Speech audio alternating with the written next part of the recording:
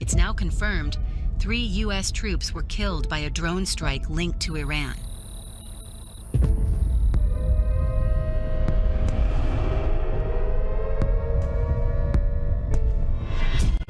"31 Americans died today in Israel after an attack by Hamas.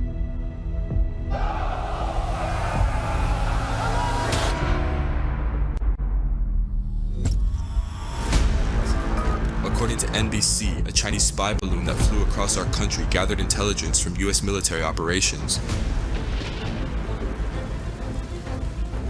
13 American soldiers have been killed by a suicide bomber in Biden's failed pullout from Afghanistan. The Defense News reports today that the U.S. military is in decline, and threats from China are formidable.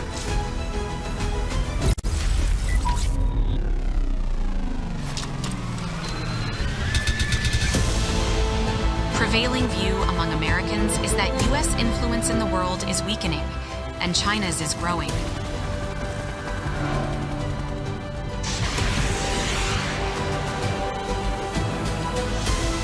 A new poll out reveals that Americans believe their influence in the world has weakened.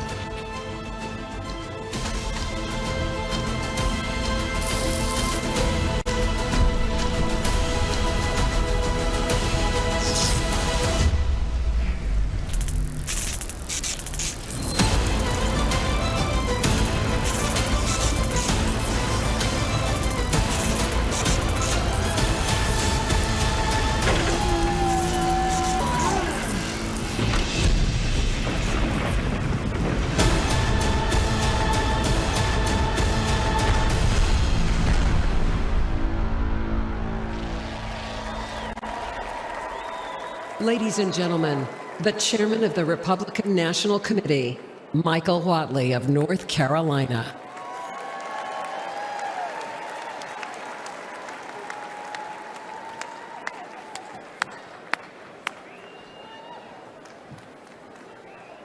Delegates and alternates, ladies and gentlemen, Republicans around the world, have we had a great first 2 days of this 2024 Republican National Committee?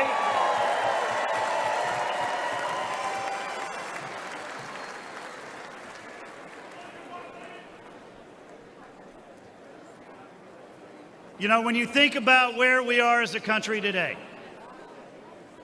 you got to start by thinking about where we were 4 years ago. 4 years ago, Russia was in check. China was in check. Iran was in check. Our southern border was secure, and our economy was strong. Where are we today? Russia has invaded Ukraine. They've parked a nuclear missile-capable boat 90 miles off our shore in Havana, Cuba. China is saber-rattling and threatening Taiwan. And Iran has openly attacked our ally, Israel, through its proxies and with its missiles. 10 million illegal immigrants have come across our southern border, and we don't know who they are, where they are, or what they're doing. Our economy is not nearly as strong as it was 4 years ago. We can do better. We need to do better.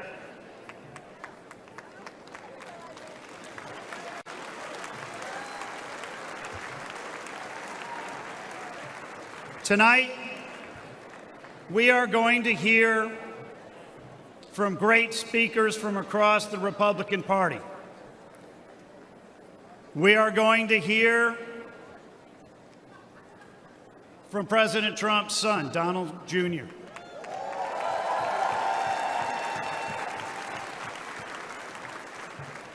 We're going to hear from the next Vice President of the United States, J.D. Vance.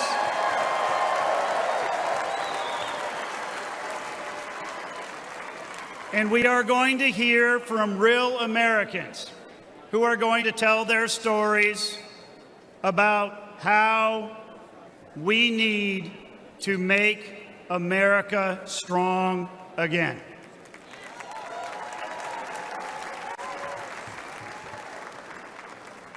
So it is my pleasure to gavel open this third day of the 2024 Republican National Convention.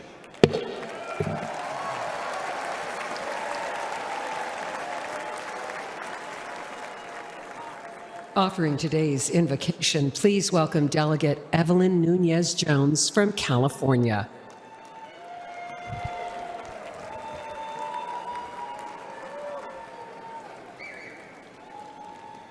Please bow your heads.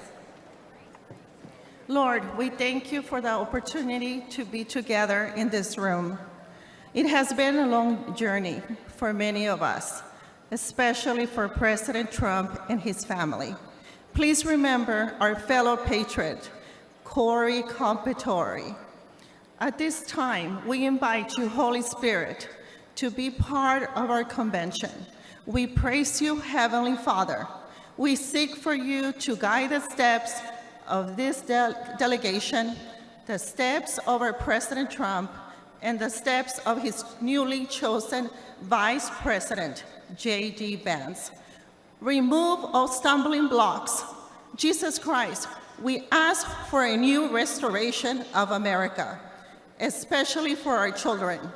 We pray for protection, divine wisdom, and revival for our country, for my state of California and our party. In the name of Jesus, we pray for victory in 2024. En el nombre de Dios, in the name of Jesus, amen. Let freedom reign. Woo! Please rise for the presentation of colors.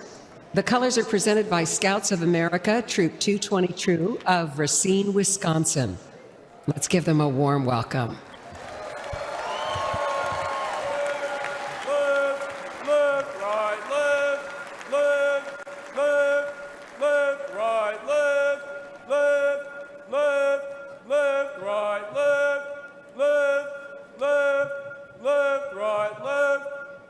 Color guard, hold. Color guard, forward, face. Please remain standing for the Pledge of Allegiance and the National Anthem.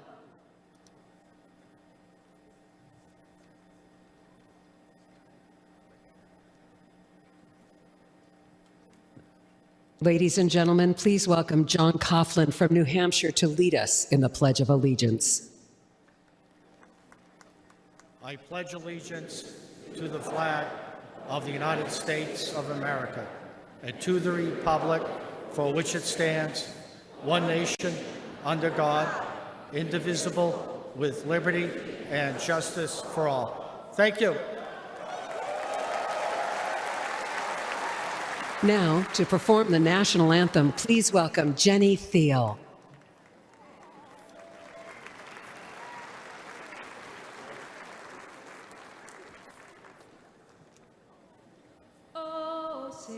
Can you see by the dawn's early light what so proudly we hailed at the twilight's last gleaming, whose broad stripes and bright stars through the perilous fight o'er the we watched were so gallantly streaming, and the rockets' red glare, the bombs bursting in air, gave proof through the night that our flag was still there.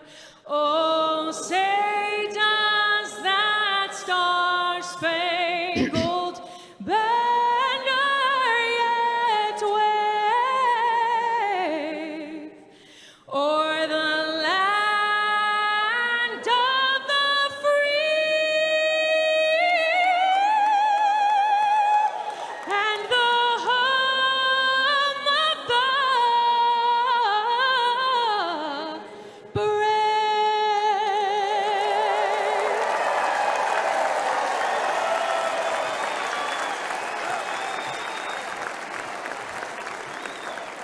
Please remain standing while the colors are retired.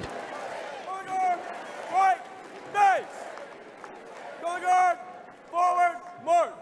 Left, left, left, right, left, left, left, left, right, left, left, left, left, right, left, left, left, left, right, left, left.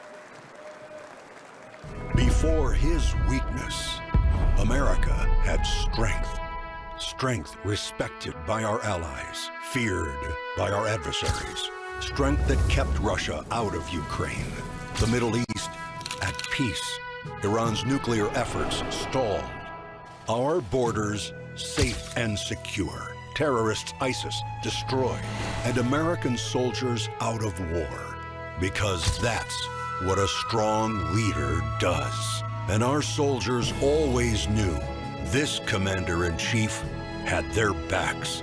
He was there with them on graduation day, visited with them here and around the world, gave them their largest pay raise in a decade, and he never forgot them after they served, and made sure every vet finally got the health care they deserved. President Trump, he's making America safe and strong again. Ladies and gentlemen, please welcome Congressman Brian Mast of Florida.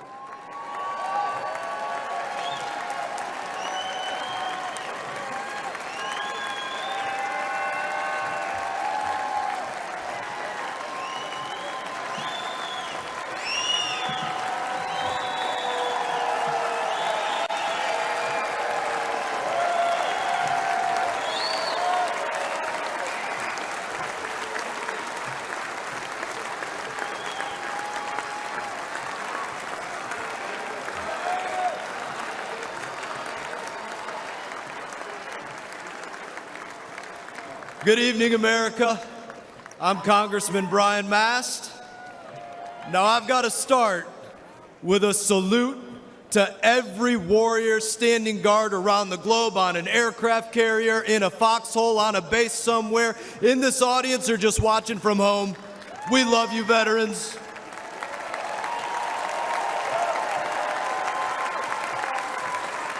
We love them. We love them. I too am an Army veteran, a husband, a father of 4. I lost 2 legs and a finger in the war in Afghanistan, but nothing could stop me from standing alongside Donald Trump and fighting for America.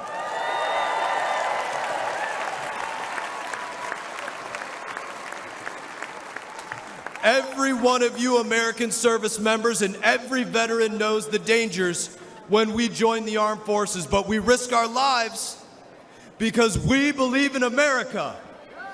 As president, Donald Trump rebuilt our military, deterred our enemies, and he made America strong again. Now, I'm not here to sugarcoat it. Joe Biden and Kamala Harris have once again weakened our armed forces, and through inflation slashed the size of our military budget, just like they slashed the family budget. And at the same time, they've distracted our troops with millions of hours of so-called extremism training, and they've based promotions on adherence to left-wing political ideology rather than merit. They would rather lose a war than use the wrong pronouns, and we've had enough.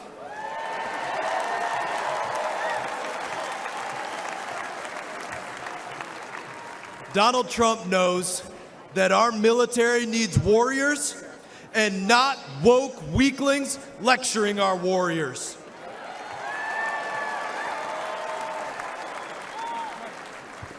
Biden and Harris's weakness invites aggression, and our enemies are on the march. Russia invaded Ukraine, Hamas attacked Israel, Iran is funding terror across the Middle East, and the Chinese Communist Party has Taiwan in their crosshairs. And with his botched withdrawal from Afghanistan, Biden delivered what President Trump rightly called the most embarrassing day in American history. And what's worse is that Joe Biden doesn't even remember. that it cost the lives of 13 American heroes. But when their coffins arrived at Dover, he did remember to check his watch, didn't he?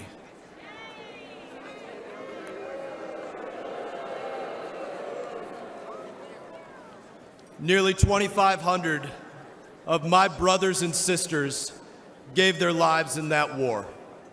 Joe Biden disgraced their sacrifice and the sacrifice of all Afghanistan veterans. Kamala Harris stood with him when he did. Neither deserves to be saluted as Commander-in-Chief or to sit in the Oval Office.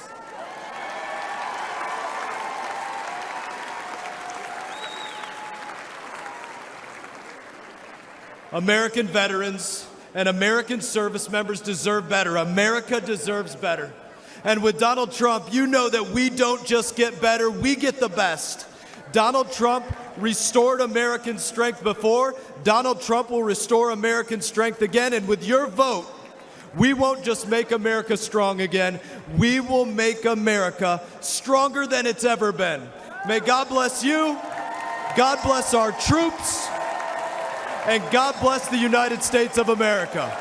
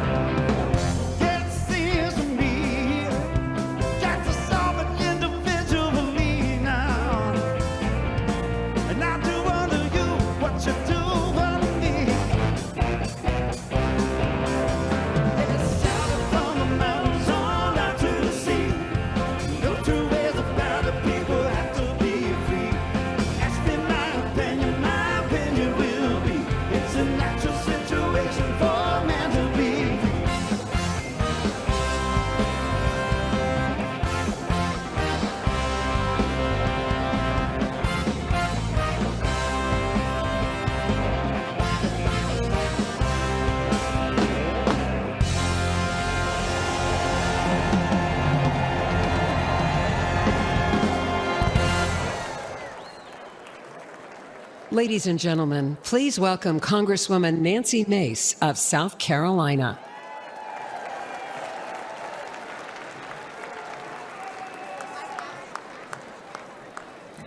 Good evening, America. My name is Nancy. Don't call me Pelosi, Mace. I'm a congresswoman representing the great state of South Carolina.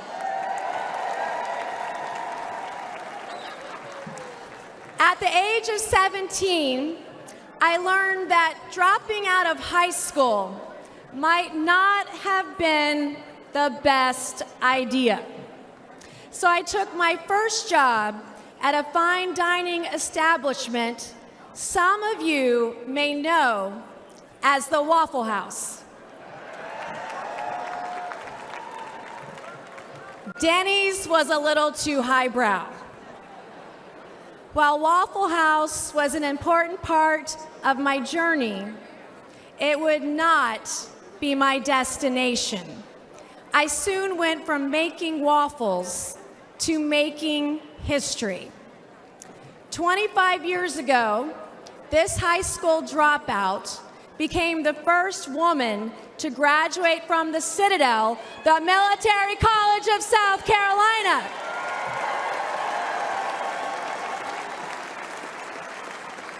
A college campus where we don't burn American flags, we salute them.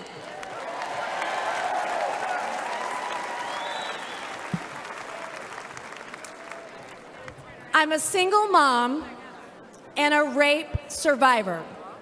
To women tonight who can relate, please know you have a friend and a sister in me.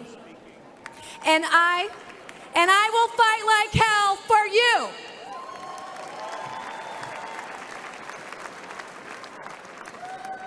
I'm the daughter of an Army Brigadier General and a school teacher. I've admired my dad's Distinguished Service Cross from Vietnam.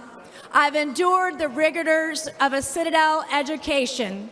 And today I represent a district that includes Parris Island, where we make Marines.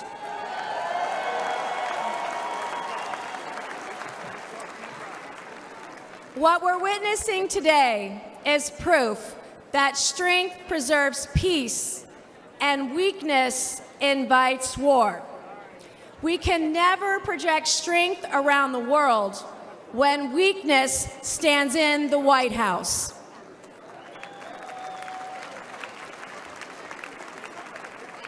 Nations like China see weakness as opportunity. China's fentanyl invades our borders. Their arms supply Putin's regime. China supports enemy states like Iran. They oppress their own people, especially their women. The world is watching America, and we must show them what we're made of.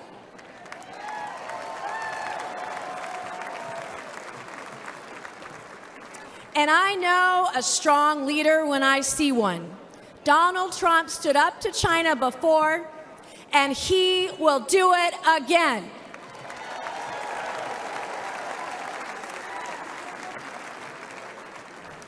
Anyone who thinks they can take on Donald Trump or take down America is now on notice. Just as Trump quickly rose to his feet with a defiant fist in the air in Butler Township, Pennsylvania, when we re-elect him as president in November, America will soon be back on hers. We will be courageous, we will be resilient, we will be united, and we will be prepared to take on the challenges of this historic moment. Thank you, God bless you, and God bless the United States of America, and God bless Donald J. Trump. Thank you. Ladies and gentlemen, please welcome Congressman Ronnie Jackson of Texas.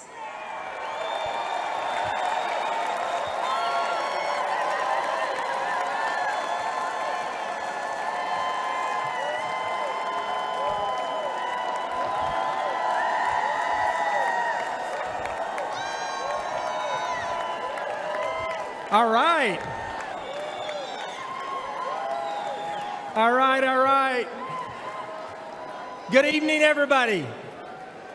Good evening, and good evening to my delegation from Texas.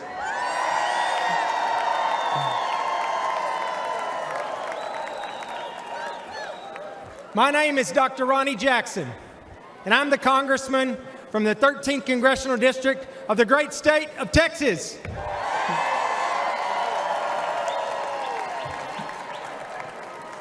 Prior to being in Congress, I served on active duty in the Navy for 25 years. I was a Navy deep sea diver, an emergency medicine doctor, and a combat physician in Iraq. During that time, I also had the distinct privilege of serving for 14 years as White House physician. But most importantly, I served as the appointed physician to the greatest president that this country has ever had, Donald J. Trump.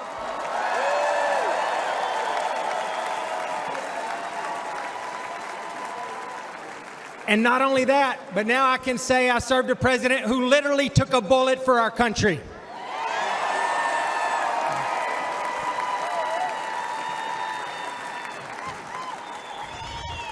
President Trump and I have been through a lot together over the years, but I have never, ever been prouder of his leadership than I was last Saturday. His warrior spirit and his display of will to keep fighting for our country, even after getting shot down, will go down as an all-time moment in American history.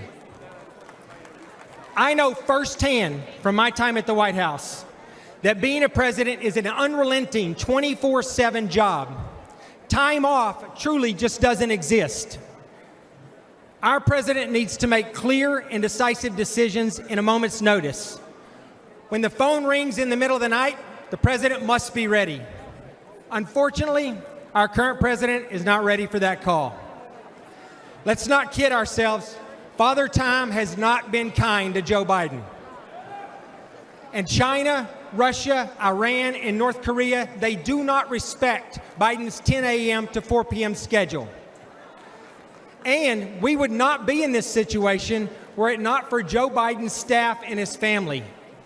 They should have compassion for him and prioritize his health and our country's security. But they have put their own interest above America's interest. Perhaps the greatest blame lies with his own Vice President, Kamala Harris. She has not been truthful with us. She has lied to us. She has put party above country, and she is as unfit in character as Joe Biden is in body and mind.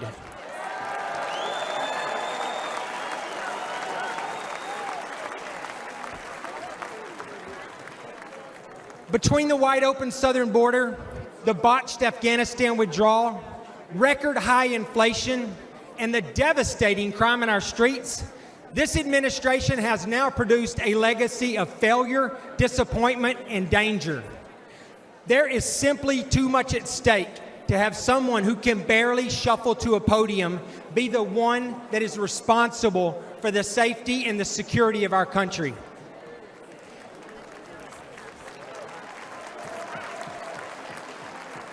Every second that Joe Biden remains in the White House, this country becomes less safe. However, under President Trump's leadership, we will restore our standing on the world stage. We will bring back our great economy we had. We will finally secure our southern border.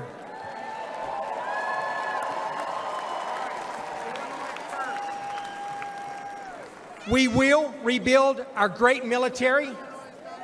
We will clean up crime in our streets. And most importantly, we will have a president who is respected by our allies and who is feared by our enemies and who leads with strength.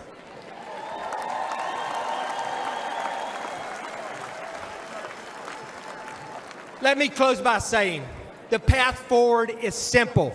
It is very simple and straightforward. We need to make America great again, and we need to do everything we possibly can to re-elect Donald J. Trump as our president. Thank you all. God bless you. God bless America, and God bless Texas.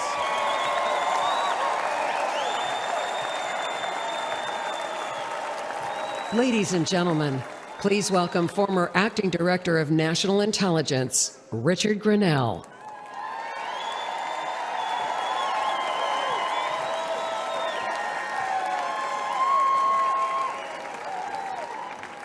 Hello, California.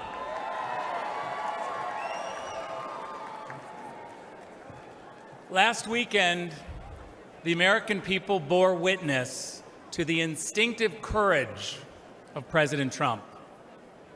We all know the contrast to Joe Biden could not have been greater.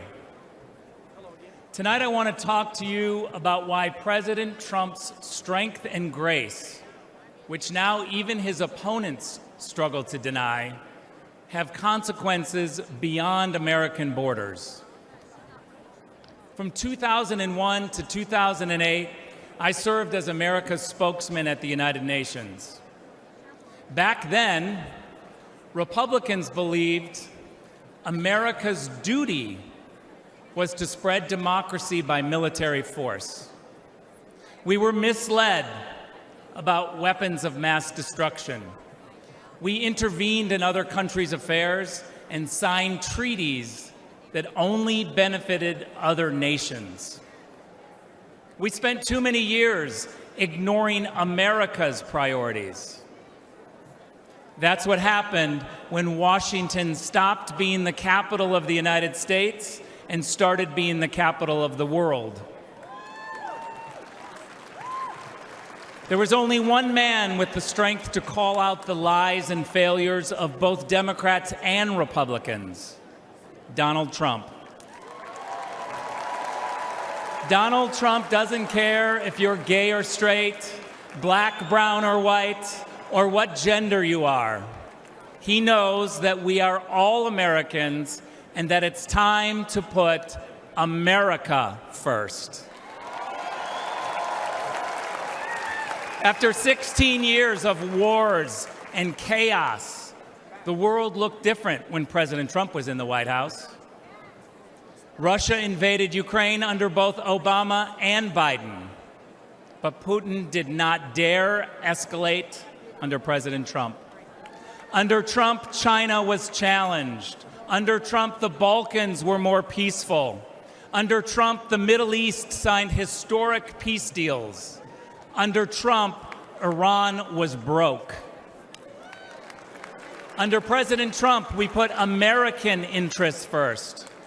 There were no new wars. Old wars ended, and America had the greatest economy in the world. But after 4 years of Joe Biden, wars are back, the Taliban is back, and members of ISIS have slipped through America's broken southern border. Russia is sailing warships off the coast of Florida. China is bullying its neighbors. Iran is waging a war in Israel and Gaza with help from Joe Biden. And Joe Biden's radical supporters have overtaken our universities, burning American flags, cheering for terrorists, and calling for violent revolution.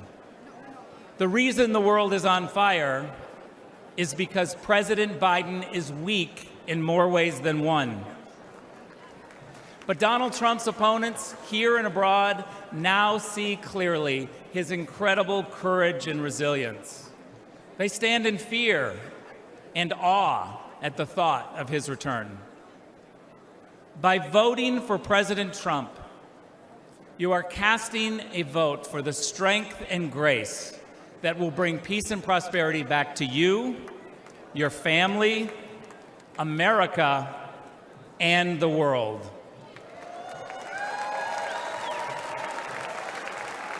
Don't let anyone ever tell you differently. Thank you very much. Ladies and gentlemen, please welcome Congressman Matt Gaetz of Florida.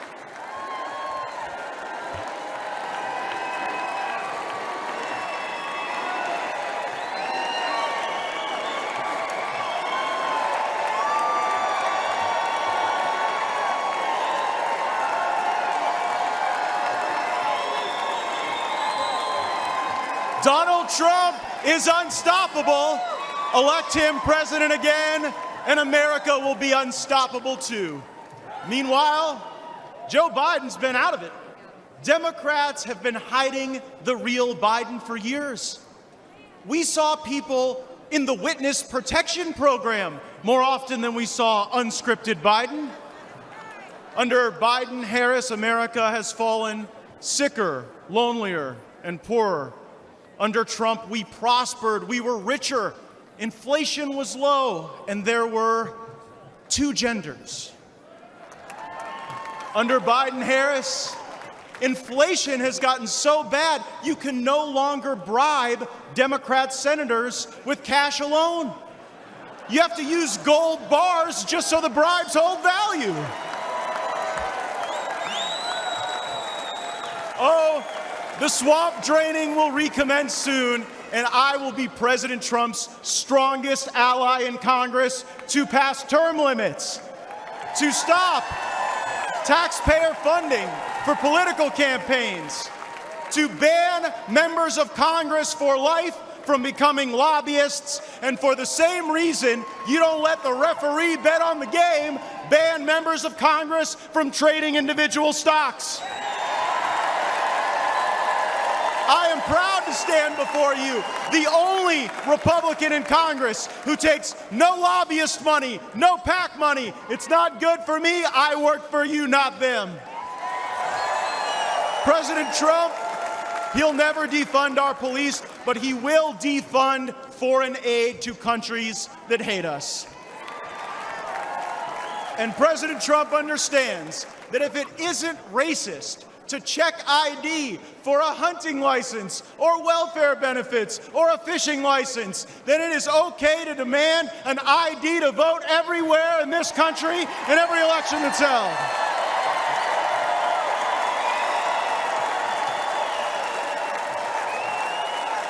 A Democrat congressman recently said that any criticism of Joe Biden is ableist.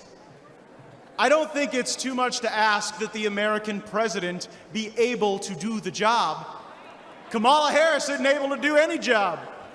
She was appointed border czar. Appointing Kamala Harris to oversee the border is like appointing Bernie Madoff to oversee your retirement plan. President Trump has shown the world what he is made of, and now we will show the world what America is made of by having his back. And how about the choice President Trump made for a running mate? JD looks like a young Abraham Lincoln, but he's from Ohio, like General Grant. And like General Grant, JD Vance knows how to fight. So they can run Biden from the nursing home, Harris, George Clooney, Robert De Niro, whoever they want to run. We are on a mission to rescue and save this country, and we ride or die with Donald John Trump to the end. Thank you all so much. Thank you for having my back. Let's go get him. Ladies and gentlemen, please welcome former United States Ambassador to the Holy See, the Vatican, Callista Gingrich.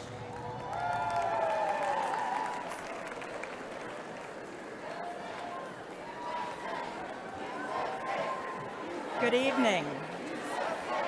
Tonight, we look toward a brighter, safer, and more prosperous future with Donald J. Trump as our next President of the United States.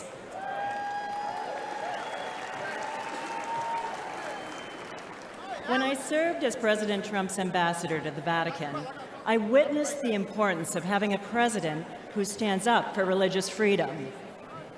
Over the last 4 years, the failed policies of the Biden administration have jeopardized our right to worship freely and weakened our nation.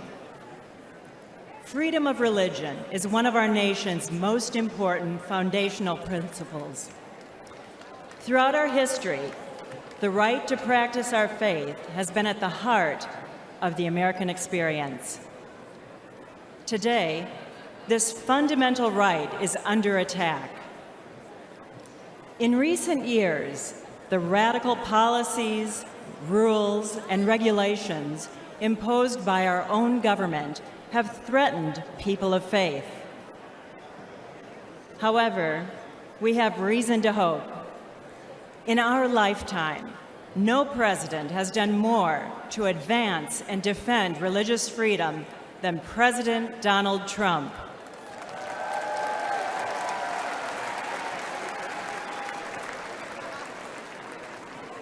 During his term, President Trump defended the rights of doctors, nurses, and teachers to act in accordance with their conscience. He appointed 3 Supreme Court justices committed to protecting our God-given right to worship.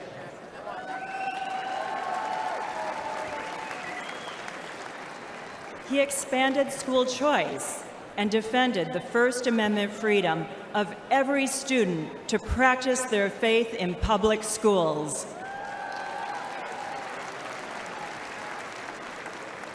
As president, Donald Trump signed an executive order that defined international religious freedom as a moral and national security imperative. And he was the first and only president to convene a meeting at the United Nations dedicated to ending religious persecution and defending religious liberty around the world.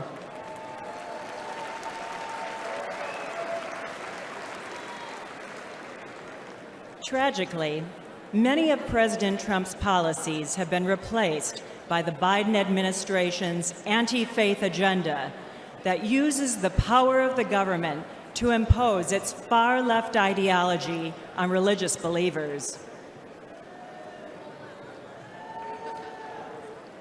Biden's FBI has even stated that practicing Catholics present an elevated risk of domestic terrorism simply because of their faith.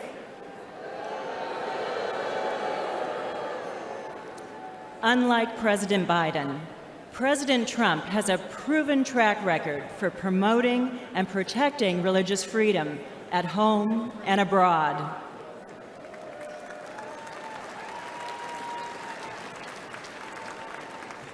Our choice is clear.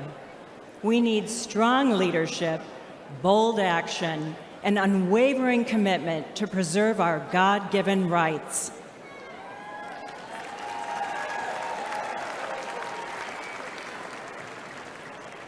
I am confident that President Trump will continue to fight for our founding principles and beliefs when he becomes the 47th President of the United States.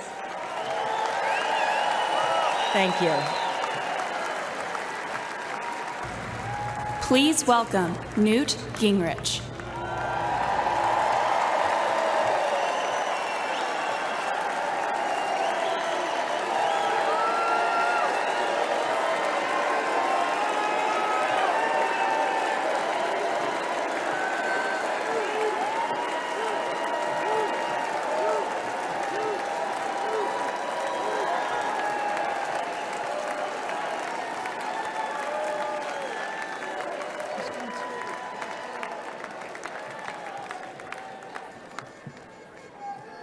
Thank you very much.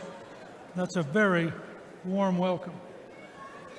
You know, President Trump understands that the world is dangerous and that it takes an enormous effort to defeat anti-American and anti-freedom forces around the world.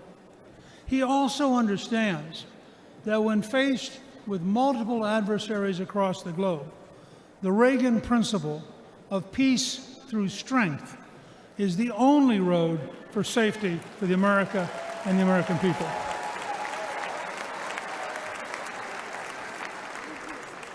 The contrast between President Trump's realistic policy of resolute strength in a dangerous world and President Biden's policies of appeasement, weakness, and self-delusion may be the biggest difference between the Make America Great Again movement and the Make America Weak ideology of the left.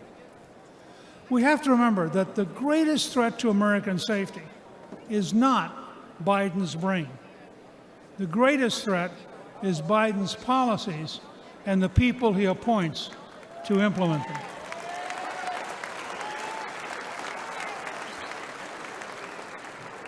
He is working towards appeasement when the world today is incredibly dangerous.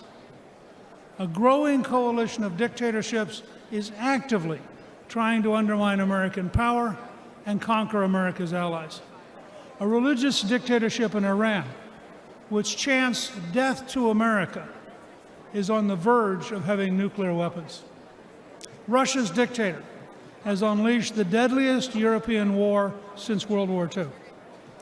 Communist China continues to develop its military power while actively seeking to undermine America through espionage, fentanyl, and the infiltration of our companies and our universities. Faced with these clear and present dangers, President Biden has adopted failed policy after failed policy. Where President Trump orchestrated an orderly end to the Afghanistan war with no American killed in nearly 2 years.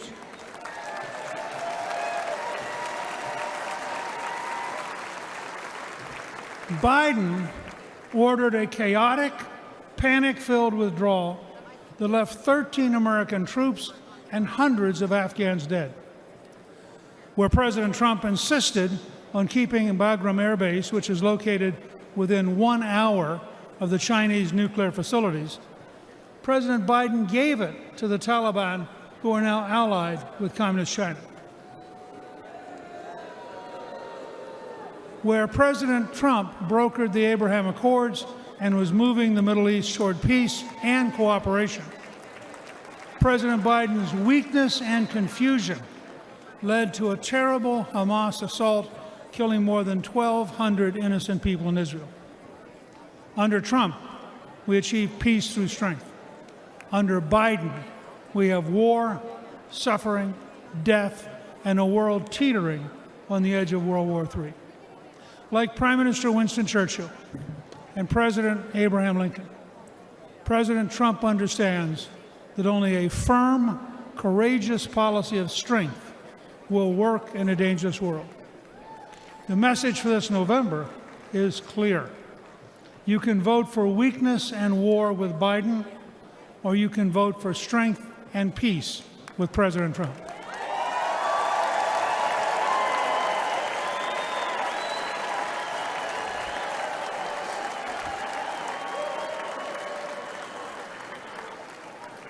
Let's dedicate ourselves to making America safe, strong, and proud again with President Trump. Thank you very much. Ladies and gentlemen, please welcome former Director of the United States Office of Trade and Manufacturing Policy, Peter Navarro.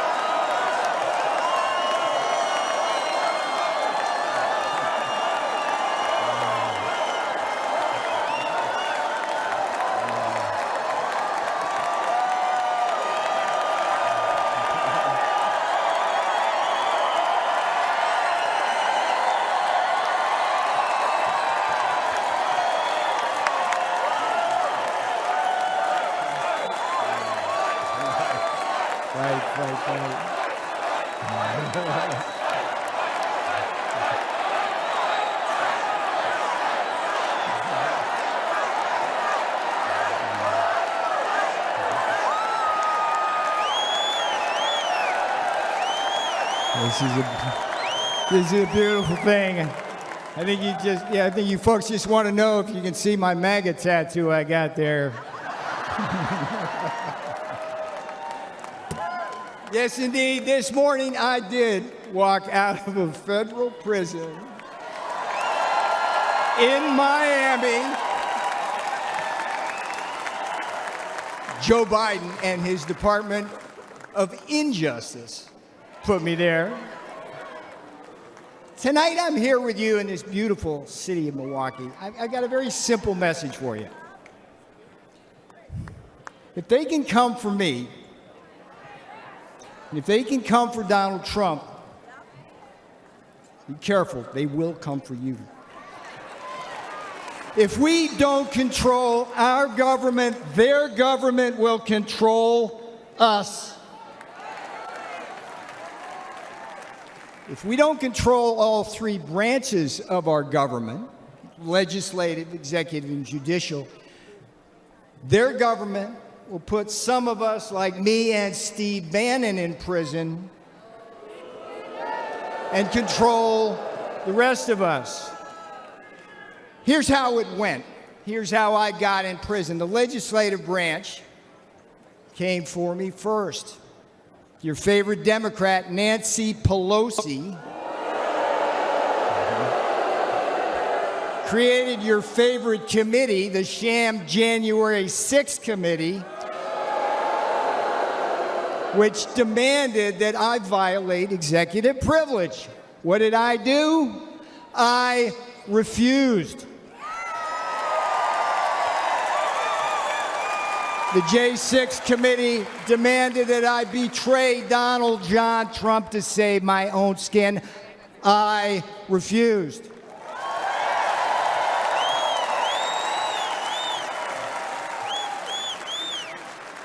Here's the thing about the Constitution. They demanded that I break the law because they have no respect for it.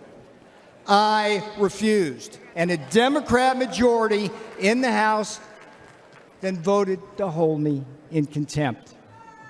All right, what happened next? The next jackboot to drop was the executive branch. Another one of your favorite Democrats, Democrat Attorney General Merrick Garland. There's a winner. Him and Jack Smith indicted and prosecuted me for criminal contempt of Congress. Now, here's what's weird about it. It's something that Democrat prosecutors refused to do against one of their own, including two guys with blood on their hands, Eric Holder and Alejandro Mayorkas, the great border czar, right? They've actually gotten people killed. For decades, the Department of Injustice right now, the Department of Justice policy stated, hear me out on this, if Congress slaps a subpoena on a senior White House advisor like me, the advisor's duty is to politely tell them to go pound sand.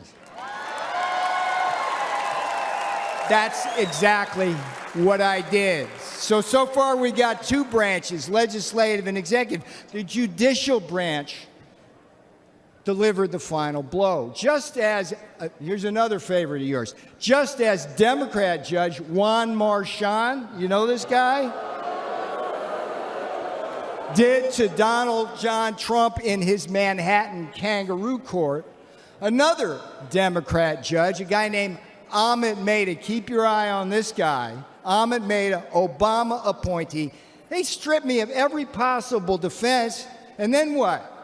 Just like in Manhattan with Donald Trump, they threw me to the wolves of an anti-Trump jury, and where? The D.C. swamp. They convicted me. They jailed me. Guess what? They did not break me.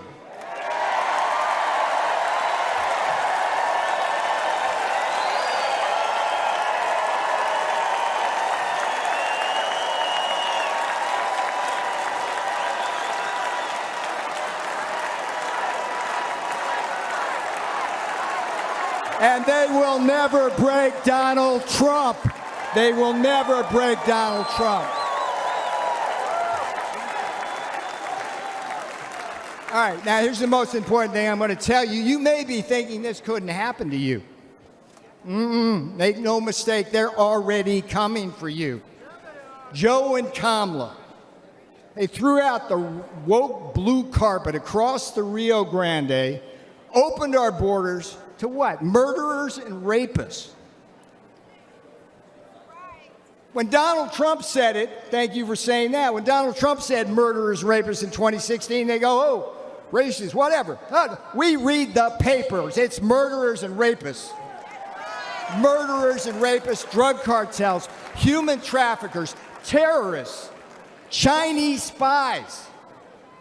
and a whole army of illiterate, illegal aliens stealing the jobs of black, brown, and blue-collar Americans. They put them right on your front doorstep. Now, here's another thing Joe Biden did. You got to love this. The green new scam. We're in the heart here in Milwaukee, around all this. This is where the auto industry, that new scam is destroying our industry, leaving us at the mercy of the battery factories in Shanghai and slave labor in the Congo. Biden inflation. You're going to hear a lot of this because it's so friggin' true. Biden inflation is coming after what's left of your savings and eating your wages. And the Democrats, here's the thing. I'm sitting in prison thinking about this. It just eats at me as the Democrats come for your kids. They're indoctrinating them with poisonous attitudes on race and gender. And here's the thing, when politics fails, the investigations and prosecutions begin. They did it to me. They're going to do it to Trump. But hear me out. They've also done it to Catholics, pro-life activists, and parents who are just standing up for the kids at school board meetings. This is a tale of two Americas, and you know it wasn't this way when Donald Trump was president. I remember the days I was there. In Trump's America, you were safe and our borders were secure. In Trump's America, you were more prosperous, and you didn't have to choose between what? Food on the table, medicine in the cabinet, and a roof over your head. And in Trump's America, you didn't have to worry about being locked up for disagreeing with the government.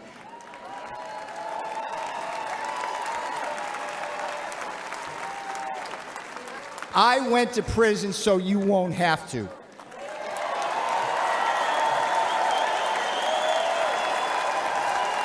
I am your wake-up call.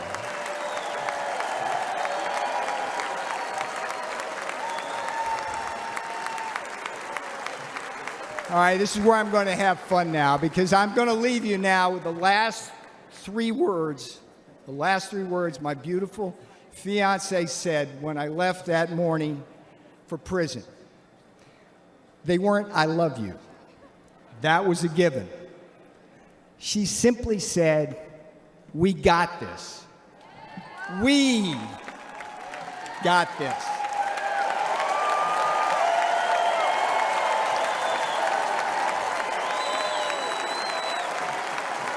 That's what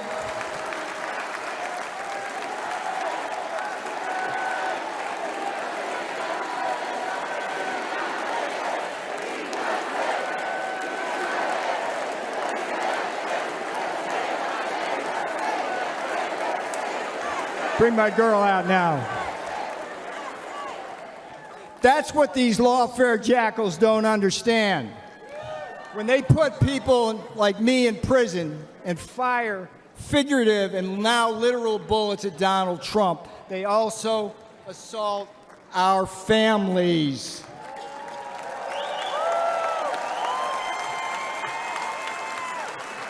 On Election Day, America will hold these lawfare jackals accountable. Now, here's the sweetest thing that's going to come off my lips. Vote Trump Vance. 24 for Trump, 47.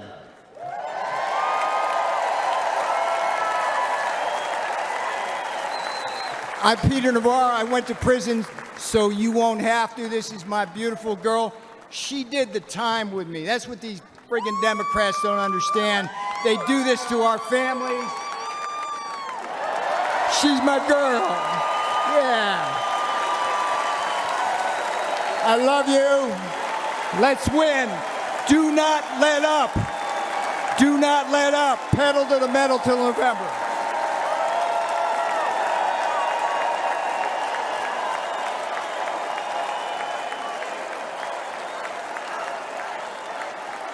Ladies and gentlemen, please welcome Congresswoman Monica De La Cruz of Texas.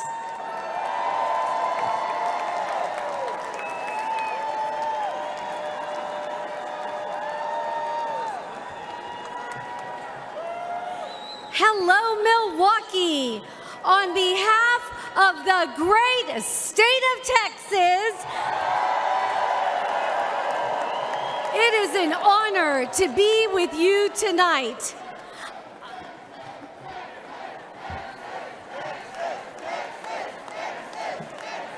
I am the proud granddaughter of Mexican farm workers who came here with little more than faith in God.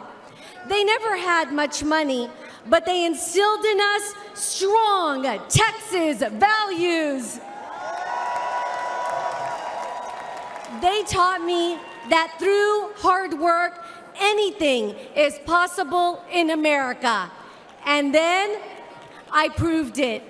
By getting myself through school and building a successful small business.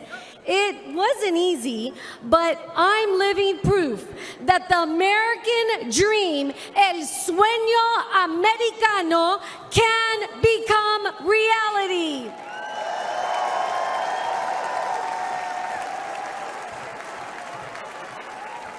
Only in America can a little girl from South Texas go from watching her abuelo pick watermelons to serving in the people's house.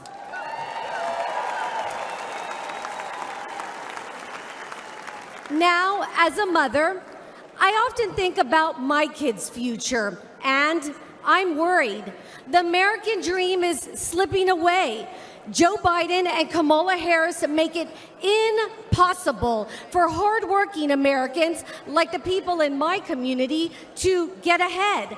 Their policies put home ownership out of reach. Wages can't keep up with inflation. They give benefits to illegal immigrants and cut Medicare Advantage for our seniors. They say their immigration policies are compassionate, but there's nothing compassionate about open borders. They threaten our national security, flood our country with deadly drugs, killing our precious children. Biden and Harris don't care about immigrants. They just use them for political gain. We deserve so much better. We must make America strong again by re-electing President Trump.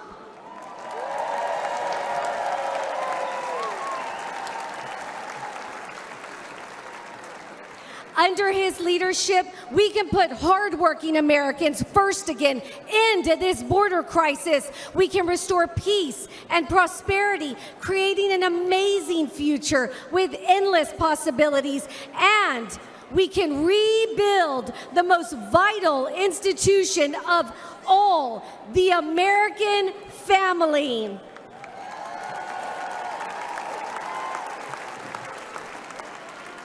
Together, we can turn Joe Biden and Kamala Harris's national nightmare into a revival of the American dream. Thank you, Milwaukee. Good night. Ladies and gentlemen, please welcome former Acting Director of Immigration and Customs Enforcement, Tom Homan.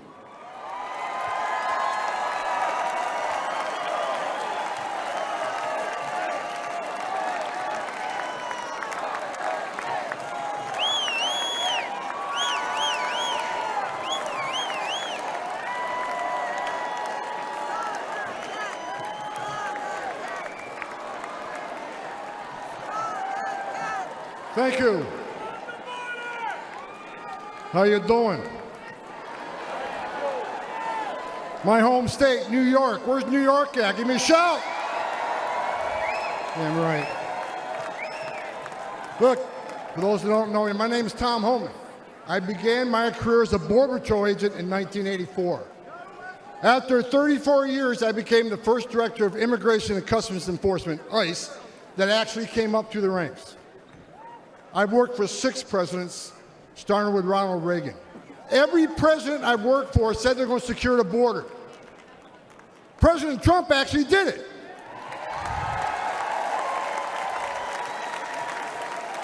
He created the most secure border in our history, and that's a stone cold fact. The data proves it, and guess what? He's going to do it again.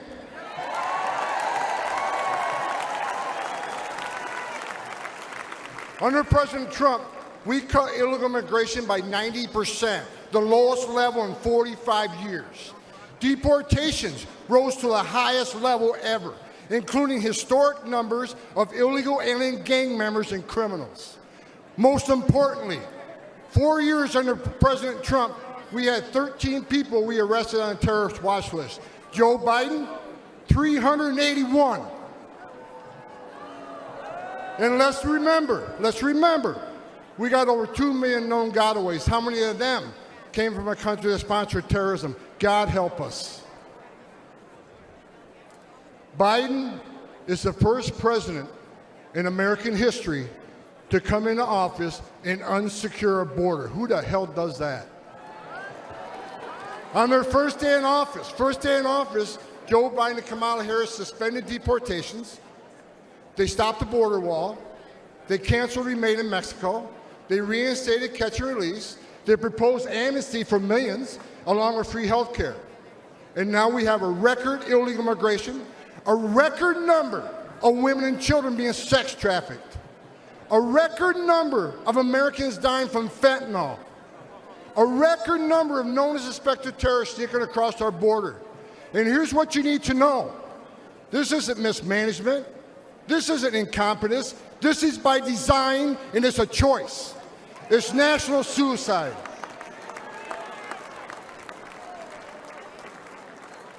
But you know what? On November 5th, the American people do have a choice, and they're going to stop this madness. I got a message. As a guy who spent 34 years deporting illegal aliens, I got a message to the millions of illegal aliens that Joe Biden's releasing our country in violation of federal law. You better start packing now.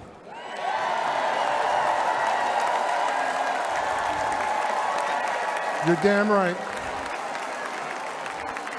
Because you're going home.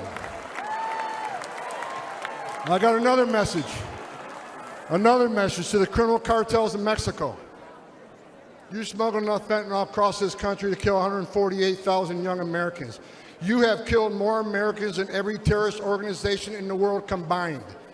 And that's when President Trump gets back in office. He's going to designate you a terrorist organization, and he's going to wipe you off the face of the earth. You're done. You're done.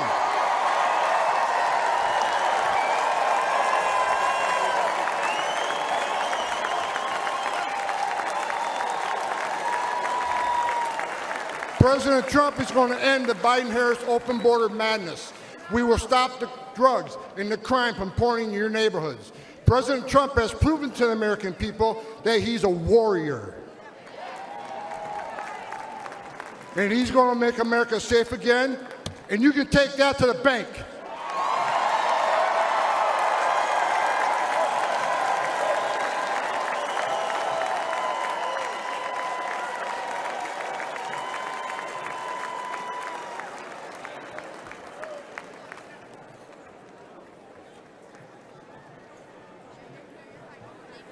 Ladies and gentlemen, please welcome to the stage David Lara.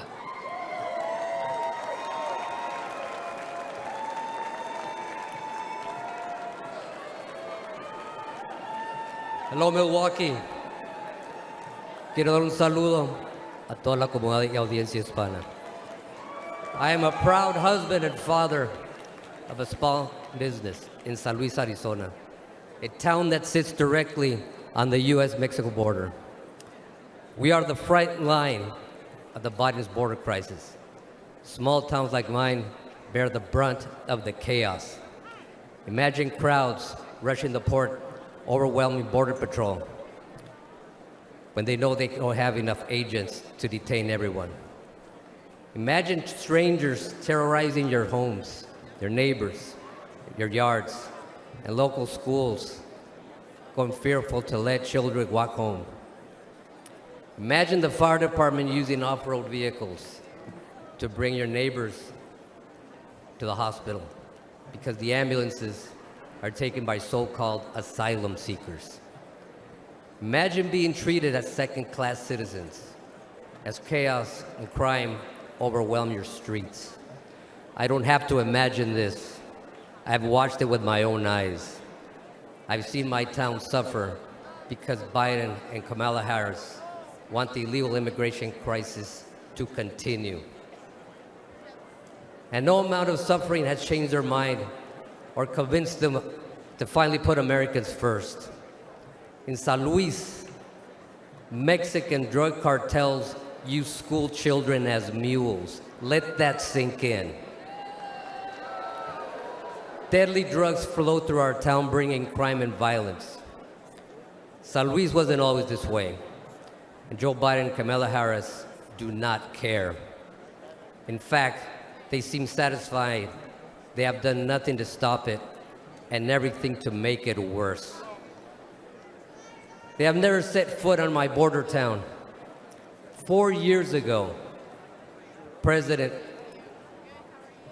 who believed in borders, and we have a president who traveled all the way to San Luis. We had a president who cared, and we can have that president again. We must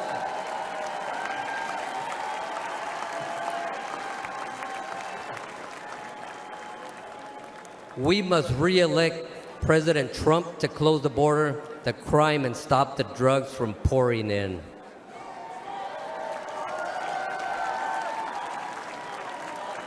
We must re-elect President Trump to imprison and deport violent gang members instead of coddling them, terrorize our nation. We must re-elect President Trump to put our citizens first and make America strong again.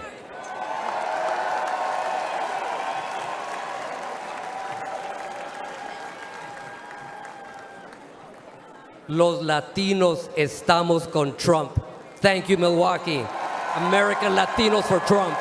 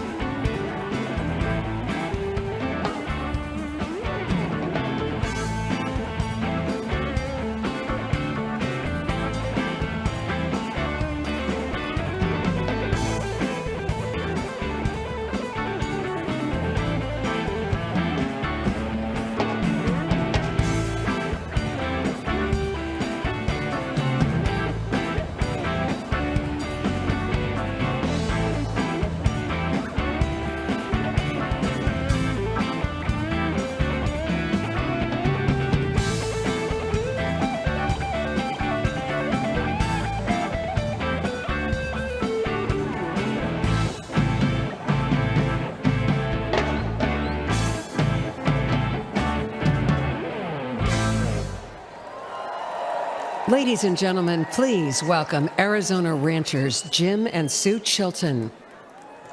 My name is Jim Chilton, and this is my beautiful wife, Sue. We've been married for 60 years.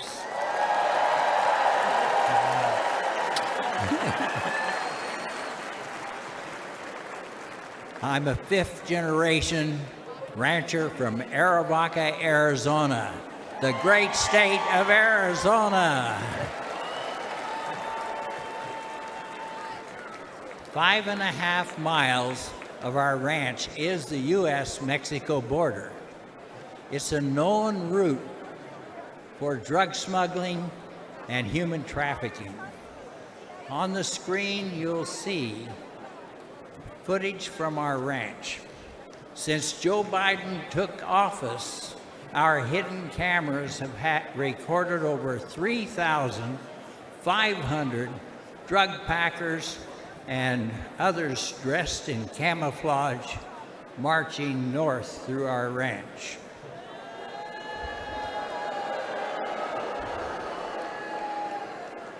These are not asylum seekers. It looks like and it feels like an invasion because it is.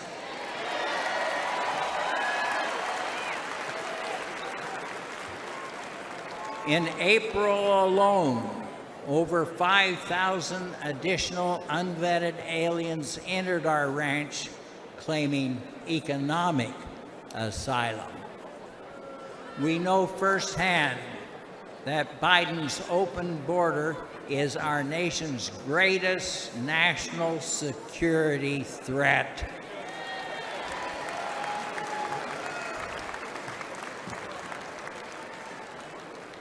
We need to make America safe again.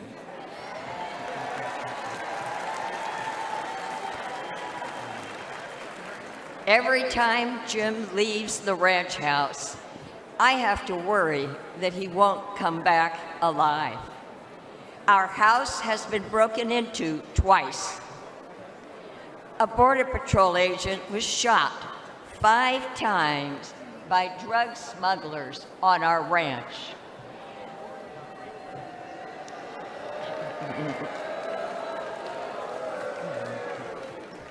This year alone, 3 crossers died of dehydration on our ranch. The cartel drug smugglers are crossing our nation's border every day. They are bringing lethal drugs into our country. This is chemical warfare.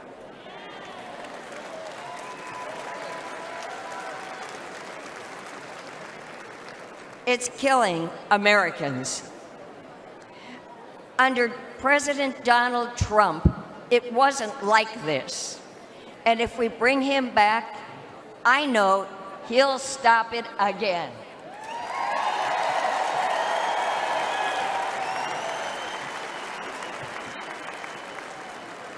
Biden, Harris, and the Democrats who support open borders are complicit in this death, in the death of tens of thousands of American citizens.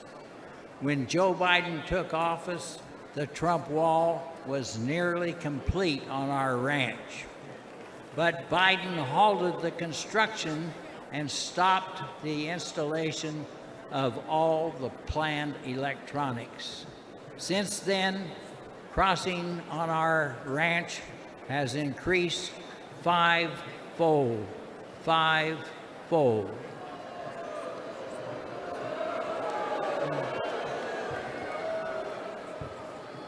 It's like Biden and Harris want the lawlessness. The fact is that walls work. We must elect Donald Trump to finish the wall.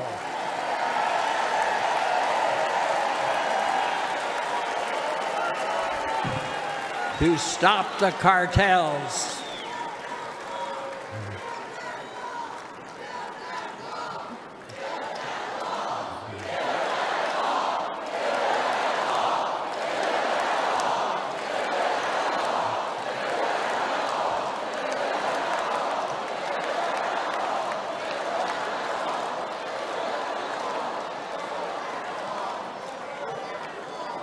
And we must keep America safe and strong. Thank you. Thank you, and God bless all of you.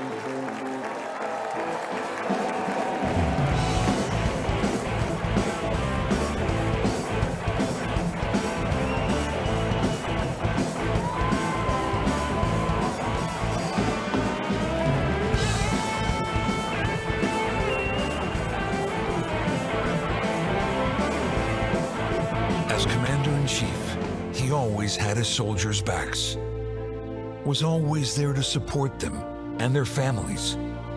He kept his promise to keep them out of endless wars and to never forget about them after they served. America learned having a weak leader can tragically lead to American deaths, which is why America needs strength now more than ever. I'm Donald J. Trump, and I approve this message.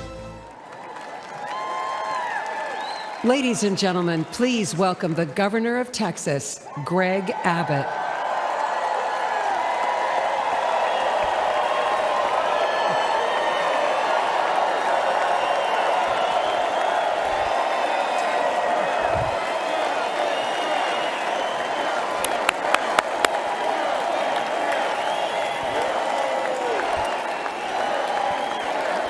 Thank y'all very much.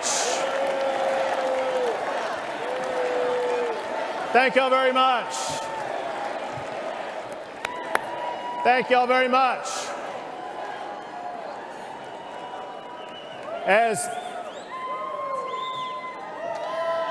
Come on, let's go.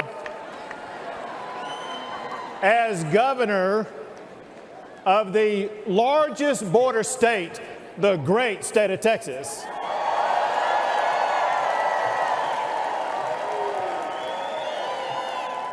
I can tell you, America needs a president who will secure our border. America needs Donald J. Trump.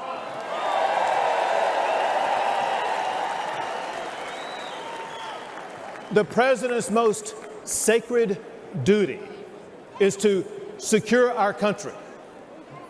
Donald Trump fulfilled that duty by eliminating illegal immigration.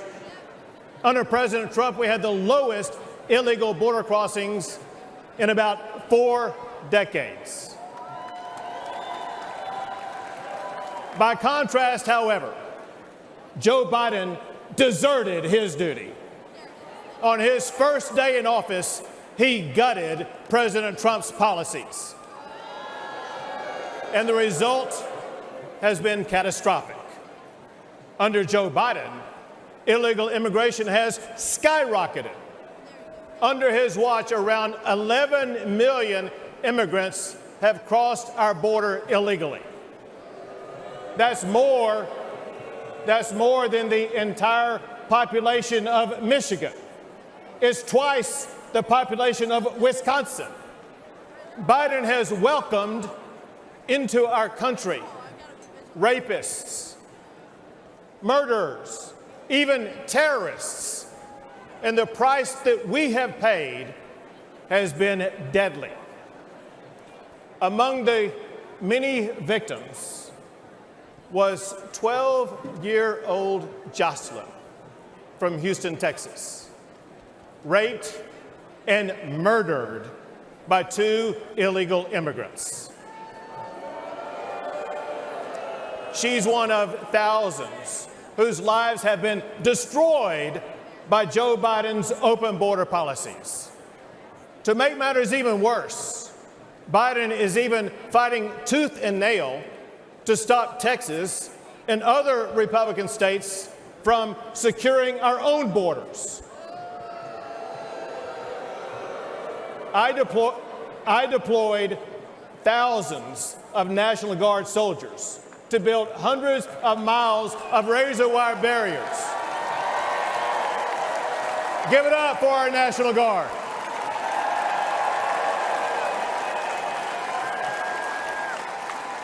They built those barriers to stop illegal crossings. When Joe Biden ordered to cut that razor wire, I ordered the National Guard to triple the razor wire on the border.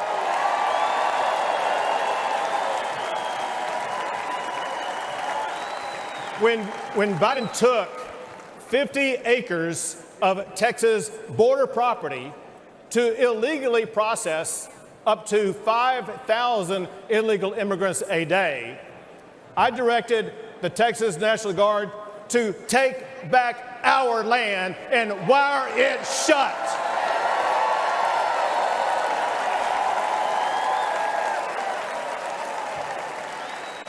Now, there's no longer 5,000 people crossing the border like there was under Joe Biden.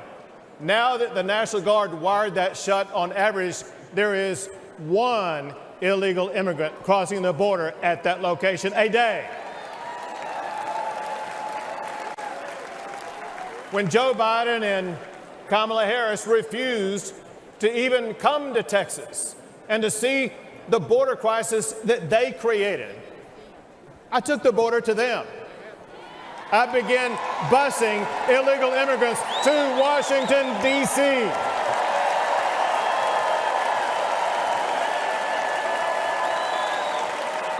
And we have continued busing migrants to sanctuary cities across the entire country. And those buses will continue to roll until we finally secure our border.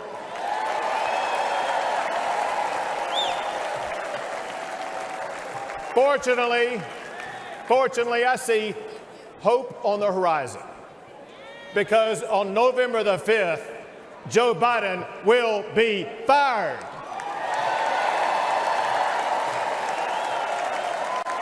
And Donald Trump will once again become the President of the United States of America.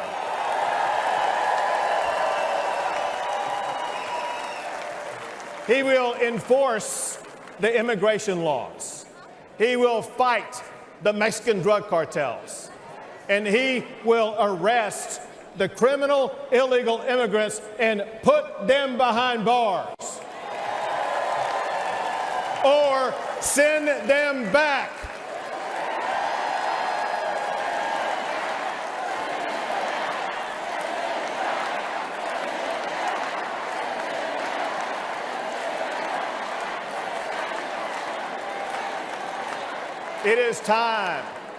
It is time to restore order at the border. It is time to rid our streets of crime and chaos. It is time to secure our nation by returning Donald Trump as President of the United States of America.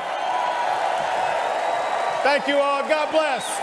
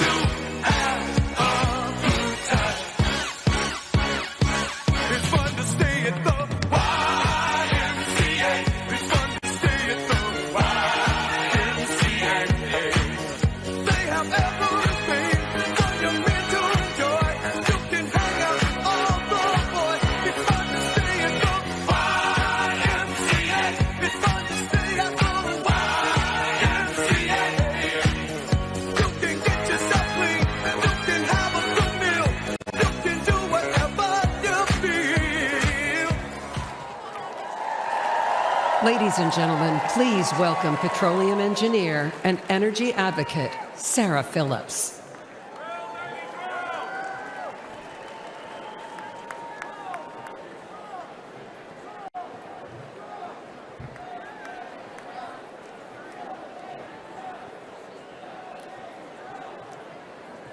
Good evening, Milwaukee.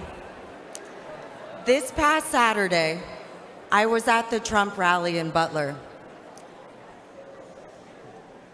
I, in fact, was the first speaker on stage that day.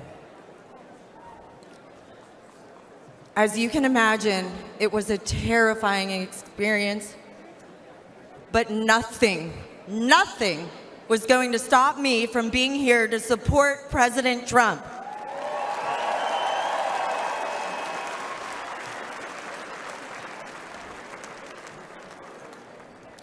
Thank God President Trump is alive.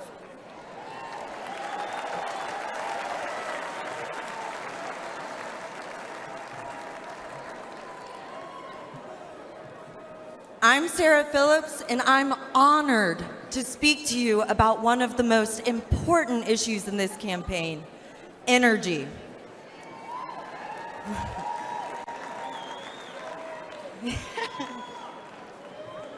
President Trump is high energy and supports energy.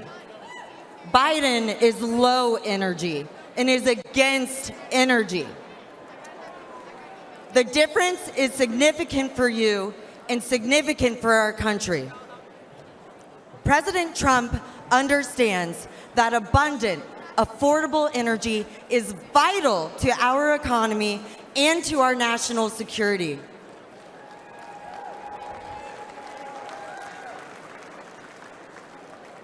Meanwhile, President Biden is pushing the Green New scam.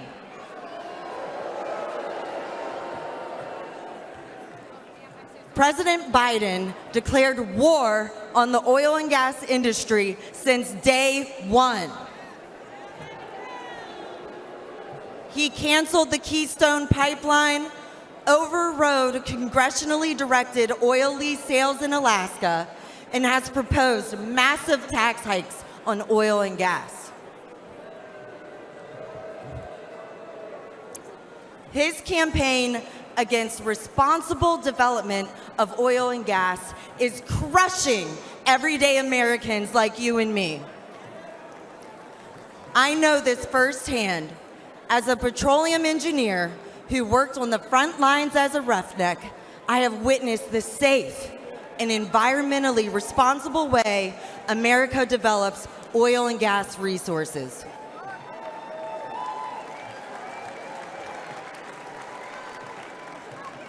And I have worked side by side with those in the field who I consider family and who are dedicated and hardworking. Their critical work is so critical for our country. The hydrocarbons that are being extracted are a true gift. From powering our cars and heating our homes to being a building block for fertilizer, plastic, and many other products, our society and our standard of living could not exist without fossil fuels. Texas. That is among the many reasons why we need to return Donald Trump to the White House.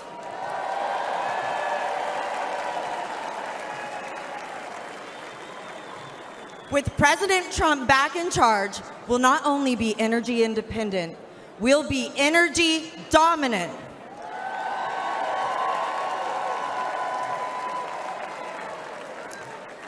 We'll create jobs, increase investment, and improve our national security.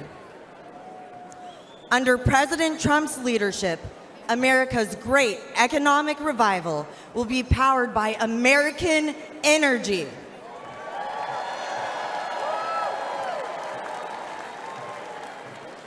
He did it before, and he will do it again. For the sake of our economy, for the sake of our quality of life, and for the sake of America's future, let's return Donald Trump to the White House. Texas.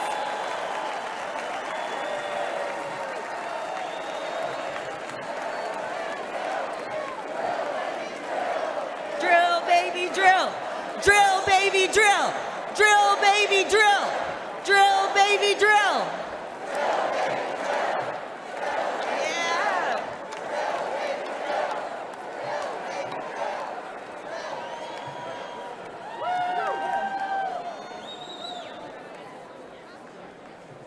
Ladies and gentlemen, please welcome the mayor of East Palestine, Ohio, Trent Conaway.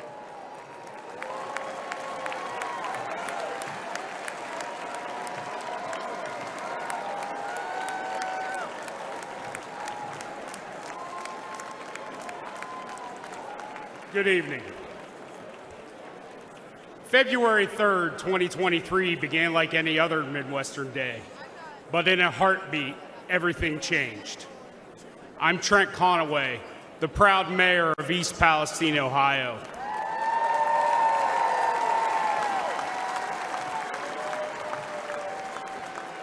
When the train derailed, spewing flames and toxic chemicals to our town, faced a disaster unlike we'd ever seen. And in the chaos, we witnessed a clear contrast between leadership and incompetence. Our first responders didn't hesitate. They raced to the scene, they battled the flames, and evacuated our citizens. And for that, I want to thank every one of them tonight.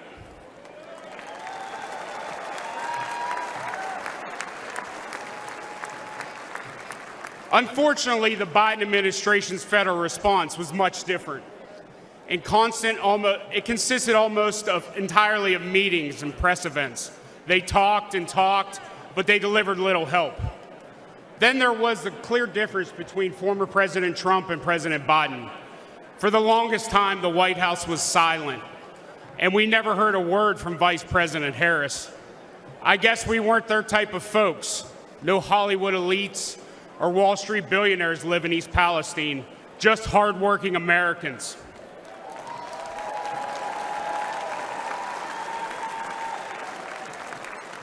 But Donald Trump cared. First, he called to ask permission to visit, not wanting to intrude, and then he asked how he could help.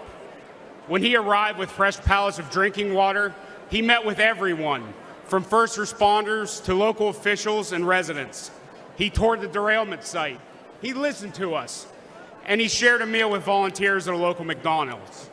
His presence was genuine. His concern was real.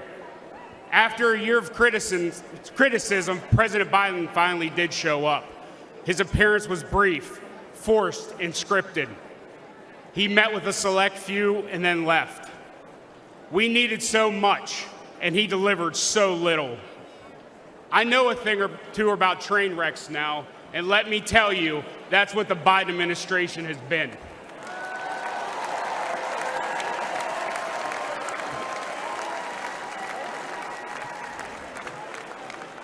Before President Biden derails our entire nation, we need to act.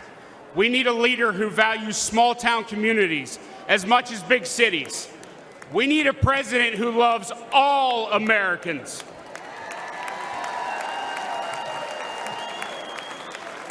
We need Donald J. Trump. Thank you. Ladies and gentlemen, please welcome the Governor of North Dakota, Doug Burgum.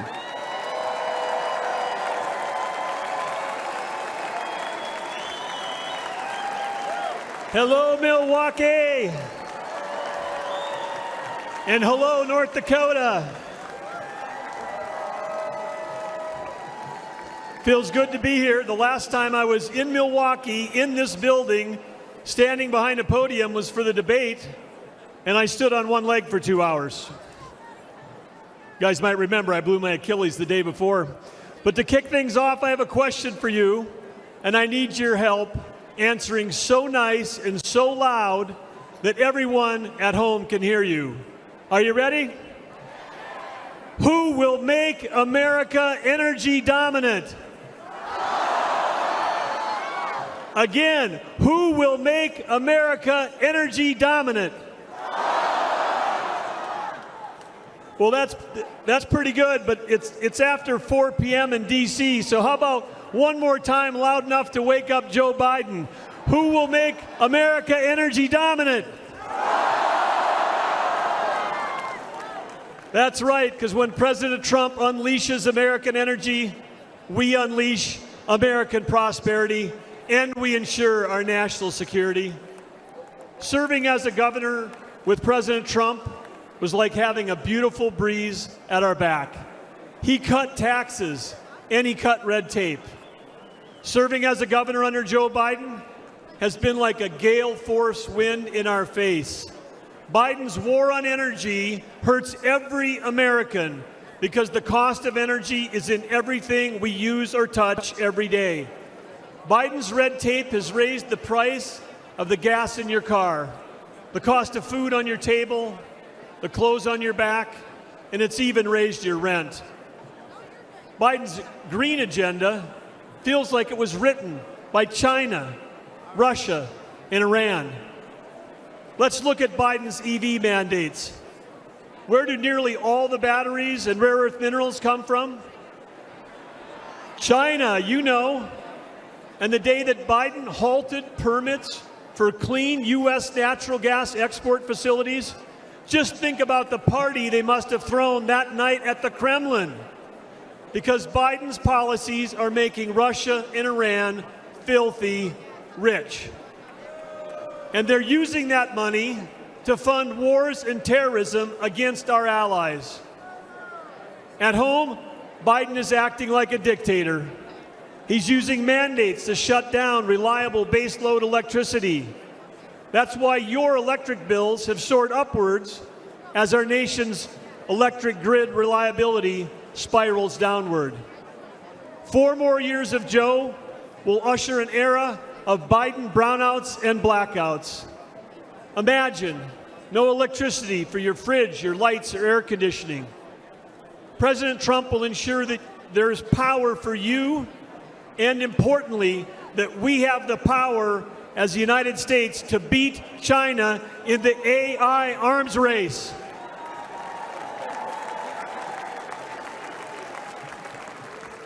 Unleashing American energy dominance is our path back to prosperity and peace through strength.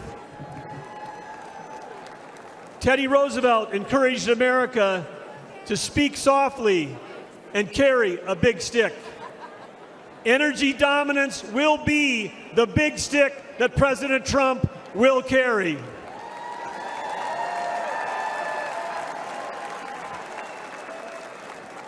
Yes, President Trump will make sure that America is selling energy to our allies versus buying it from our adversaries.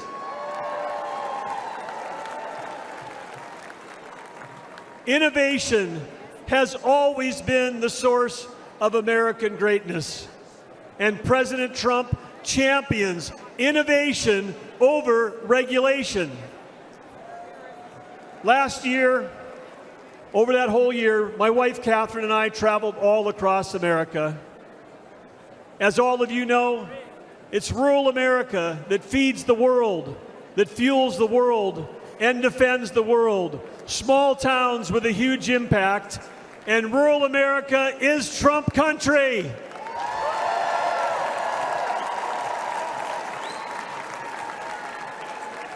In North Dakota, we know one thing for sure because we've seen him do it, and that's that the hardest working president in American history is Donald J. Trump.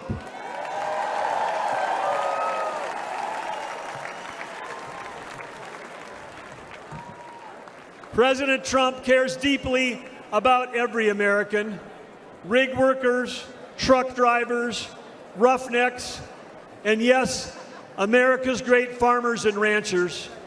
President Trump cares deeply about you. We know that he'll fight for us, he'll fight for our families, and we know one more thing. He'll let all of you keep driving your gas-powered cars.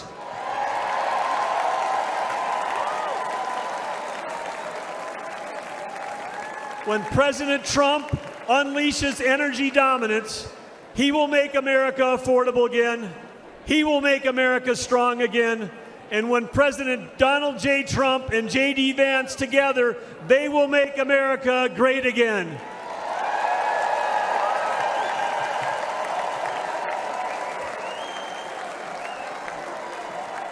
Ladies and gentlemen, please welcome former counselor to President Donald J. Trump, Kellyanne Conway.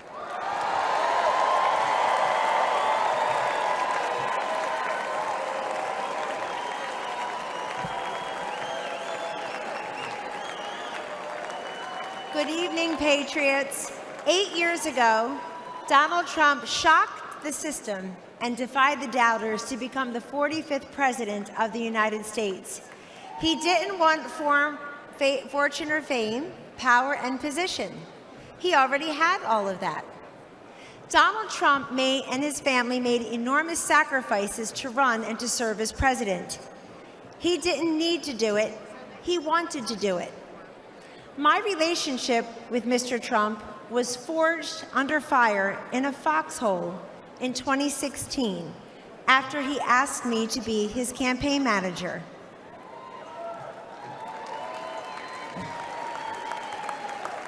We had no idea that he was making history as the first successful presidential nominee ever to tap a woman to lead a campaign.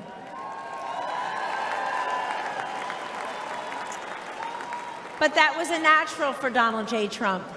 He had elevated women in New York real estate decades before when few people would. One morning, I was in an early senior staff meeting in the White House, and as I glanced around the table, something caught my eye. In that meeting were Sarah Huckabee Sanders, Mercedes Schlapp, Brooke Rollins, Ivanka Trump, and me. I soon realized that among us, we have 19 children. At the time, ages 2 through 16. Show me a C-suite in America where 5 working moms of 19 young children could have the highest rank in the company and work alongside the president.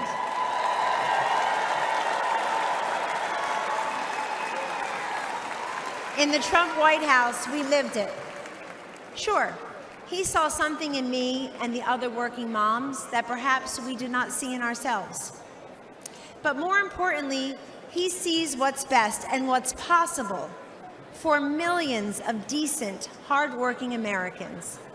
Now, 8 years later, he and his family have made the sacrifice again for him to run and serve as president. Donald Trump could be the envy of former presidents. He's a billionaire who could play golf every day at his own golf courses. He can enjoy a magnificent life with his incredible 5 children, his 10 amazing grandchildren, and that extraordinary, elegant, beautiful, brilliant wife. The former and future First Lady, Melania Trump.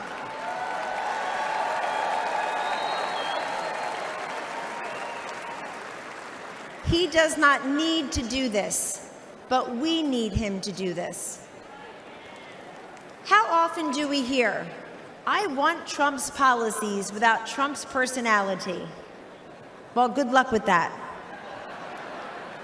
We don't get those policies without that personality.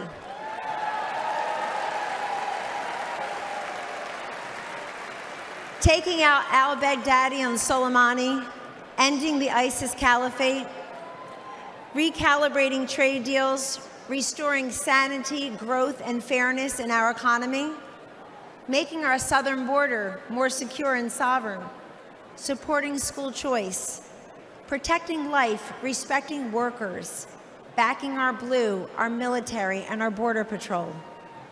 You get that through strength and toughness. Weakness emboldens our adversaries, enables failure, and empowers evil. The answer to weakness is strength. The antidote to division is unity. And the alternative to failure and incompetence, to Joe Biden and Kamala Harris, is to send them packing and send Donald Trump and J.D. Vance to the White House.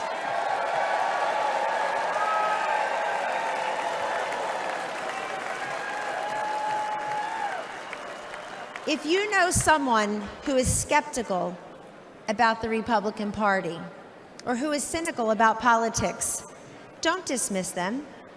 Talk to them. We win through addition, not division. In Donald Trump's Republican Party, everyone is welcome. Yes. We have been called deplorable, irredeemable, MAGA extremists, and worse. But Donald Trump sees you for who you are. You love your God, you love your family, and you love your country. In 2024, there should be no more hidden, undercover Trump voters. It's time to put that flag on your front porch, that red hat on your head, because we don't cave and we don't cower and we do not capitulate. Instead, we get up, we show up, we stand up, and we speak up. Ladies and gentlemen, this is your movement. This is your moment. And this is the man I know and the president we need for 4 more years. He picks the toughest fights and wins. He has stood by me, and he will always stand up for you. Thank you, God bless you, and God bless the United States of America.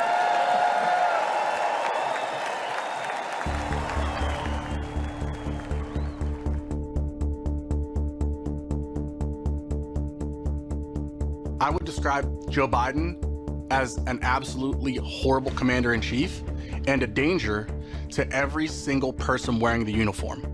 We don't have that sense of leadership. We don't have that sense of trust. I think it's absolutely unforgivable that a commander-in-chief would leave people behind. The military has been unfortunately demoralized. You've seen the enrollment drop precipitously under this administration. They don't feel like they have a leader, somebody that they can follow. I do believe this country is less secure with Joe Biden as president. We're absolutely 100% weaker with Joe Biden as our president. We are far less secure today under Joe Biden's watch than we've probably ever been. Our enemies see Joe Biden as a weak president. Our enemies have taken full advantage of Joe Biden's weakness as commander-in-chief. The weakness of President Biden has strengthened our enemies. All you have to do is take a look at the border. Even in America, we're scared. It's not safe to walk our streets here in the United States of America because of President Biden. Well, I served under every president from Ronald Reagan when I first enlisted, all the way through Joe Biden. And by far, Donald Trump was the most respected and best commander-in-chief that we had. Donald Trump is a strong leader. He cared about the troops. He showed in his actions that he put us first. I have the utmost confidence in President Trump as our commander-in-chief. He will stand up for the American service member. Under Donald Trump, that military can be brought back to as strong as it was. We were absolutely more respected under President Trump from all countries, even if it was ones that were adversaries. Leaders across the world knew that if he said something, that he would act. Under President Trump, in 4 years, there was no foreign war to be fought. There was no invasion of Ukraine. If President Trump was still president, we wouldn't have had the attacks in Israel. We wouldn't have a lot of these foreign issues that we're seeing right now. He was respected on the world stage. When President Trump was president, these people all stayed in their place. They understood we had a strong leader. We are definitely more secure with Donald Trump as the President of the United States. Joe Biden puts veterans last. President Trump is the only president that's actually cared about the veterans. President Trump was led from the front, not the rear. I'm a proud Democrat, but I'm more proud to say that I'm a veteran, and I do wish that all Democrats, all people would vote for President Trump. President Donald J. Trump has been the best commander-in-chief for the men and women in the uniform in the last 20 years. Ladies and gentlemen, please welcome Congresswoman Anna Paulina Luna of Florida.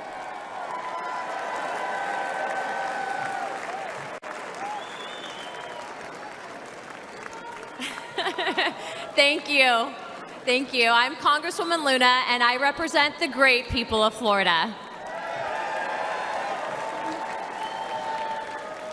The greatness and strength of America are beacons of hope for countless lives around the world. Our strength ensures our safety and security. My husband and I knew this when we joined the Air Force. But we don't preserve peace and stability by policing the world or by involving ourselves in every foreign conflict. We preserve peace by commanding the world's respect, a respect that is earned through unparalleled military strength and firm, decisive leadership. Over the past 4 years, the Biden administration has failed to uphold this standard. They have misused our resources in foreign wars contrary to our national interests, and they have eroded the lethality and fighting culture of our armed forces. The leadership that we need, that respects our military and understands the true cost of war, is only found in Donald Trump.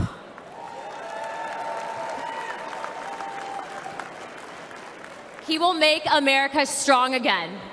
He will fight for the American warfighter, the American people, and America's interests.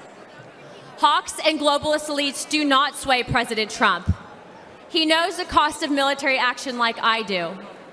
My husband was shot in combat by terrorists and continued to deploy in the fight against America's enemies. I know the fear and anguish of waiting for news about a loved one in harm's way and the pain of losing friends in combat. President Trump knows what it means to put your life on the line. Our service members and their families make immense sacrifices, and they deserve a president who respects that sacrifice and who would lay down his own life in defense of this great nation.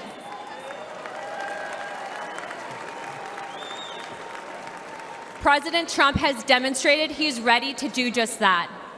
It is time that we all rise to his stature. The world needs a strong America, and America needs strong leadership. President Trump will provide it.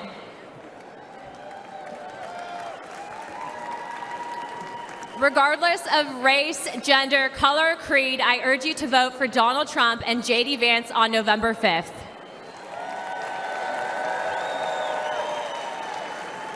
It's time to unite America. Thank you, Milwaukee. God bless the United States. Let's get him in.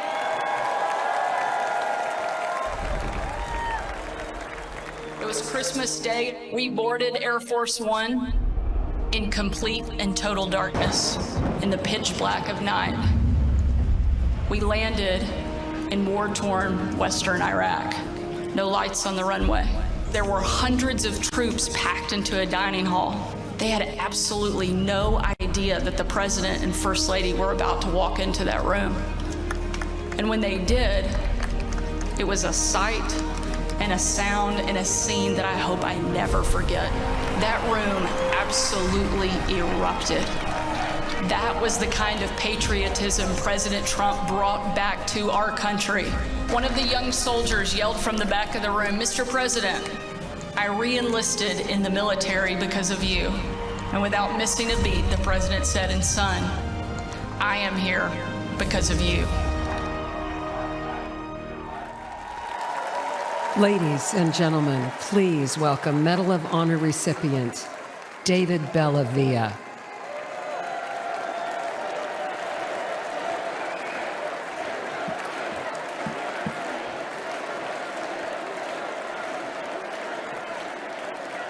Thank you.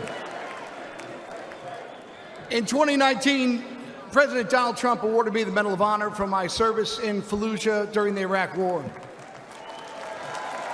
Thank you. Today, I speak across the country on behalf of our military services, and I ask parents, I look them right in the eye, like I'm looking at you, and I ask them, will you give America your sons and daughters to serve in the greatest force for good this world has ever seen, the United States military? I tell them what I learned when I was in combat. Your sons and daughters will be loved. They'll be our family. And that bond, that commitment is for a lifetime. Their response? Well, it's changed in the last couple of years. Now they say, what about the 13 heroes we lost at Abbey Gate in Afghanistan? Now they say, What about the desperate civilians falling off the transport airplanes? Now they ask, what about the American citizens we left behind for the enemy? They say to me, under Biden-Harris, we don't believe you. They no longer see their sacrifice as worthwhile, that their service makes us all better off. Are you better off than you were 4 years ago? I'll tell you what. We're all going to answer that question in November. Here's something for you. Let's ask it the other way around. Let's ask, are our enemies better off than they were 4 years ago? Iran and its proxies, Hezbollah, Hamas, the Houthis, China, Russia. Well, Iran is richer. Russia is bigger. And China is stronger. And their unchecked aggression proves that the answer is a resounding yes. The Biden-Harris foreign policy undermines American security, and watching their administration lose the gains President Donald Trump made overseas not only destroys our morale, it empowers our enemies abroad. Under their watch, a record number of American embassies have been forced to evacuate. And military recruitment has plunged, and confidence in the armed forces has reached a 20-year low. Under President Donald Trump, our enemies will know that American power is as decisive as it is overwhelming. And if you provoke the United States of America, we will hurt you.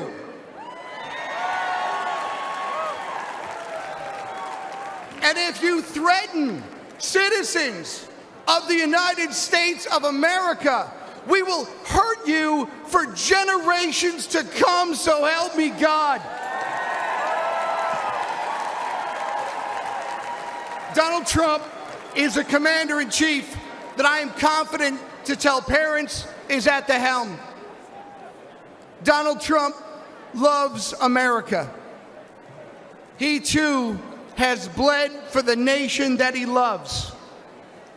May God bless America. May God bless our Gold Star families. Thank you for what you've given this country. And may God keep President Donald Trump safe and in his hands. May God make America strong. May God make America great again. Join me in voting for Commander-in-Chief Donald J. Trump for President of the United States. Thank you very much.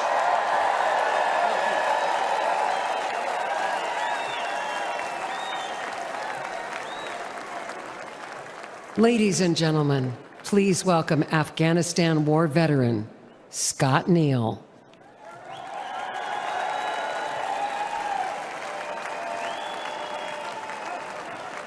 Thank you. Look at all these great Americans here. Well, good evening, my fellow Americans. My name is Scotty Neal, and I'm a proud United States Army Green Beret veteran. Thank you. And the most important part is I'm a proud veteran entrepreneur. Almost 23 years ago, Al-Qaeda declared war on America September 11th, 2001. Weeks later, Green Berets from the 5th Special Forces Group became the first Americans in uniform to deploy to Afghanistan, and I was one of them. Thank you. Deep in enemy territory, some of us rode on horses. Some of us went further behind the lines to track down the terrorists who killed our fellow Americans. Today they call us the horse soldiers. Thank you. For the next 17 years, we were on the forefront of this country in Iraq, in Africa. Again and again, we deployed for our fellow Americans. Some of us sacrificed our bodies. Some of us sacrificed our lives for the American people. And for me, America was worth it. Thank you. Thank you. Now, after leaving the military, I wanted to live the American dream I had been defending. And I wanted to start a business with my friends that I served with. Today, my company's known as American Freedom Distillery, and we make horse soldier bourbon.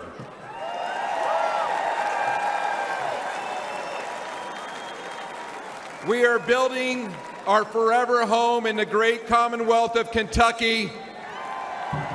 That's right, where true bourbon comes from, in a little small town called Somerset. Please come visit us. All of our ingredients are made here in the United States of America. We ensure we hire veterans. We want to prove that America remains the land of opportunity for those brave enough to reach out and grab it. But tragically, almost 3 years ago, my fellow veterans and I recoiled at the bloody anarchy of President Biden's withdrawal from Afghanistan. We saw weakness and chaos. We saw 13 of our brothers and sisters lose their lives. Most of us veterans who served got phone calls for those courageous Afghanistans that we fought with in the mountains as they were pleading with us not to leave them behind. Throughout our careers, we never had regrets about our service. But this moral injury caused many of us to ask, why did we serve if this was the outcome? But despite this dark chapter, I know America is good. We're still the shiny city on the hill that everybody wants to come to. But we need a president with a record of making our country better and not worse. And that's why I'm voting for Donald Trump. Exactly. He encourages patriotic Americans to celebrate the country they love.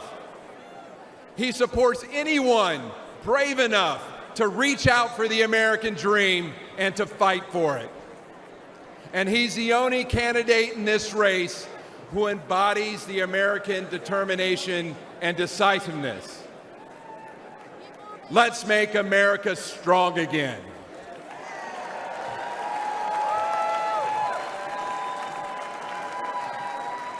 Let's vote for Donald Trump. Thank you. Dio presso liber. God bless America.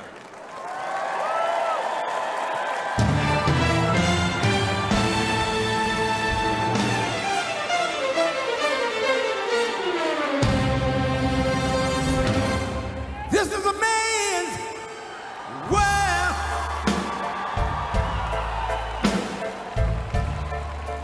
This is a man's world.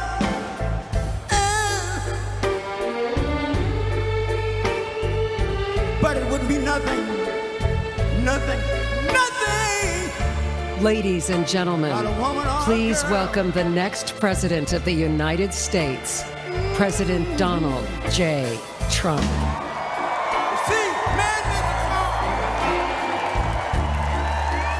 Take us over the road.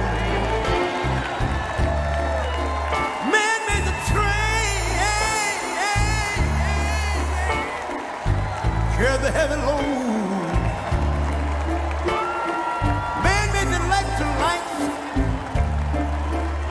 take us out of the dark. And man made the boat over water, like my Bible said Noah made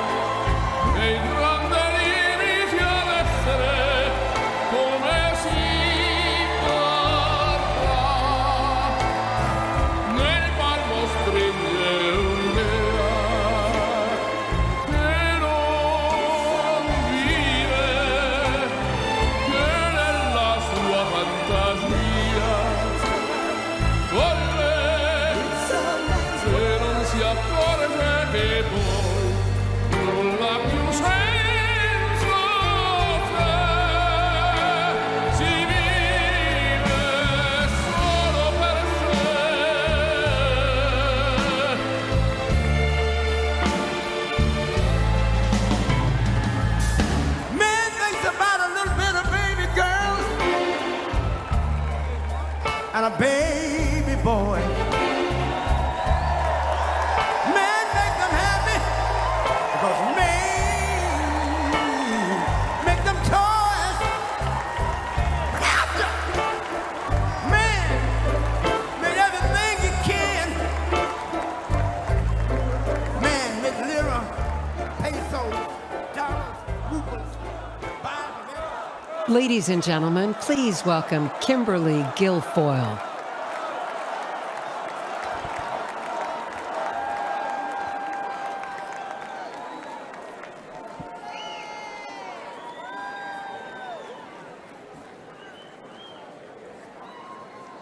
Good evening, ladies and gentlemen.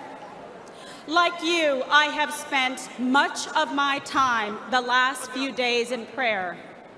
And I know that God has put an armor of protection over Donald Trump.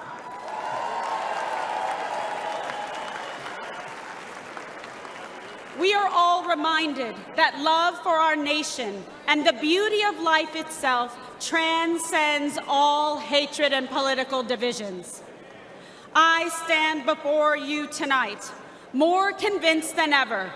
This is the most important election in our lifetime. This election will decide the fate of our great nation. And that is why we must elect President Donald John Trump.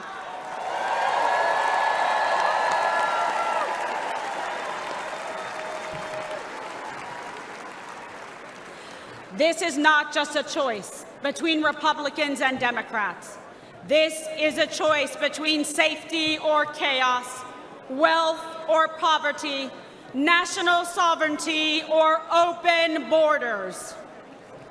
This election is a choice between Joe Biden's vision for American weakness and Donald Trump's vision of American greatness.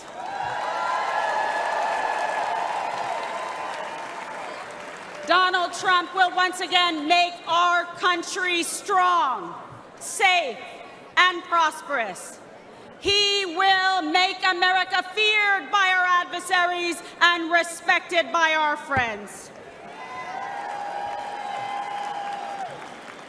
And most importantly, he will always put America first.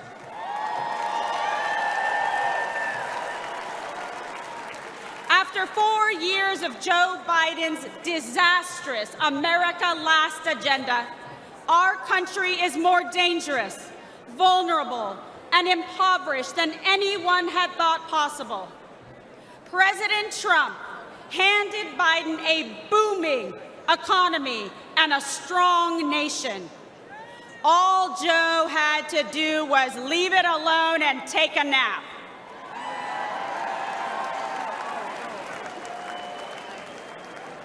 But Joe just couldn't help himself. Joe Biden cannot lead America. He cannot even lead himself off a stage. Now Americans are drowning in inflation. Insanity spreads like a cancer in our schools. We are closer to World War III than any time in my life. And we are facing an unprecedented invasion of millions of illegal aliens across our southern border. Rioters and looters go free, while Biden and the Democrats persecute American heroes like Donald Trump.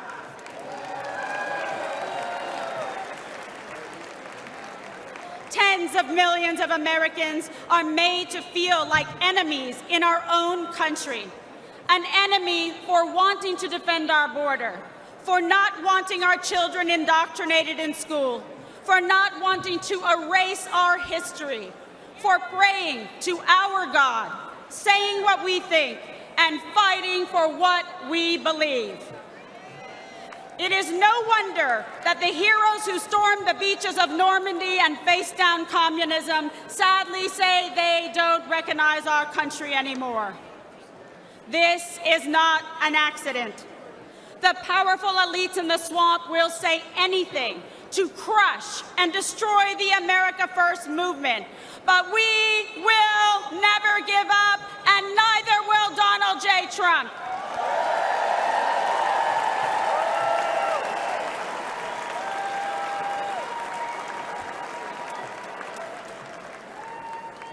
I know I speak for patriots everywhere when I say we are fed up. We are outraged about sex trafficking and drug trafficking across our southern border. We are fed up with the forever wars. We are done being told by the radical left to sit down, shut up, and obey. The Democrat vision for America is governed by fear, hatred, and political oppression. Our vision is defined by a love of our country, love for our fellow citizens, and our love of freedom.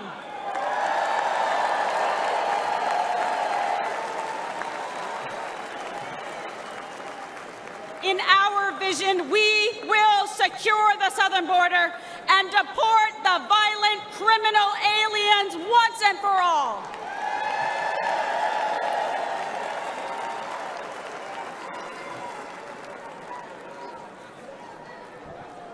In our vision, America will combat foreign aggressors and ensure our service members are protected, not abandoned, as they carry out their dangerous missions abroad. Because we know we can only have peace through strength.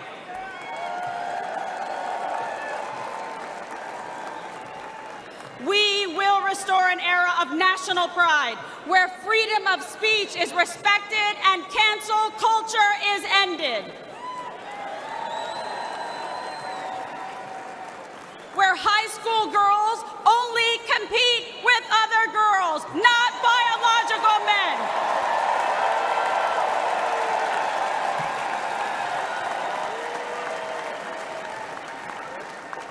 Where struggling cities never put criminal illegal aliens above our heroic veterans and brave law enforcement. Where our streets are not ruled by gangs and rioters, but governed by law and order. Where students are freed from failing schools and corrupt teachers' unions through universal school choice.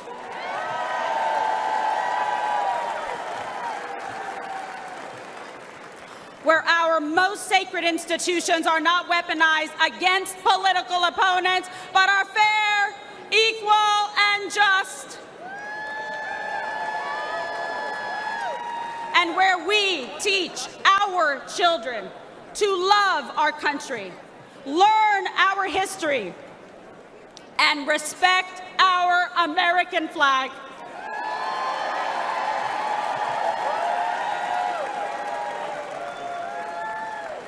I believe in America. I believe in our freedom and liberty. And I believe in Donald John Trump.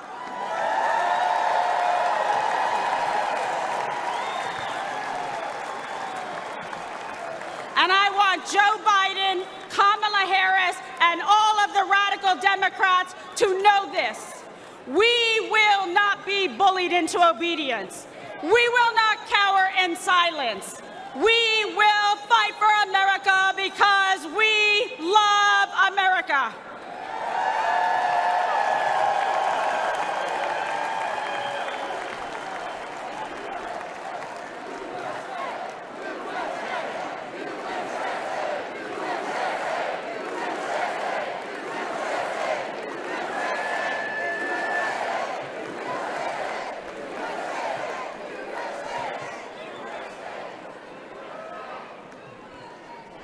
I stand before you as a working mother, a former prosecutor, a Catholic, and a proud Latina.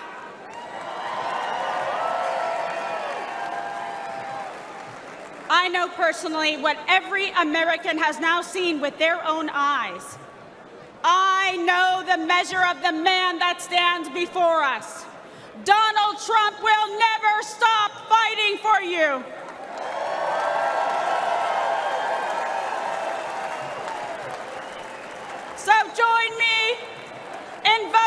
for Donald J. Trump for president again.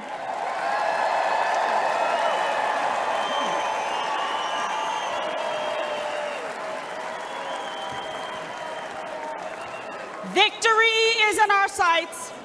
America's future is in our hands. America's destiny is in our control. And America's prosperity is in our hearts and souls.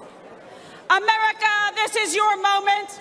Will you stand for President Trump? Rise up! Rise up! Ladies and gentlemen, lovers of liberty and freedom and the American dream, this is our last chance to make America great again. God bless you. God bless President Trump, and may God bless America.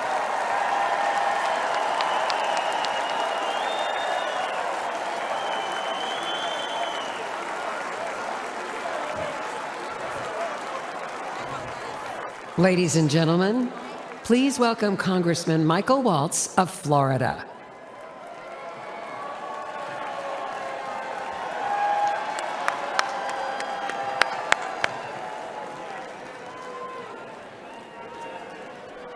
I am so honored.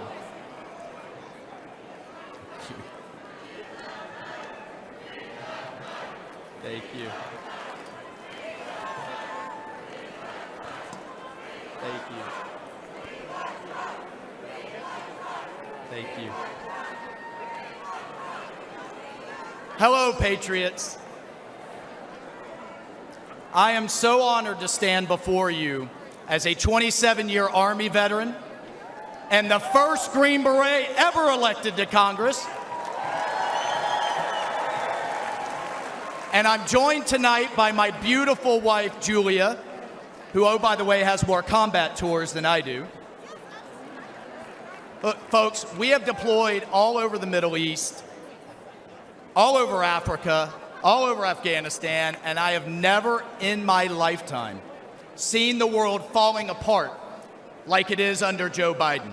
And that's because under President Trump, we had a president who defeated ISIS, broke Iran, stood with Israel, always stood with our allies, made China pay. You didn't see any spy balloons under President Trump, did you? He deterred Russia. You know what he told Putin? You try anything, and I'll take the tops off the Kremlin. And he didn't dare, did he? He did under Obama, he did under Biden, but not under Donald J. Trump. He diffused North Korea. And importantly, he got our hostages home and didn't pay billions of dollars to get our Americans back. And here's my favorite part about Donald Trump, the commander-in-chief. He sat across the table from the bureaucrats and the generals and said, if you don't give our troops what they need, you know what he told the generals? You're fired. You're out of here. We're cleaning house. Everything takes too long, costs twice as much, and delivers half of what our troops need. And what do we have today? What do we have today with President Biden? What's he focused on? He's focused on pronouns. He's focused on renaming bases. He's focused on DEI, and here's my favorite. He's focused on building electric tanks. Has anybody seen any charging stations in the Middle East for the Biden's electric tanks? And here's what I can tell you straight up in combat. Our enemy's bullets, listen to me folks, our enemy's bullets could give a damn about black, white, or brown, or about religion, or about gender, or about anything else. The only colors that matter in the foxhole are the red, white, and blue, baby. That's the only thing that matters. That's the only thing our military should care about. And that's the only thing our fellow soldiers care about. And that's the only thing President Trump cares about. Now, I want to tell you a story about the man, the leader, the commander-in-chief that is Donald J. Trump. We all remember Biden's disgraceful withdrawal from Afghanistan, the debacle and the stain on our national conscience that was. The 13 Gold Star families have to relive it every day, the ones that lost their sons and daughters that disgraceful day. Biden won't even take their calls. He calls it an outstanding success. He won't even take a meeting with him. Well, I called President Trump. We talked about it, and he said, Michael, I would love to meet them. Get him up here. Get him up here to Bedminster. He was scheduled, folks, hear me on this. He was scheduled to spend an hour with them. You know how long he spent? He spent 6 hours with them. He met each one. He listened. He cared. One of the moms kind of leaned over to me and she said, do you think he'll sign a picture of my son? I said, oh, hell yeah, he will. Please ask. He would be happy to. And he spent hours more. And if that wasn't enough, he then has them up to dinner. And at the start of the dinner, he promised them this.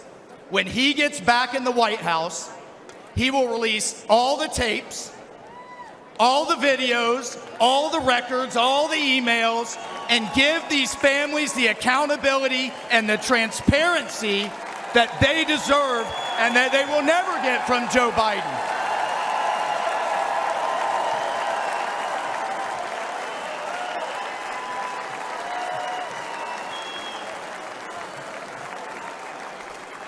And then God bless this man. This is why I love this man so much. He had them laughing. He had these moms that have been through so much crying. He had them, I love this, we saw DJ Trump in action playing Sinatra, playing Phantom of the Opera. He had these moms dancing with their husbands. 2 of them came up to me afterwards and said, this was the best thing that had happened to them since they had lost their sons. That night with President Trump. Mr. President,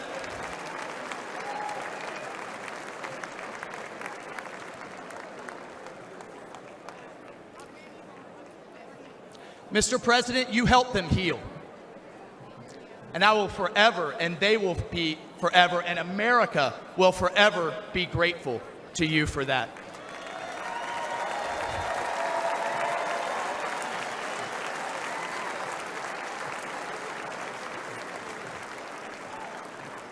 Patriots, that's the Donald Trump that I've come to know.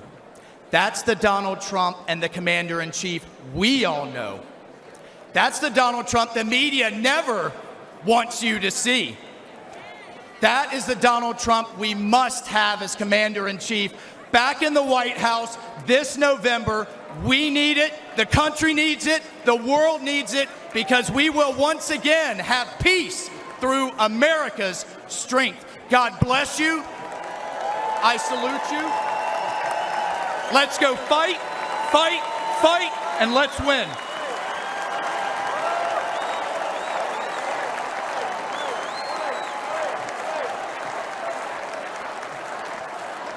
Ladies and gentlemen, please give your solemn attention to the following video presentation honoring our nation's Gold Star families.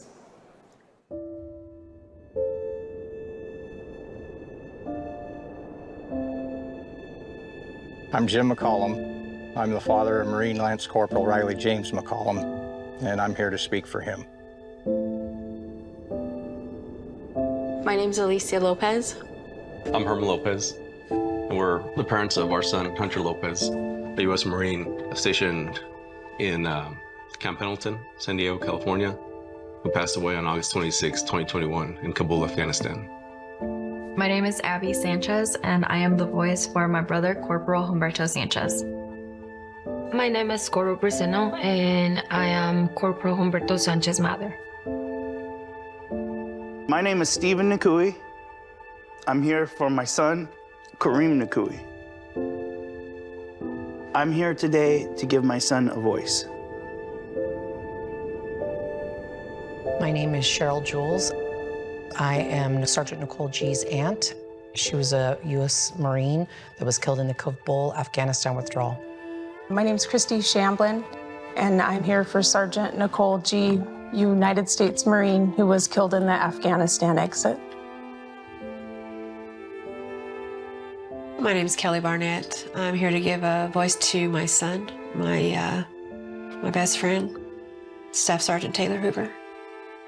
And my name's Darren Hoover, and I'm here to give voice as well for our son, Staff Sergeant Taylor Hoover. When we started hearing that the Taliban was moving in, that there wasn't more military being deployed, and that they had decided that the Taliban was our security, that was when I became terrified. They were just kind of left there, hung out to dry. For you from Afghanistan, where there are significant casualties, including some Americans from a I was at suicide work attack outside the country. and heard about it. Instantly had that just chill go through me, and I started sending messages. I'm talking to people. I'm calling his girlfriend. I'm saying, well, have you heard from him? Calling his sisters. Have you heard from him? You know, we're texting. We're saying, please, just send us a text. Just whatever. Just let us know that you're okay. When all the explosions went off, I had messaged her and I said, hey, you know, I know you can't say anything, but, you know, just an emoji, just a bubble.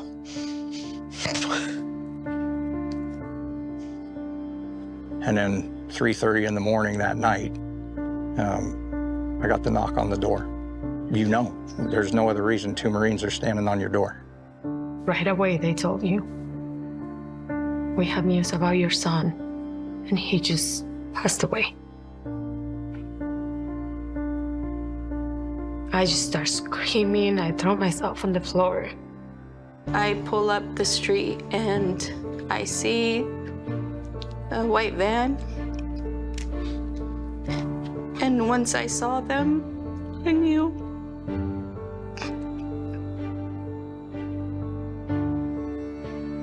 It's surreal.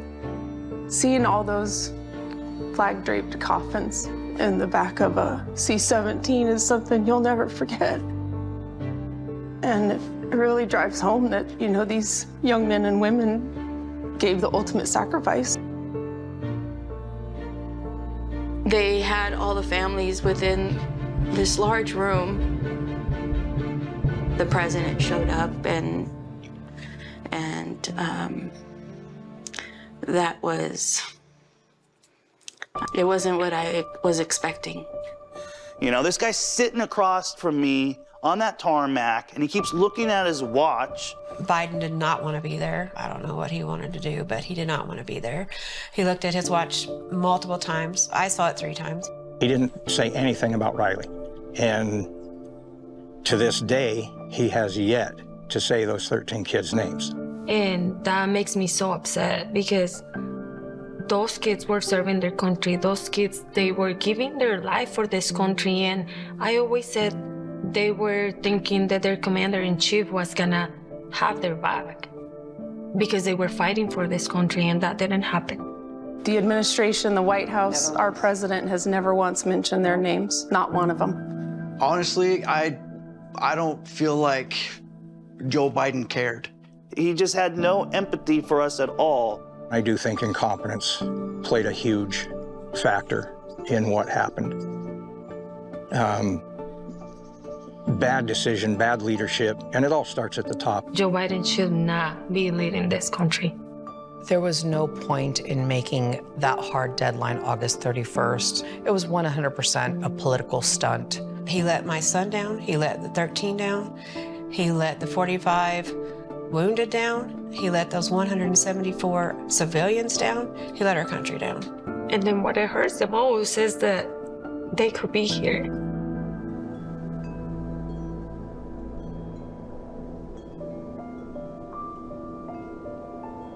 We fully understand we can't bring back our kids, but there are thousands and thousands more out there that are going to come home the same way if something doesn't change.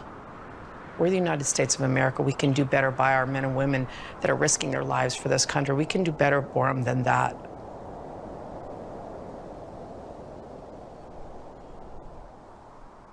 To this day, Joe Biden and Kamala Harris have never mentioned these fallen soldiers' names.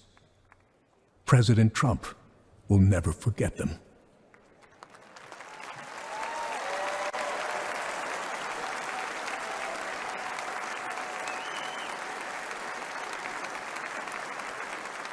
Ladies and gentlemen, please welcome to the stage the Gold Star families of our fallen heroes.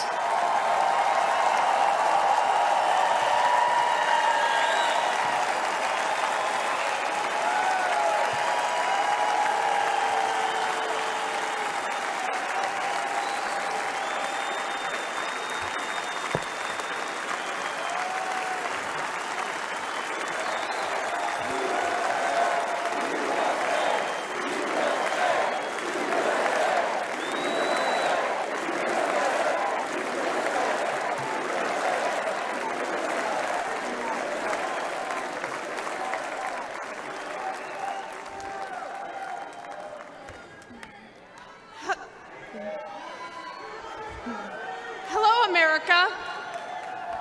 I'm Christy Shamblin. My daughter-in-law, Sergeant Nicole Leanne G.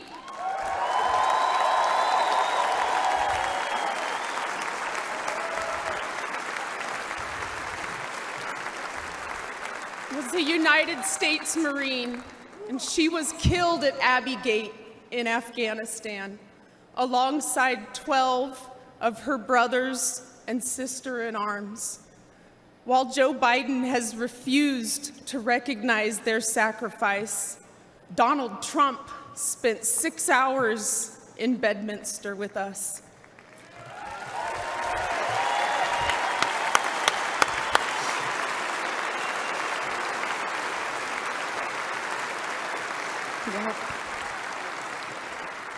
He allowed us to grieve. He allowed us to remember our heroes. Donald Trump knew all of our children's names. He knew their stories, and he spoke to us in a way that made us feel understood, like he knew our kids. Donald Trump carried the weight for a few hours with me.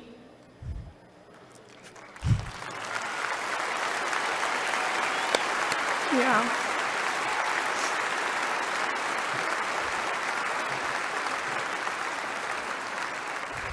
And for the first time since Nicole's death, I felt I wasn't alone in my grief.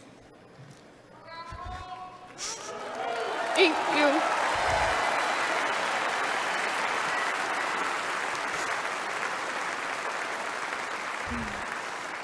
I had expected to meet an arrogant politician. Instead, I met a man who had empathy for us. He was compassionate, and he spent time with us because he knew it would make us feel better. Thank you, President Trump.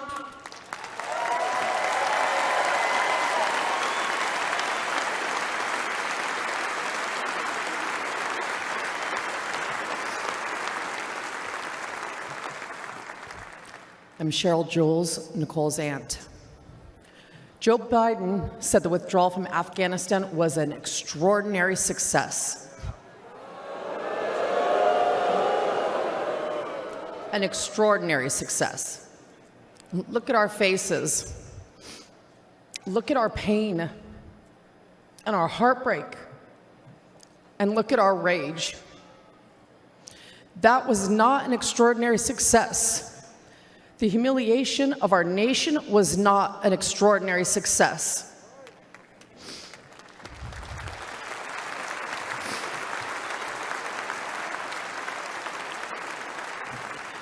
Joe Biden may have forgotten that our children died, but we have not forgotten.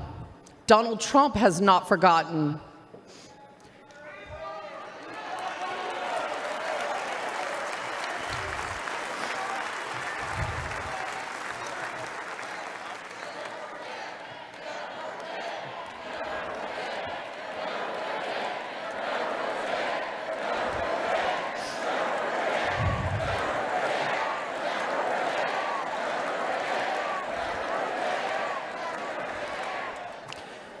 Joe Biden owes the men and women that served in Afghanistan a debt of gratitude and an apology.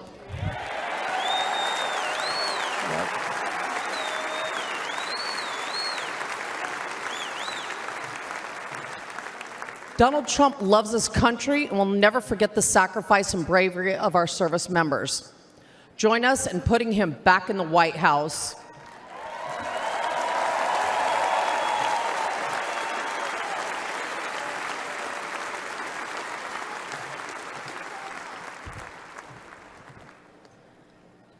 I'm Alicia Lopez, and this is my husband, Herman. Our son, Corporal Hunter Lopez, whose name Joe Biden has refused to say out loud, was killed on August 26, 2021. He died during Joe Biden's disastrous withdrawal from Afghanistan. Hunter was 22 years old and planned to come home to California after his tour to follow in our footsteps. Herman and I work for the Riverside County Sheriff's Office.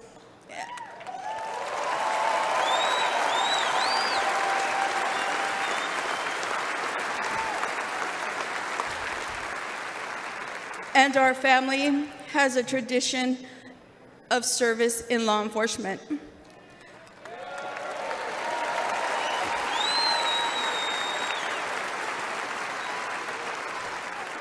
Hunter was excited to carry it on. Instead, in the nearly 3 years since Hunter's been gone, there has been silence. Silence from that empty space at the dinner table, where Hunter would have joined his brothers and sister and us for family gatherings. And there has been a deafening silence from the Biden and Harris administration.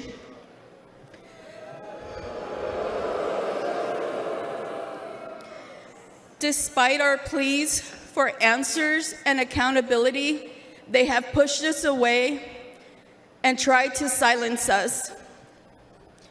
The Biden administration has not owned up to the bad decisions. They have not been transparent about their failures. And their so-called leaders work to protect themselves rather than our sons and daughters who took the oath to defend our country.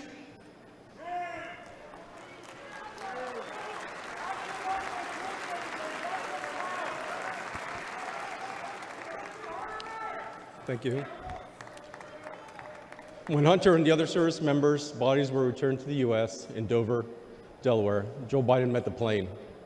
But he made the occasion more about his son, lost to cancer, than our sons and daughters, lost on his watch. Worse than that, he has never said their names out loud. And during last month's debate, he claimed no service members have died during his administration.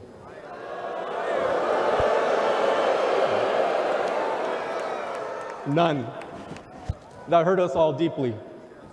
So Alicia and I are here to say the names of all 13 service members who lost their lives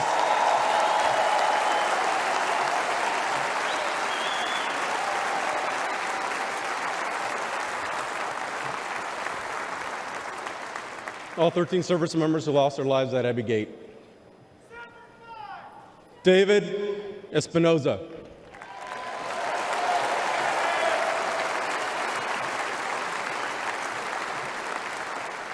Nicole G.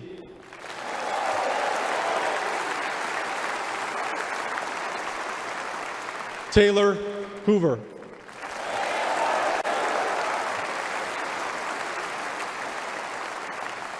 Ryan C. Knaus.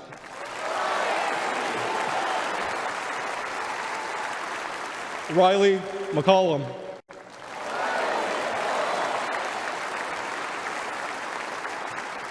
Dylan Marola.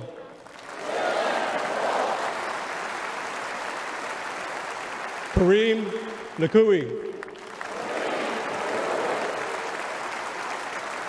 Dagan Page.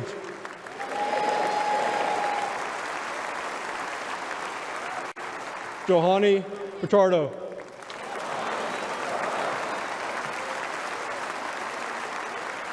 Humberto Sanchez.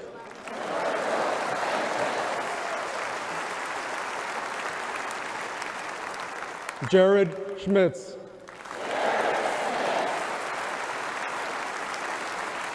Maxton Soviak. And my son, Hunter Lopez.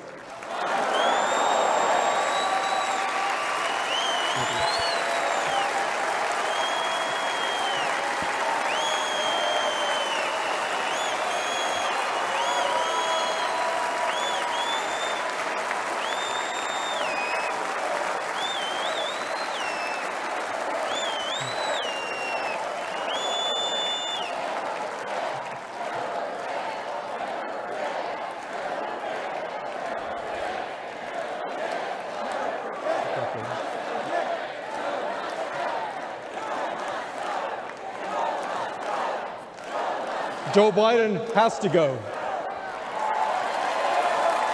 He failed the American people. He failed the Afghan people and our military service members. He failed our family, and he failed Hunter. Donald Trump has a proven record of keeping the peace and honoring those in uniform.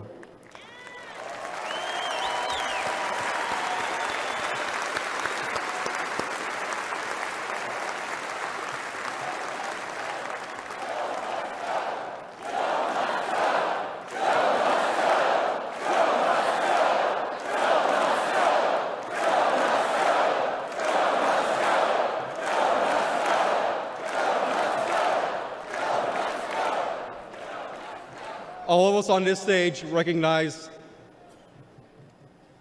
the efforts of Mr. Trump. We know this firsthand. We've experienced it.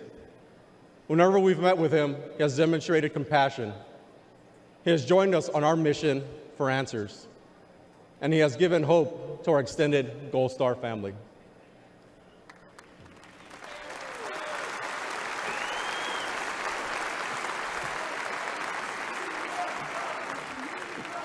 Now, we have another son serving in the Army.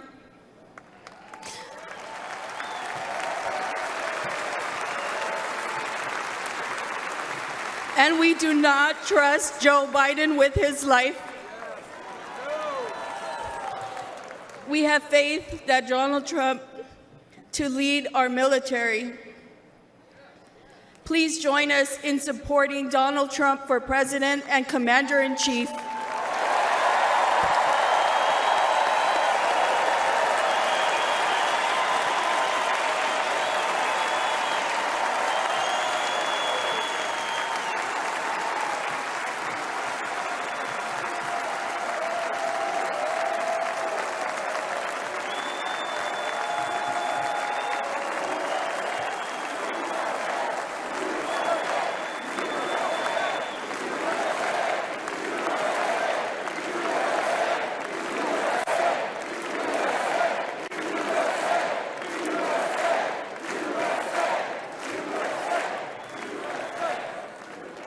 While campuses struggle to get control of their students, at UNC Chapel Hill, they are bringing order back. Students restoring the American flag and singing the national anthem.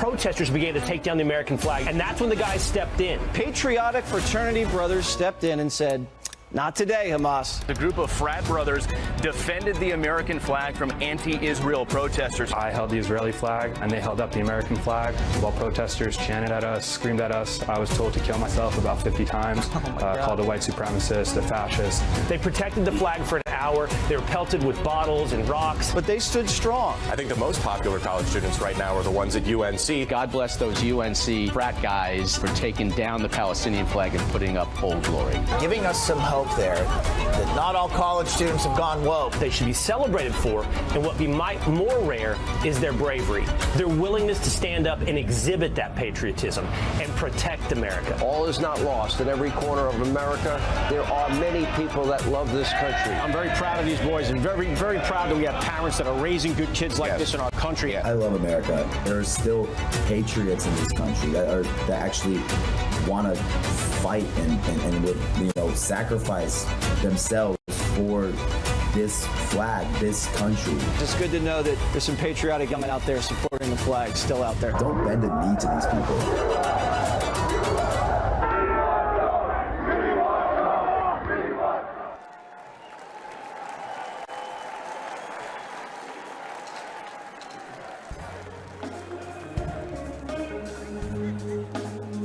Ladies and gentlemen, please welcome country music star Brian Kelly and Anthony McGahee and praise-motivated choir. Granddaddy came back from war with a purple heart and a couple scars. A lot more like him out there never made it home, but they ain't gone. And old glory don't ever get old. She's the greatest stories ever been told.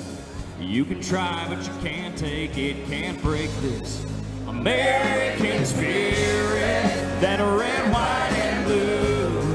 It's flying for freedom, for me and for you. It's what I believe in, this country I love. That American spirit runs in our blood.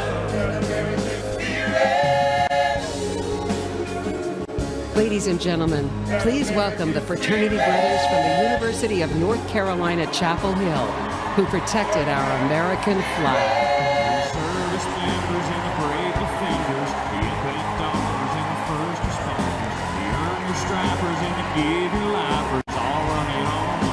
American spirit, that red, white, and blue. It's flying for freedom, for me and for you. It's what I believe in, this country I love. The American spirit runs in our blood. American spirit.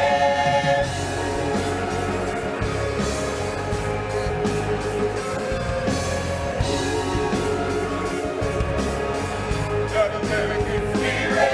Oh, in every big city and all the small towns, hats come off when the flags come out. Every mom and pop shop flying them proud. You can't take down American spirit, that red, white, and blue. It's flying for freedom, for me and for you. It's what I believe in, this country I love. The American spirit runs in our blood. Come on. Oh, in every big city and all the small towns, hats come off when the flags come out. Every mom and pop shop flying them proud. You can't take down American spirit. Oh, American spirit.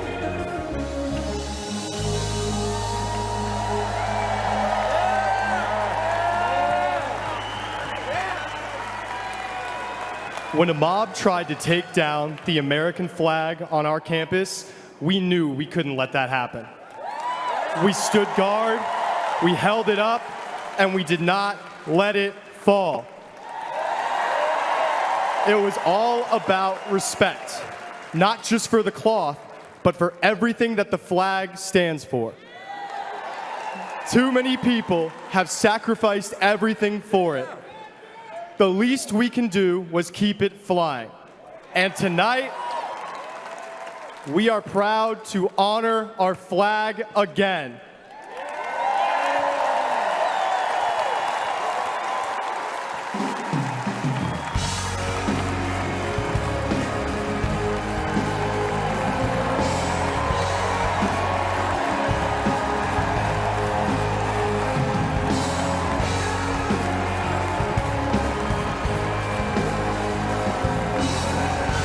First day that we take back the White House from crooked Joe Biden, the worst president in the history of our country, I believe that we're going to have 4 of the greatest years in the history of our country.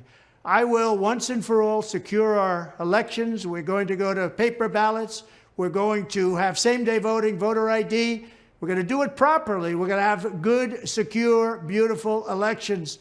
We never want what happened in 2020 to happen again. But until then, Republicans must win, and we must use every appropriate tool available to beat the Democrats. They are destroying our country. Whether you vote early, absentee, by mail, or in person, we are going to protect the vote. That's the most important thing we have to do, is protect the vote. Keep your eyes open, because these people want to cheat, and they do cheat, and frankly, it's the only thing they do well. We will make sure your ballot is secure and your voice is heard. Many Republicans like to vote on Election Day, and we must swamp the radical Democrats with massive turnout on Tuesday, November 5th. The way you win is to swamp them. If we swamp them, they can't cheat. It just doesn't work out. But if you can't make it, you need to make a plan, register, and vote any way possible. We got to get your vote. So with your vote, we will win a victory the likes of which no one has ever seen before. We will evict crooked Joe Biden from the White House, and we will take back our country on November 5th, 2024, the most important day in the history of our country. That's what it's going to go down as. Thank you. Ladies and gentlemen, please welcome recent Harvard University graduate, Shabbos Kestenbaum.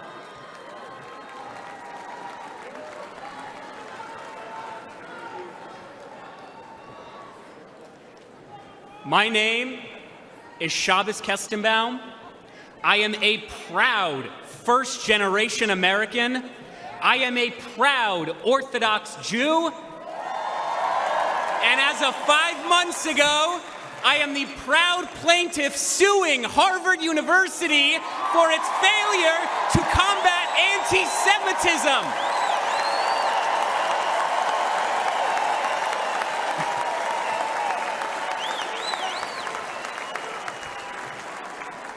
I came to Harvard to study religion, the foundation of Western civilization. What I found was not theology, but a contempt for it. My problem with Harvard is not its liberalism, but its illiberalism. Too often, students at Harvard are taught not how to think, but what to think. I found myself immersed in a culture that is anti-Western, that is anti-American, and that is anti-Semitic.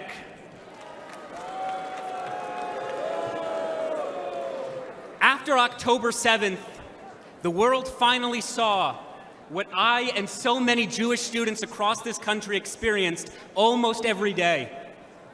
When I planted 1,200 Israeli and American flags on campus, they were all vandalized within 24 hours. I was harassed by my peers merely for being a Jew and have received countless death threats online. Students and professors have openly called for new Hamas-style attacks against the United States. And perhaps most damning, when Hamas terrorists butchered 45 American citizens on October 7th, when they took 12 Americans hostage, Harvard refused to immediately and unequivocally condemn this atrocity. My fellow Americans, the anti-Semitic bigotry, unfortunately, extends far beyond the universities. Although I once voted for Bernie Sanders, I now recognize that the far left has not only abandoned the Jewish people, but the American people.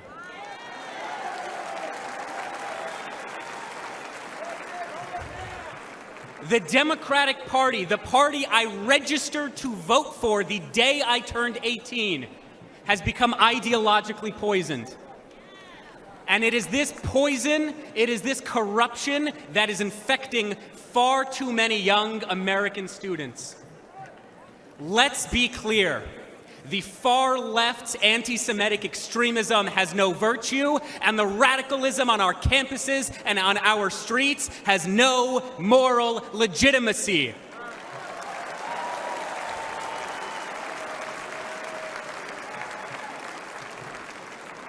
Sadly,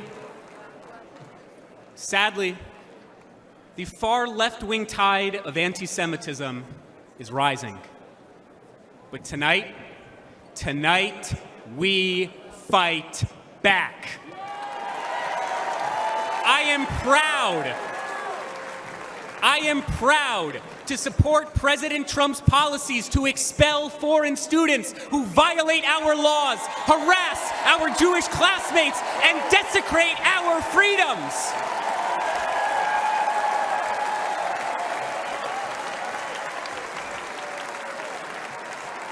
Let's elect a president who will instill patriotism in our school once again. Let's elect a president who will confront terrorism and its supporters once again. Let's elect a president who recognizes that although Harvard and the Ivy Leagues have long abandoned the United States of America, the Jewish people never will, because Jewish values are American values, and American values are Jewish values. God bless the United States. God bless the land of Israel. God bless, protect, and return the American hostages in Gaza now.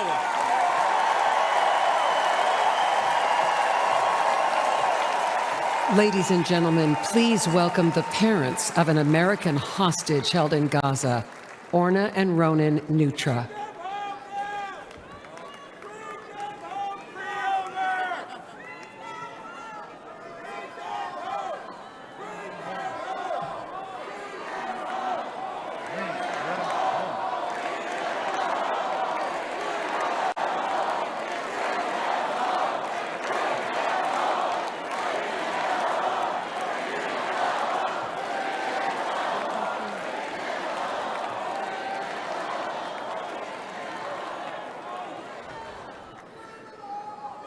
Our son, Omer, is an American citizen.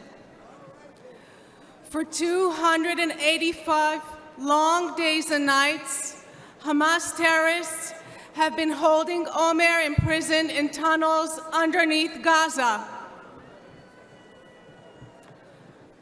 Omer, which is a biblical name and means in Hebrew the first crop, is our firstborn. He was born in New York City 1 month after 9/11. 8 months pregnant, I walked across the Queensboro Bridge towards home that day. And here we are, 23 years later, and he's the victim of another vile terrorist attack. Let me tell you a little bit about my son. He's a connector.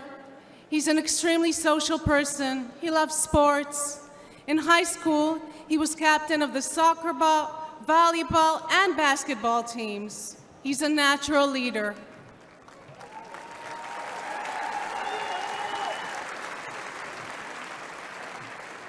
And he cares deeply about others and about helping them grow. He turned 22 on October 14, 2023. And instead of celebrating with us and with his friends, he spent his birthday as a hostage of Hamas terrorists. Imagine, over 9 months, not knowing whether your son is alive, waking up every morning, praying that he too is still waking up every morning, that he is strong and is surviving. I recite Psalm 23 in his merit every single day. Gam ki elech begei tzal mavet, lo erara ki ata imadi. I walk through the shadow of the valley of the shadow of the death. I will fear no evil, for thou art with me. Thy rod and thy staff, they comfort me. Bring them home. Bring them home. Bring them home. Bring them home. Bring them home.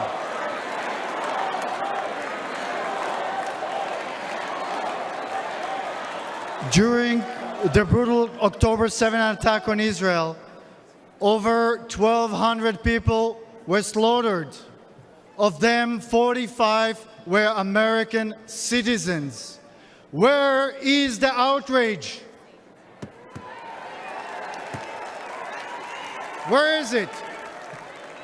This was not merely an attack on Israel. This was and remains an attack on Americans. Omer is one of 8 American hostages and one of 120 hostages still left in Gaza.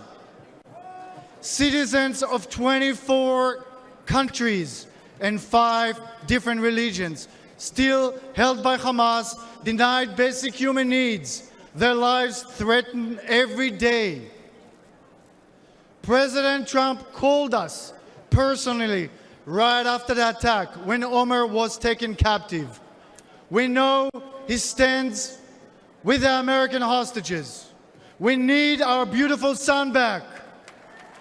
And we need your support. We need your support to end this crisis and bring all the hostages back home.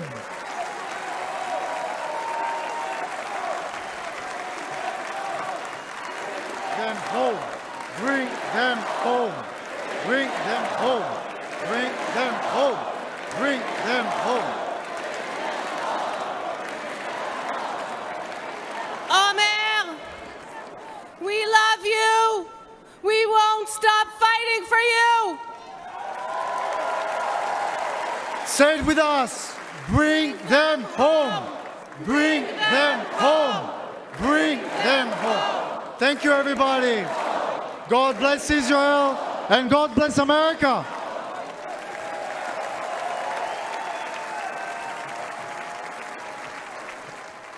Ladies and gentlemen, former paratrooper, congressman, and New York State gubernatorial candidate, Lee Zeldin.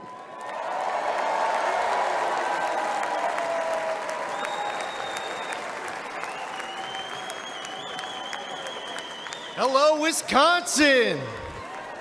I'm Lee Zeldin from New York.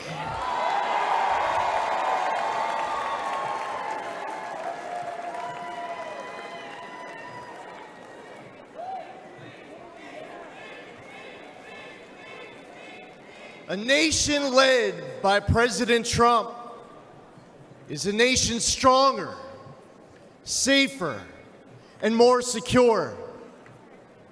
As a former 82nd Airborne paratrooper,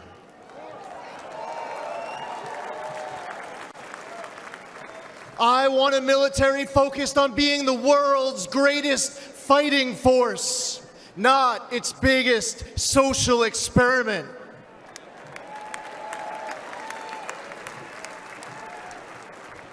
We need a president treating our friends as friends and our adversaries as our adversaries, understanding they only respect strength, not weakness.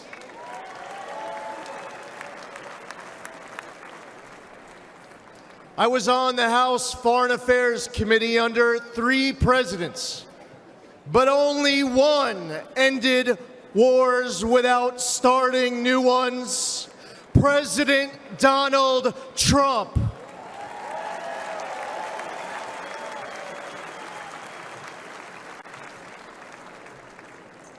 As one of 2 Jewish Republicans in Congress, it was amazing to witness history-making progress, strengthening the U.S.-Israel relationship under President Trump, moving our embassy in Israel to Jerusalem, recognizing Israel's sovereignty over the Golan Heights, and launching the Abraham Accords, which no one said was possible.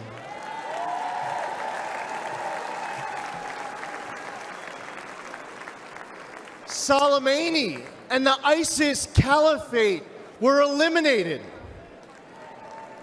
President Trump withdrew from the Iran deal. Stop stopped those insane ransom payments and crippled Iran with maximum pressure.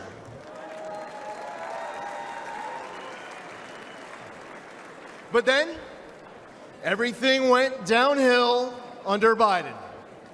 Yes, the guy who advised Obama not to take out Osama, Joe Biden advised against the mission that killed Osama bin Laden.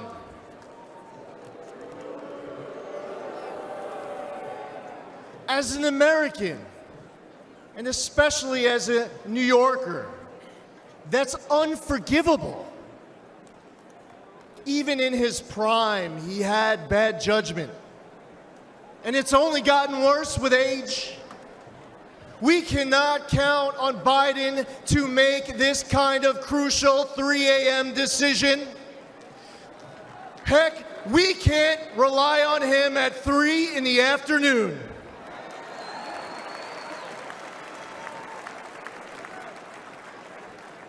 He has refilled Iran's coffers. Since October 7th, Biden has pandered to anti-Semites who cheer Hamas's attack. All while Americans are still being held hostage in Gaza. Biden turned 13 Blue Star families into Gold Star families with his fatal withdrawal from Afghanistan, and then he lied about it during last month's debate, claiming that no service members had died under his watch.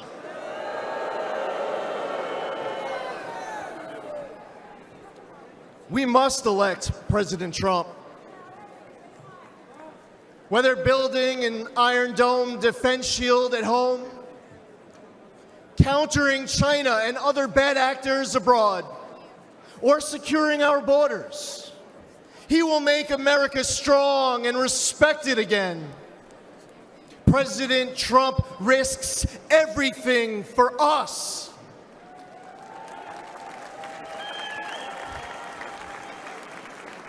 We need him back in the White House now more than ever before.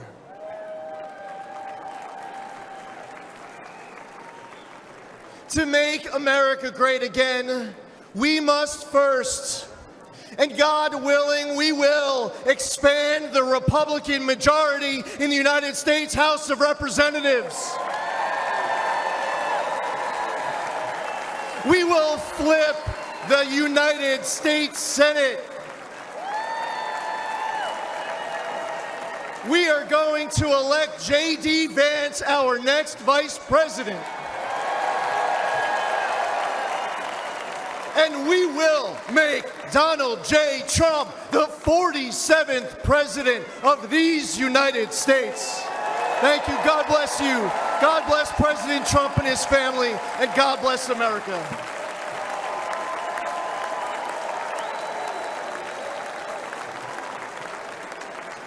We are gathered here on freedom's altar, on these shores, on these bluffs, on this day 75 years ago. 10,000 men shed their blood and thousands sacrificed their lives for their brothers, for their countries, and for the survival of liberty. Those who fought here won a future for our nation. They won the survival of our civilization. These men ran through the fires of hell, moved by a force no weapon could destroy. The fierce patriotism of a free, proud, and sovereign people. And they showed us the way to love, cherish, and defend our way of life for many centuries to come. And our children and their children will forever and always be free.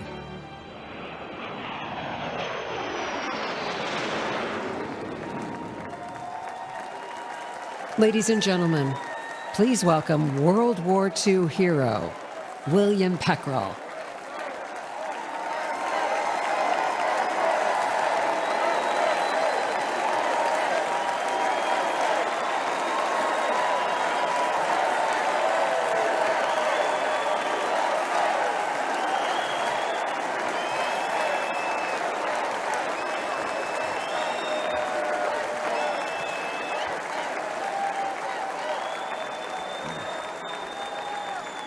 Thank you very much. My name is Bill Peckrell. I'm a proud Wisconsinite. I'm a proud husband of 76 years old to my wife, Rosemary. I'm a father of 11 children.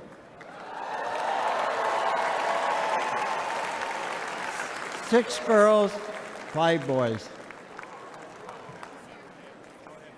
Our family across 5 generations and a proud World War II veteran.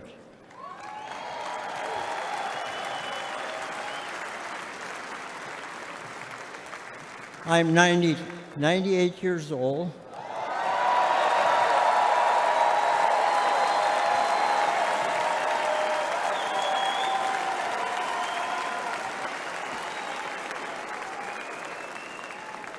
Some call us the greatest generation.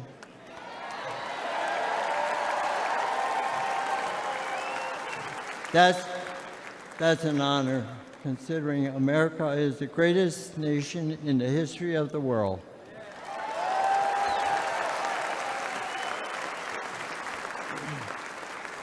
I will never forget and witness the horror of the Nazis' war camps. In the Battle of the Bulge, my friends and I fought to stop the Nazis' last major push in the Western Front.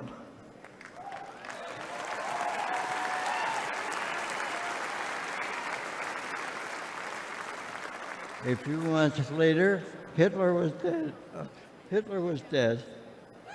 The Nazis were defeated.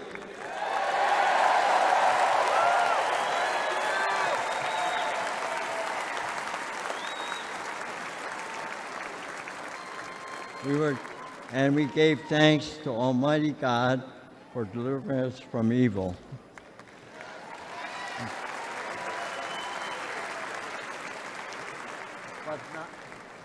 But not many of us came home. I still miss a lot of my friends on that beach. And there were many of us left. There aren't many of us left today. But for us, those of us who are here, that America is still worth fighting for.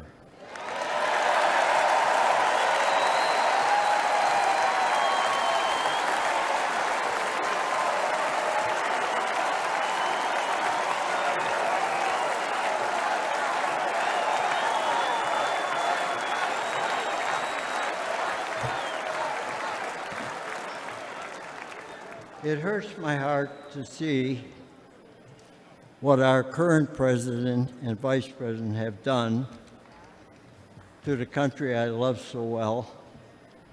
They humiliated us in Afghanistan. We pushed around in China. Terrorists run wild in the Middle East. And they let our own southern border get overrun.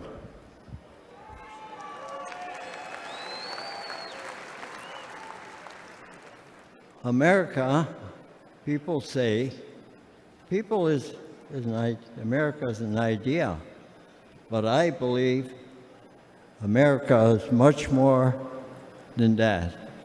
America is our home.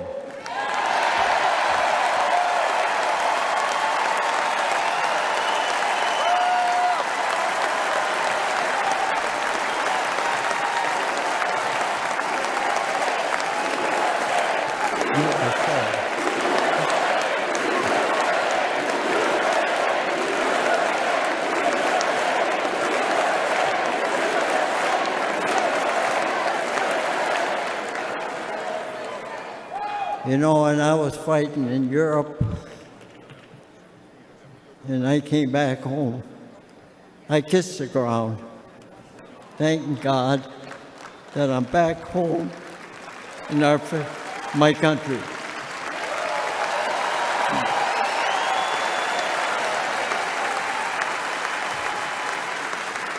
And where I come from, when somebody comes for me or my home.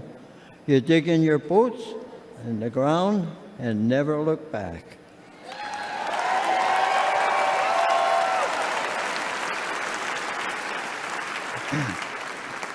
That's the attitude that saved the free world. And those years ago. And President Trump, back in Commander-in-Chief, I would go back to re-enlist today.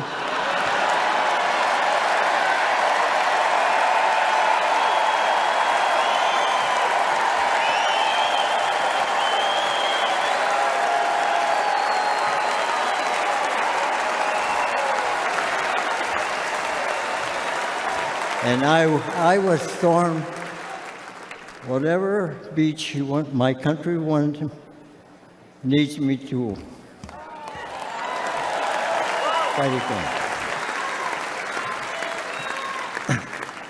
God bless you. God bless our home and the United States of America.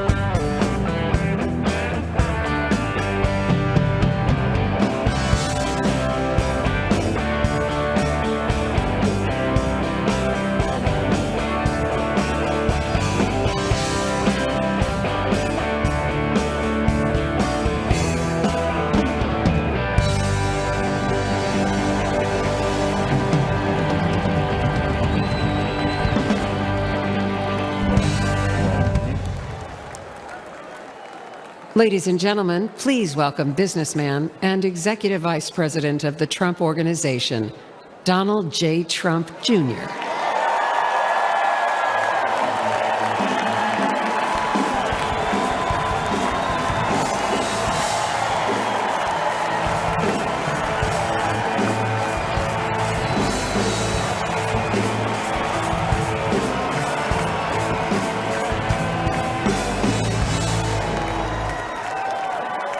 Good evening, America. Before I begin my remarks, I'm going to do something a little uncharacteristic. A Trump is going to give up the microphone. Doesn't happen often. You may never see it again. But I got a call on Monday morning from a young lady who said, "Dad, I want to speak at the RNC."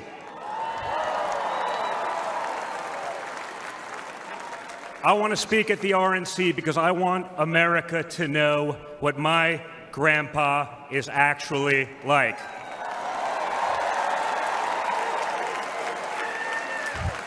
So for the first time ever on a stage, first time ever giving a speech, I want to bring out my eldest daughter and the eldest granddaughter of the President of the United States, your favorite president, Kai Madison Trump.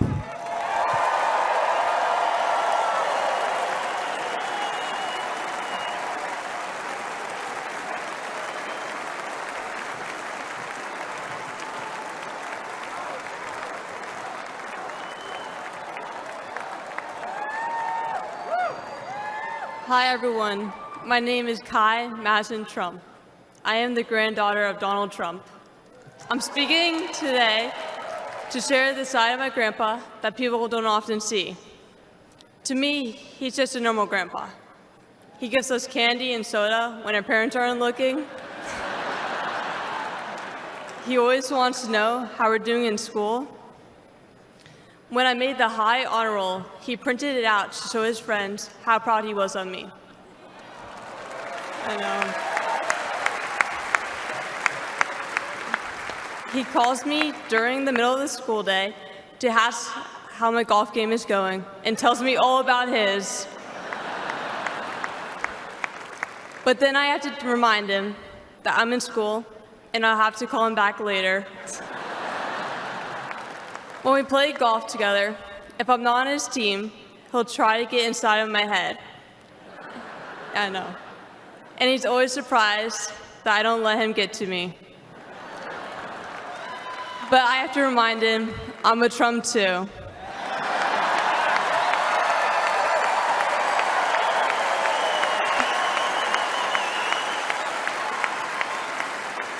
Even when he's going through all these court cases, he always asks me how I'm doing. He always encourages me to push myself to be the most successful person I can be. Obviously, he sets the bar pretty high, but who knows, maybe one day I'll catch him. On Saturday, I was shocked when I heard that he has been shot, and I just wanted to know if he was okay. It was heartbreaking that someone would do that to another person. A lot of people have put my grandpa through hell, and he's still standing.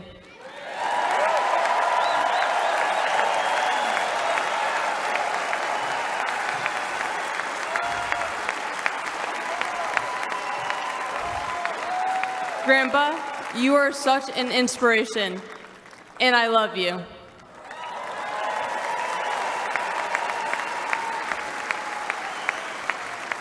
The media makes my grandpa seem like a different person, but I know him for who he is. He's very caring and loving. He truly wants the best for this country, and he will fight every single day to make America great again. Thank you very much.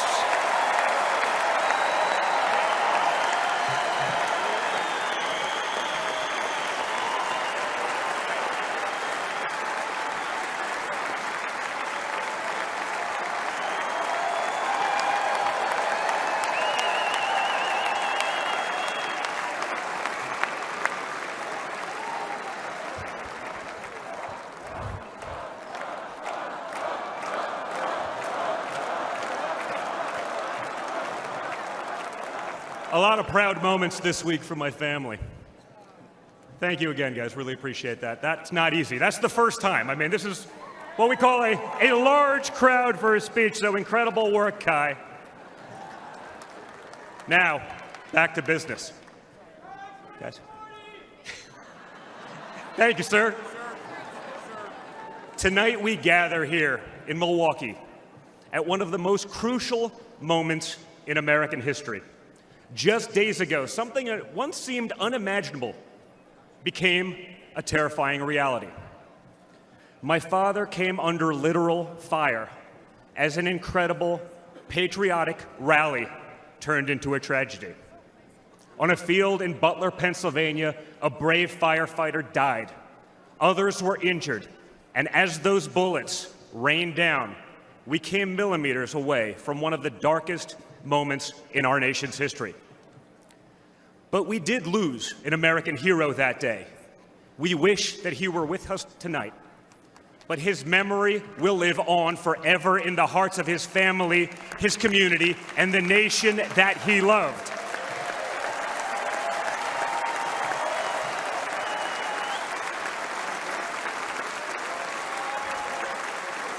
So I would like to take just a moment tonight to express our gratitude for the life and service of American hero Corey Comparator.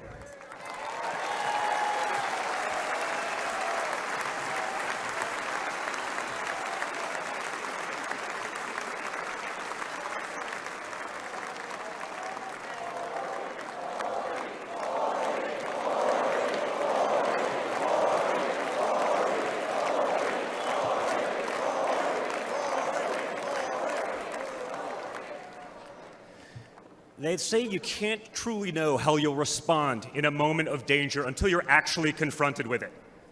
So what was my father's instinct as his life was on the line? Not to cower, not to surrender, but to show for all the world to see that the next American president has the heart of a lion.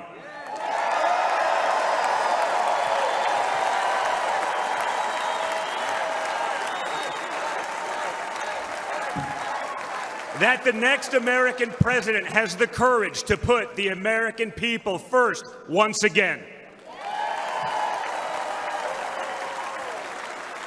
And in that moment, my father didn't just show his character, he showed America's character. When he stood up with blood on his face and the flag at his back, the world saw a spirit that could never be broken.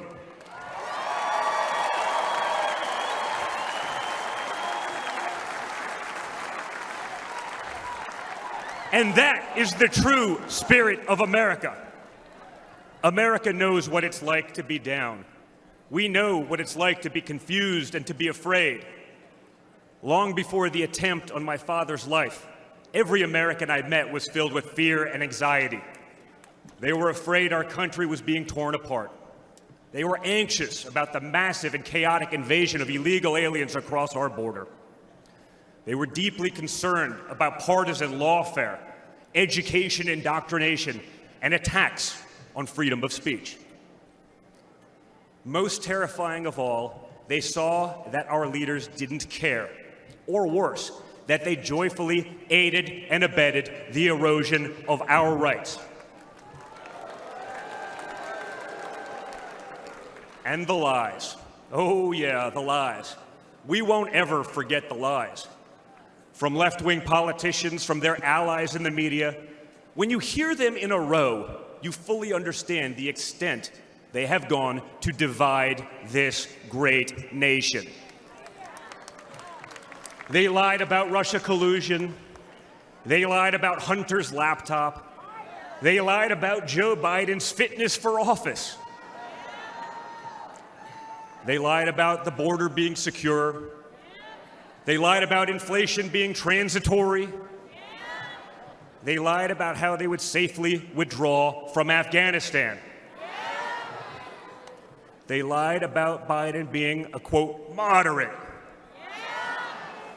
And they told one nonstop lie after another about my father. But they could only run away from reality for so long. All hell has broken loose in America, and it's impossible to hide anymore.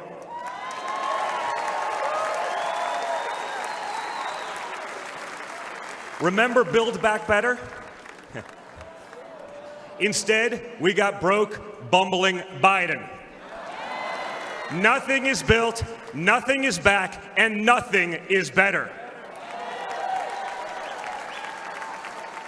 Bridges are collapsing, our credibility is crumbling, and our money is worth less and less every single day.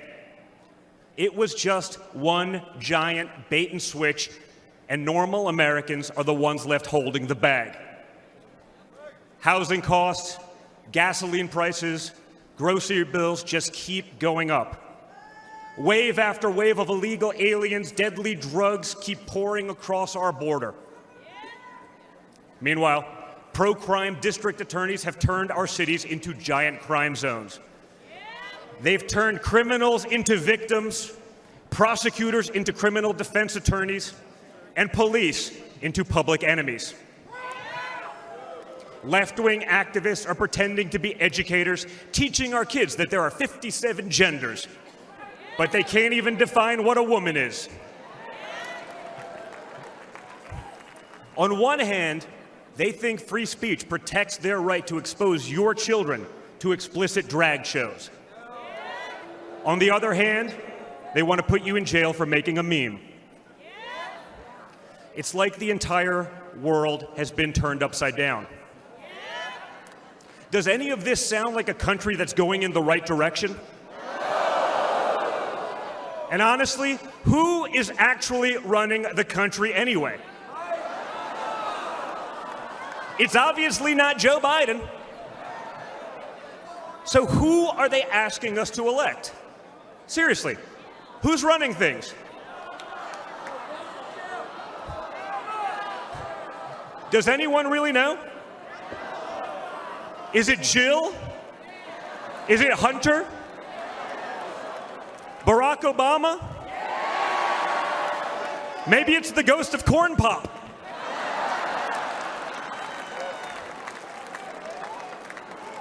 Whoever is running the show, the only thing they are effective at is persecuting my father. They twisted, contorted, and corrupted the criminal code to turn bookkeeping errors into felonies. They concocted new legal theories out of thin air. They imposed gag orders on my father because the last thing a defendant should be able to do is defend himself, right? They punished him for merely speaking the truth. They say they hate Vladimir Putin, but it sure seems like they've spent a lot of time copying his playbook.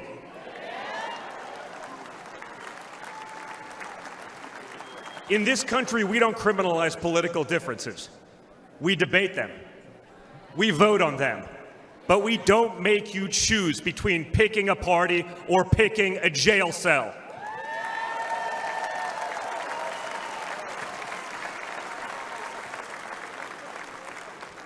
There was a time when the Democrats really wanted what was best for America, even if they had a different way of getting there. It was the party of Franklin Roosevelt, John F. Kennedy, Martin Luther King Jr. You may have disagreed with that party, but at least you could respect it. But this new extreme Democrat Party, they want us to somehow believe that the only way forward is going backwards, where hiring decisions are based solely on race, where justice is only for those with the right opinions, where streets are a luxury only for the elite, where economic opportunity exists only when you know the right people. Right now, the America we all grew up with, the America that we love, feels like an old photograph where you sit down with your children and tell them what life used to be like. You look back at that America and remember a country that was confident and proud, an America that knew who it was and what it stood for. And it could all feel like a distant memory. Somewhere along the way we stumbled. Somewhere along the way we lost ourselves. But we can't live on nostalgia. Yes, America was great, but our greatest days are yet to come.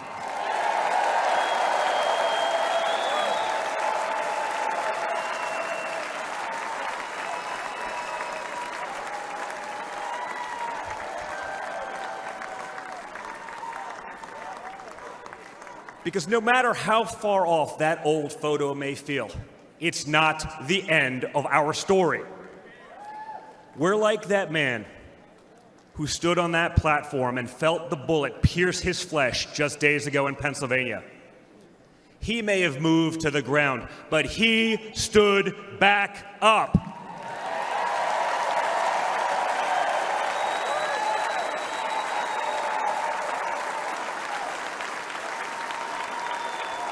And when he did, my father raised his fist into the air. He looked out at the crowd. And what did he say?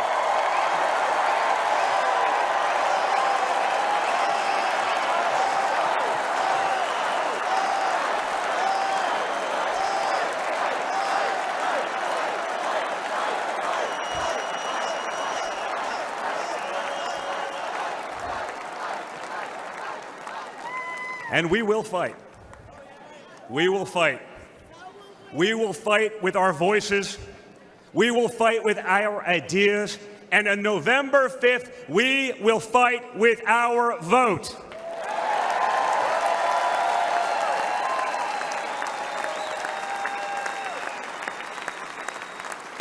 I've always been proud of him, but I've never been prouder of my father than I was in that moment. That's when the world found out that there is tough And then there's Trump tough.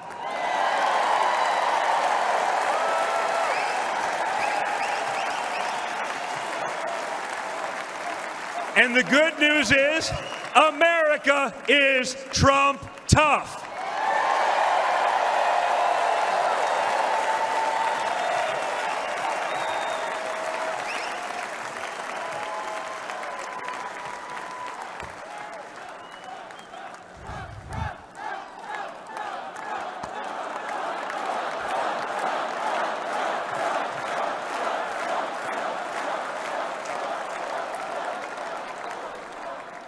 In 1912, more than a century ago, another legendary Republican president came right here to Milwaukee.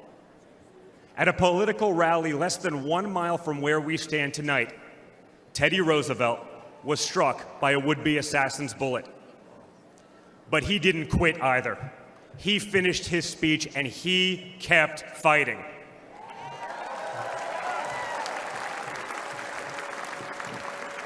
My friends, I don't believe in coincidences, but I do believe in God's plan.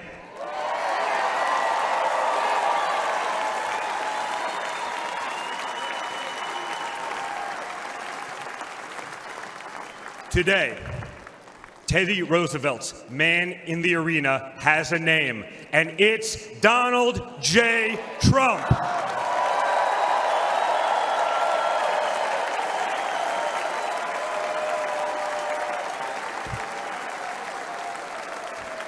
Remember, my father didn't have to run for re-election this year. He doesn't need the money, the fame, the power. Frankly, he doesn't need the witch hunts, the phony investigations, or the political prosecutions either. But he knew he had to run if there was any chance at saving America.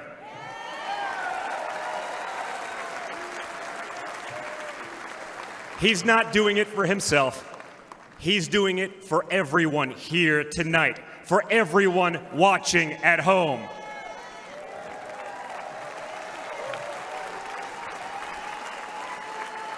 No matter who you are, you can be a part of this movement to make America great again. Look at me and my friend J.D. Vance, a kid from Appalachia and a kid from Trump Tower in Manhattan. We grew up worlds apart, yet now we're both fighting side by side to save the country we love. And by the way, J.D. Vance is going to make one hell of a vice president.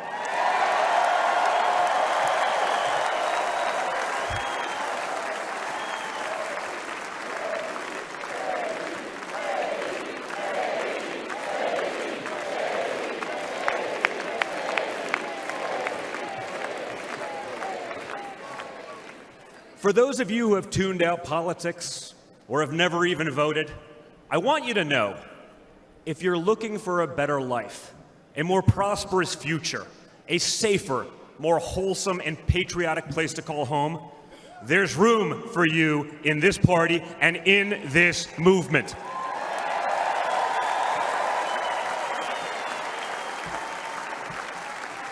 In fact, you're the ones who matter most of all. My father has always said that the people he gets along with best are the people who really work for a living.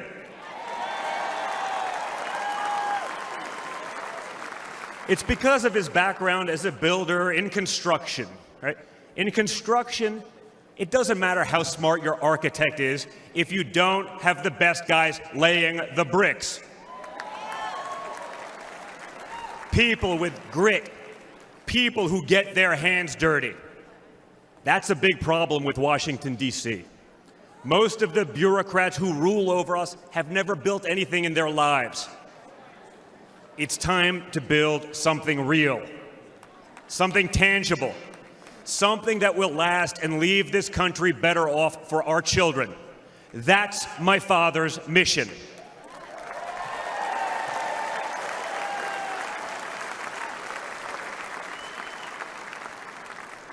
This November, we have a choice. It's a choice between one team that wants to build this country up and another that wants to tear this country down. It's a choice between people who are proud of America and people who are ashamed of America. And ultimately, it's a choice between America last and America first.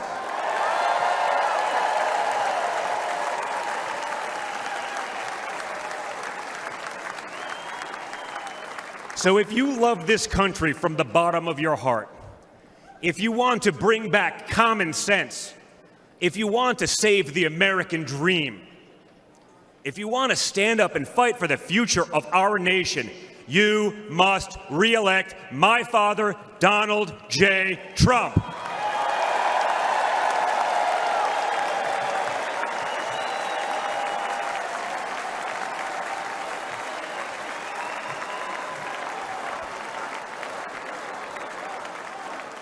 Together, we will make America great once again. Thank you. Thank you, Wisconsin.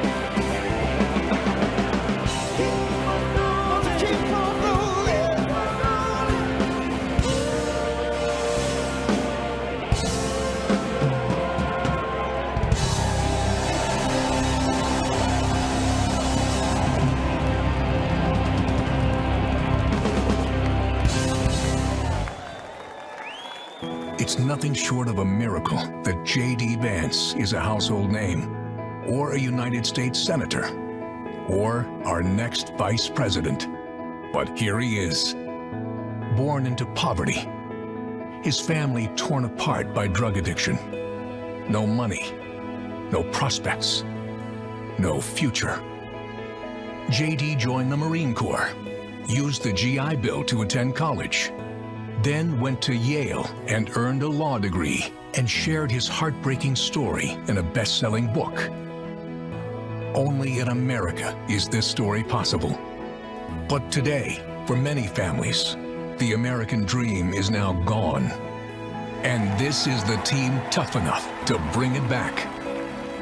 J.D. Vance understands that working families have become the forgotten families. Under Biden, wages are going down while prices skyrocket, forcing the majority of Americans to live paycheck to paycheck. Working families will have J.D. Vance fighting for them. Seniors, J.D. will have your backs too. No more deciding between putting food on your table and paying for the prescriptions you need. As a husband and father, J.D. knows the importance of fighting for a parent's right to protect their children. And you can count on this Marine to stand up for our soldiers who put their lives on the line for their country every day. J.D. Vance's story is one of perseverance, of duty, of commitment to what's right. It's an American story, and it's just getting started.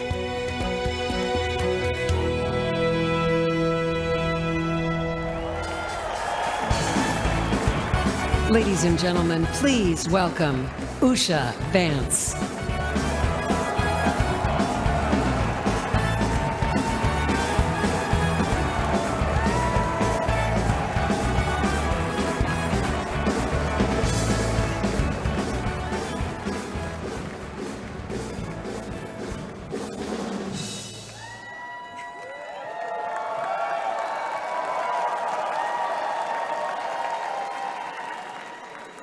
Good evening. Good evening. When I was asked to introduce my husband, J.D. Vance, to all of you, I was at a loss. What could I say that hasn't already been said before? After all, the man was already the subject of a Ron Howard movie. J.D. has shared much of his life through his own eloquent words. In his book, Hillbilly Elegy, during his Senate campaign, and now as a sitting United States Senator, it occurred to me that there was only one thing to do: to explain from the heart why I love and admire J.D. and stand here beside him today, and why he will make a great Vice President of the United States.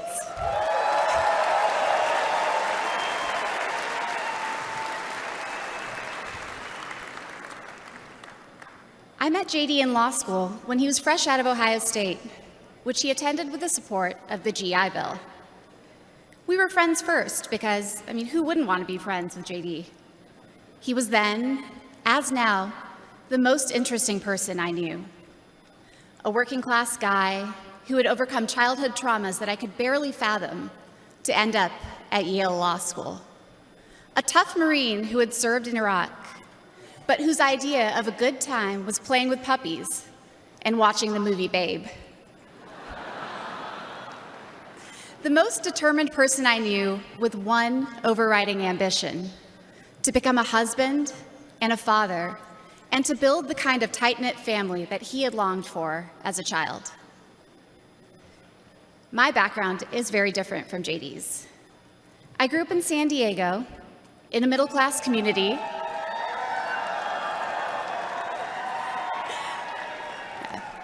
with two loving parents, both immigrants from India, and a wonderful sister. That J.D. and I could meet at all, let alone fall in love and marry, is a testament to this great country.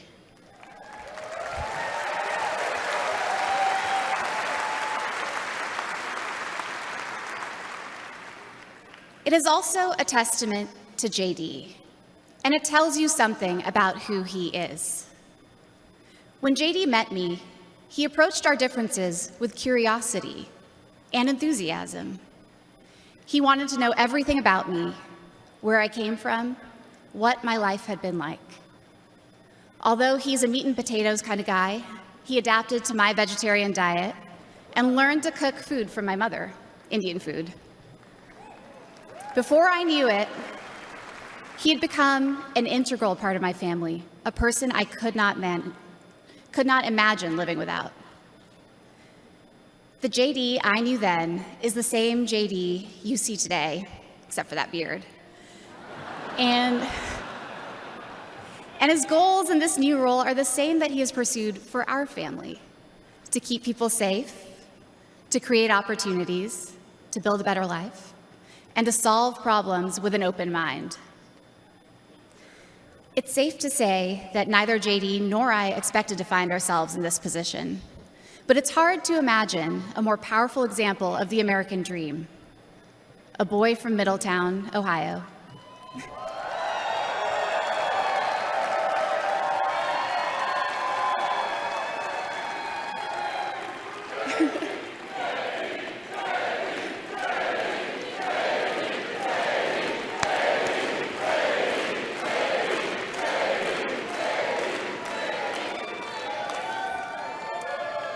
Raised by his grandmother through tough times, chosen to help lead our country through some of its greatest challenges.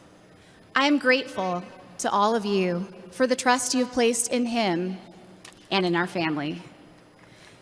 And with that, it is my great privilege to introduce my husband and the next Vice President of the United States, J.D. Vance.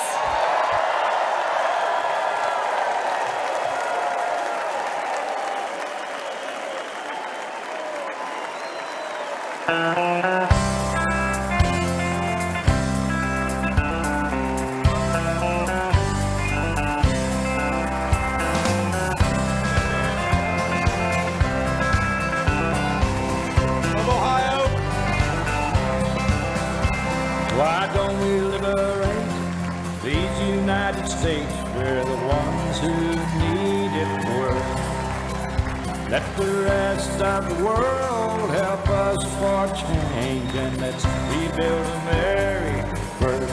Thank you. Our highways and bridges are falling apart. Who's blessed? Who has been cursed? There's things to be done all over the world, but let's rebuild America first. Thank you. Thank you. Please. Wow. Wow.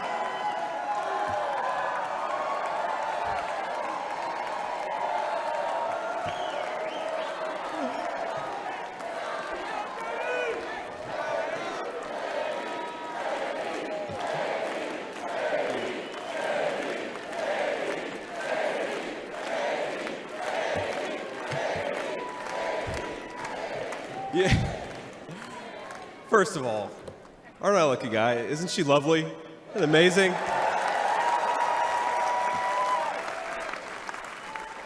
Greetings, Milwaukee, my fellow Americans and my fellow Republicans. My name is J.D. Vance from the great state of Ohio.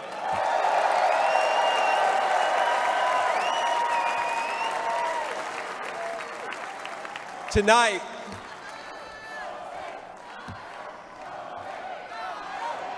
O-H-I-O, O-H-I-O. You guys, we're gonna chill with the Ohio love. We gotta win Michigan too here, so.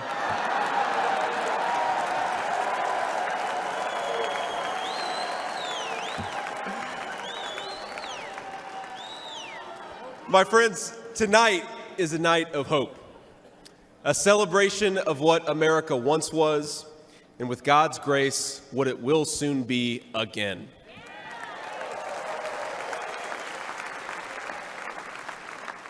And it is a reminder of the sacred duty we have to preserve the American experiment, to choose a new path for our children and grandchildren. But as we meet tonight, we cannot forget that this evening could have been so much different. Instead of a day of celebration, this could have been a day of heartache and mourning. For the last 8 years, President Trump has given everything he has to fight for the people of our country.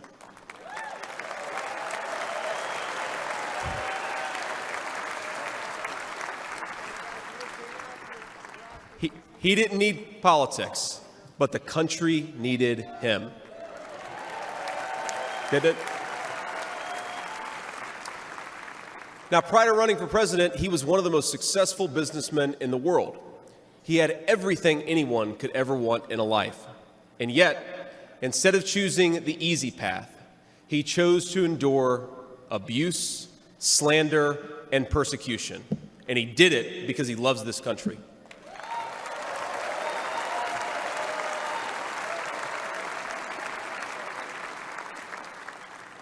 I want all Americans to go and watch the video of a would-be assassin coming a quarter of an inch from taking his life. Consider the lies they told you about Donald Trump, and then look at that photo of him, defiant, fist in the air, when Donald Trump rose to his feet in that Pennsylvania field. All of America stood with him.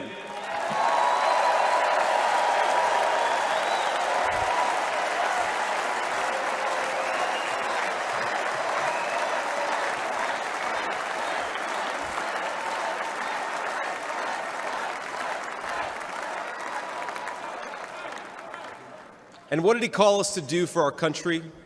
To fight for America. Even in his most perilous moment, we were on his mind. His instinct was for us, for our country, to call us to something higher, to something greater, to once again be citizens who ask what our country needs of us. Now consider what they said. They said he was a tyrant. They said he must be stopped at all costs. But how did he respond? He called for national unity, for national calm, literally right after an assassin nearly took his life.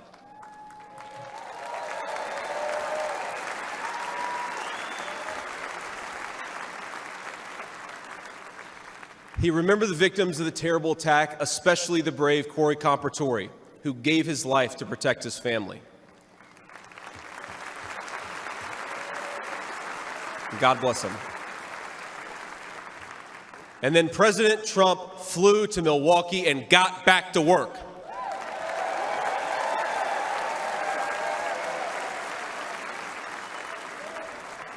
Now that's the man I've gotten to know personally over the last few years. He is tough, and he is, but he cares about people. He can stand defiant against an assassin one moment and call for national healing the next. He is a beloved father and grandfather, and of course, a once-in-a-generation business leader. He's the man who is feared by America's adversaries, but 2 nights ago, and I'll share a moment, said goodnight to his 2 boys, told them he loved them, and made sure to give each of them a kiss on the cheek. And I will say, Don and Eric squirmed the same way my 4-year-old does when his daddy tries to give him a kiss on the cheek. Sorry, guys. He is all those things, but tonight we celebrate he is our once and future President of the United States of America.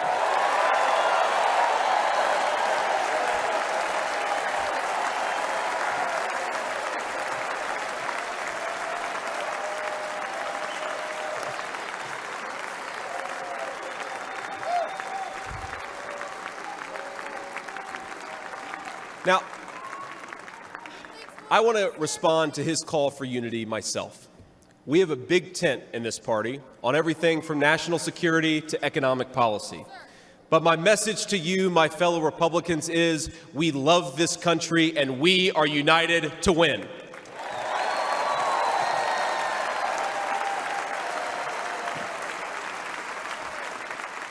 Right. Now, I think our disagreements actually make us stronger. That's what I've learned in my time in the United States Senate, where sometimes I persuade my colleagues and sometimes they persuade me. And my message to my fellow Americans, those watching from across the country, is shouldn't we be governed by a party that is unafraid to debate ideas and come to the best solution?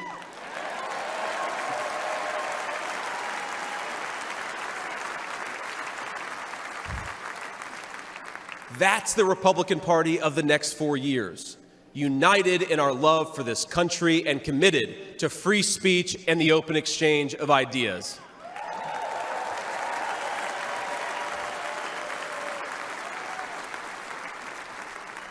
And so tonight, Mr. Chairman, I stand here humbled, and I'm overwhelmed with gratitude to say I officially accept your nomination to be Vice President of the United States of America.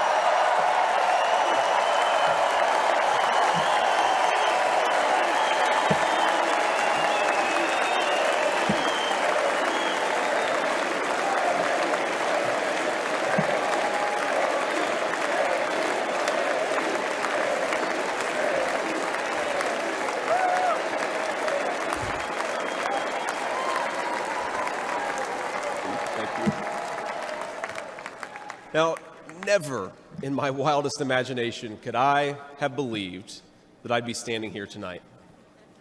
I grew up in Middletown, Ohio, a small town where people spoke their minds, built with their hands, and loved their God, their family, their community, and their country with their whole hearts. But it was also a place that had been cast aside and forgotten by America's ruling class in Washington. When I was in the 4th grade, a career politician by the name of Joe Biden supported NAFTA, a bad trade deal that sent countless good jobs to Mexico. When I was a sophomore in high school, that same career politician named Joe Biden gave China a sweetheart trade deal that destroyed even more good American middle-class manufacturing jobs. When I was a senior in high school, that same Joe Biden supported the disastrous invasion of Iraq, and at each step of the way, in small towns like mine in Ohio or next door in Pennsylvania or Michigan, in states all across our country, jobs were sent overseas and our children were sent to war. And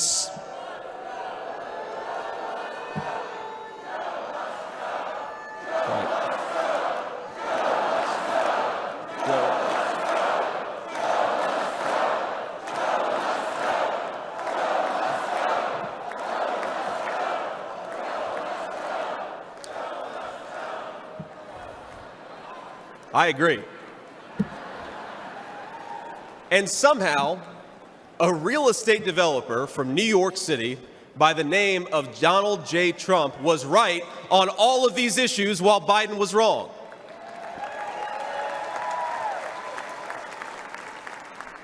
President Trump knew even then that we needed leaders who would put America first.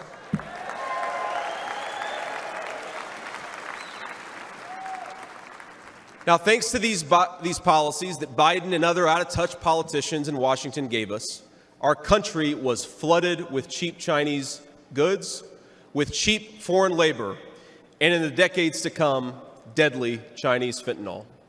Joe Biden screwed up, and my community paid the price. Now, I was lucky. Despite the closing factories and the growing addiction in towns like mine, in my life, I had a guardian angel by my side.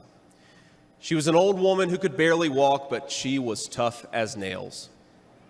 I called her Mamaw, the name we hillbillies gave to our grandmothers.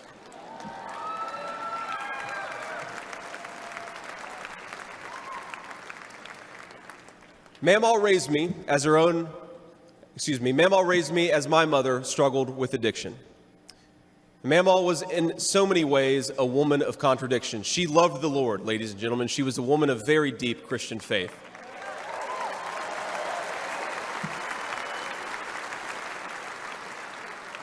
But she also loved the F word. I'm not kidding.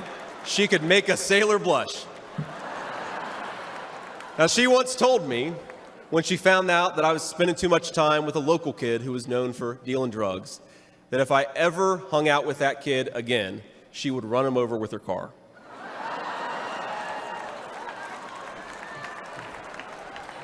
That's true.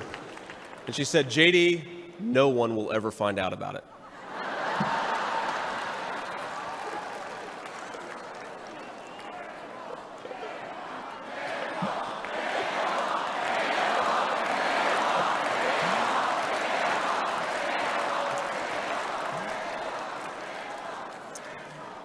Now, thanks to that mammal, things worked out for me. After 9/11, I did what thousands of other young men my age did in that time of soaring patriotism and love of country. I enlisted in the United States Marines.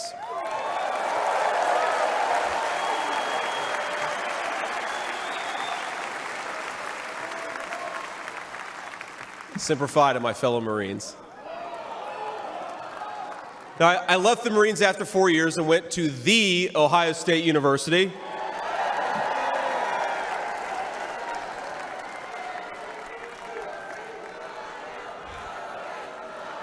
I'm sorry, Michigan. I had to get that in there.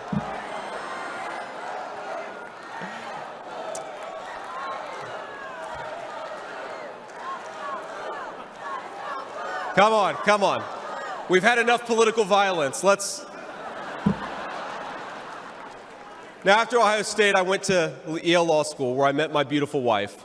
And then I started businesses to create jobs in the kind of places that I grew up in. Now, my work taught me that there is still so much talent and grit in the American heartland. There really is. But for these places to thrive, my friends, we need a leader who fights for the people who built this country.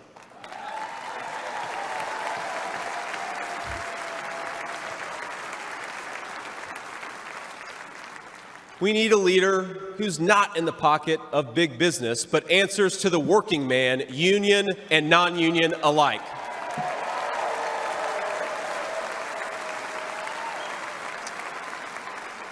A leader who won't sell out to multinational corporations, but will stand up for American companies and American industry.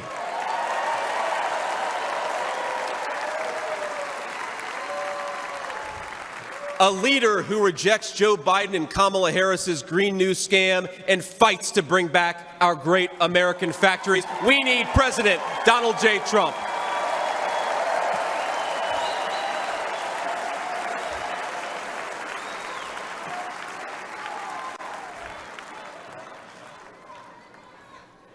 Some people tell me I've lived the American dream, and of course they're right, and I'm so grateful for it. But the American dream that always counted most was not starting a business or becoming a senator or even being here with you fine people, though it's pretty awesome. My most important American dream was becoming a good husband and a good dad, of being able to give.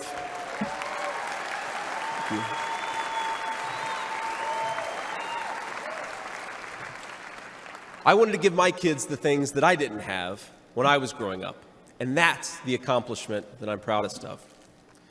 That tonight, I'm joined by my beautiful wife, Usha, an incredible lawyer and a better mom, and our three beautiful kids, Ewan, who's 7, Vivek, who's 4, and Mirabelle, who's 2. Now, they're back at the hotel, and kids, if you're watching, Daddy loves you very much, but get your butts in bed. It's 10 o'clock. But my friends, things did not work out well for a lot of kids I grew up with. Every now and then, I will get a call from a relative back home who asks, "Did you know so-and-so?" And I'll remember a face from years ago, and then I'll hear, "They died of an overdose." As always, America's ruling class wrote the checks. Communities like mine paid the price.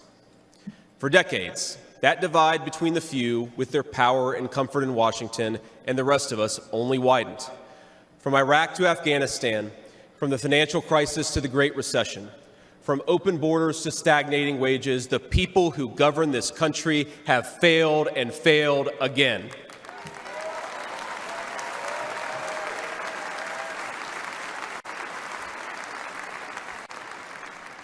That is, of course, until a guy named Donald J. Trump came along.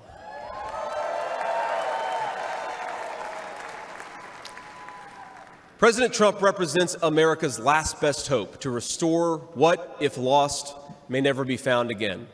A country where a working-class boy born far from the halls of power can stand on this stage as the next Vice President of the United States of America.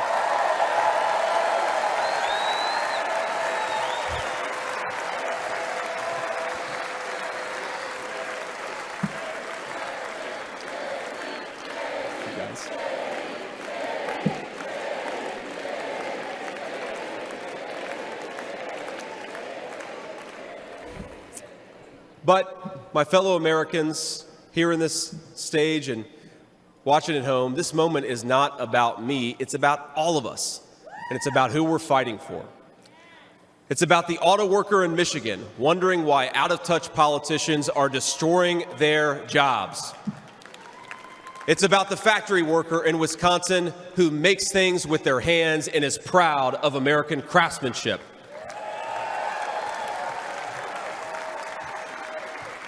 It's about the energy worker in Pennsylvania and Ohio who doesn't understand why Joe Biden is willing to buy energy from tin-pot dictators across the world when he could buy it from his own citizens right here in our own country.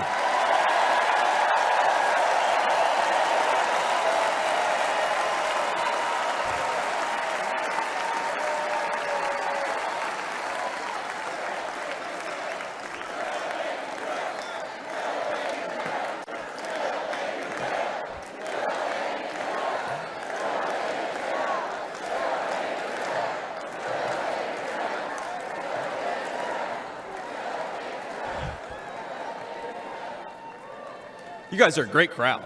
Wow. And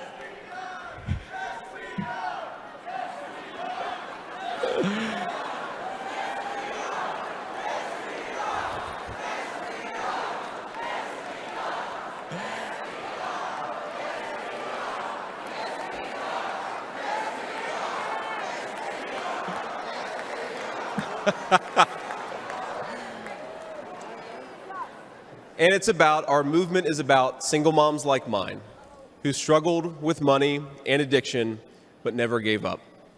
And I'm proud to say that tonight my mom is here, 10 years clean and sober. I love you, Mom.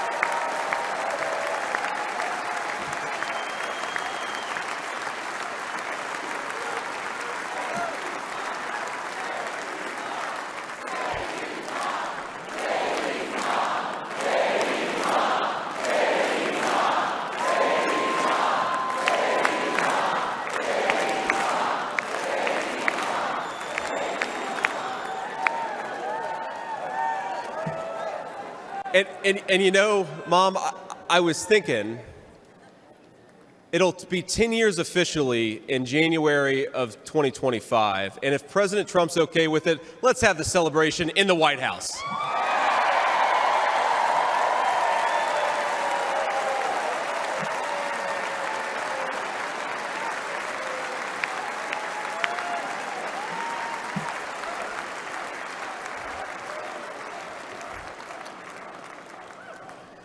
And our movement, ladies and gentlemen, it's about grandparents all across this country who are living on Social Security and raising grandchildren they didn't expect to raise. And while we're on the topic of grandparents, let me tell you another Mamaw story. Now, my Mamaw died shortly before I left for Iraq in 2005. And when we went through her things, we found 19 loaded handguns. They were...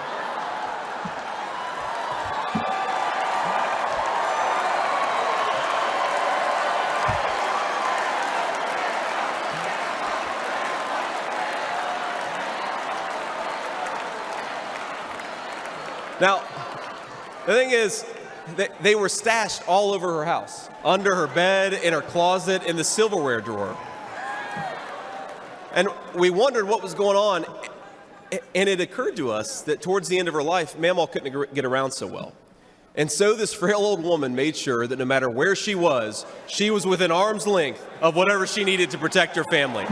That's who we fight for. That's American spirit.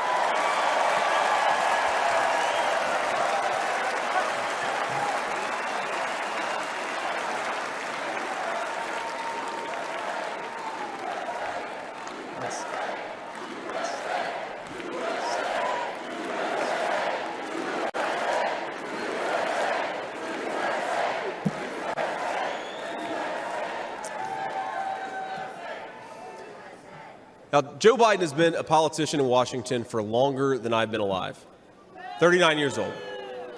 Kamala Harris is not much further behind. For half a century, he's been the champion of every major policy initiative to make America weaker and poorer. And in 4 short years, Donald Trump reversed decades of betrayals inflicted by Joe Biden and the rest of the corrupt Washington insiders.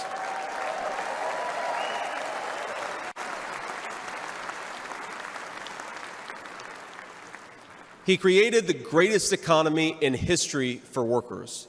Really was amazing. There's this chart that shows worker wages, and they stagnated for pretty much my entire life until President Donald J. Trump came along. Workers' wages went through the roof.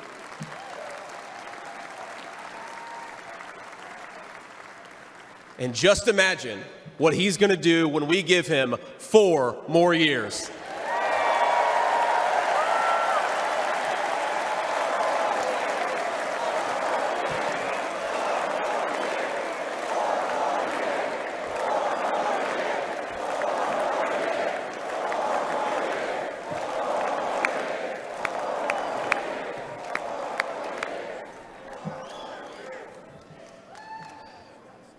Months ago, I heard some young family member observe that their parents' generation, the baby boomers, could afford to buy a home when they first entered the workforce.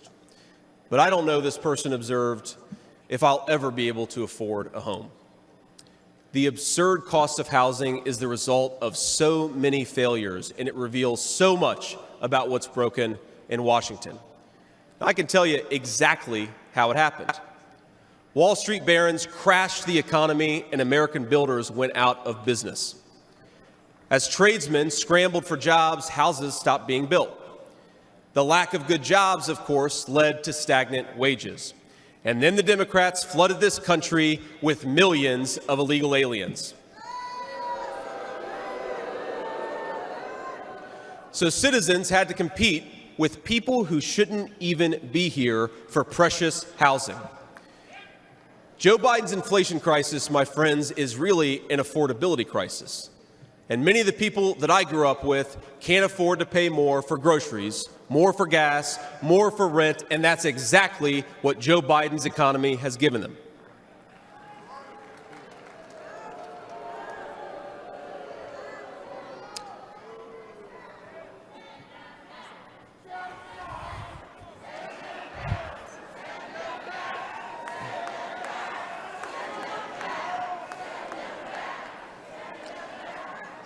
So prices soared, dreams were shattered, and China and the cartels sent fentanyl across the border, adding addiction to the heartache.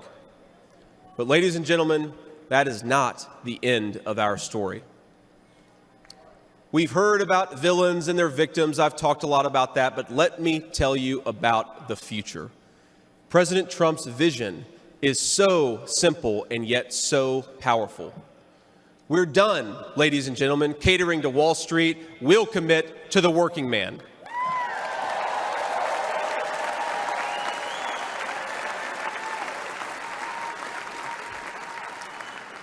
We're done importing foreign labor. We're going to fight for American citizens and their good jobs and their good wages.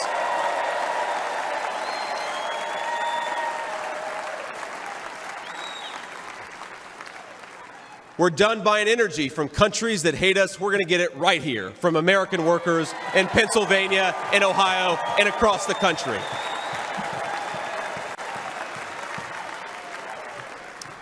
We're done sacrificing supply chains to unlimited global trade, and we're going to stamp more and more products with that beautiful label, Made in the USA.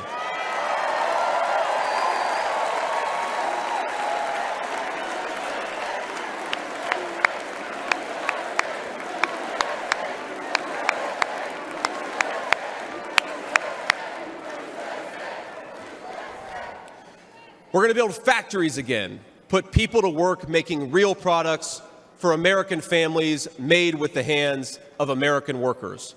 Together, We will protect the wages of American workers and stop the Chinese Communist Party from building their middle class on the backs of American citizens.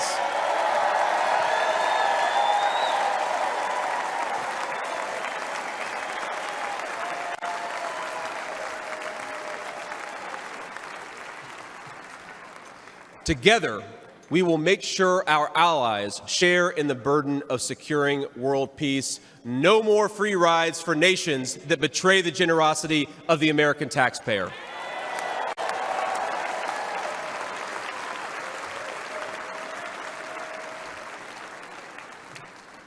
Together, we will send our kids to war only when we must. But as President Trump showed with the elimination of ISIS and so much more, when we punch, we're going to punch hard.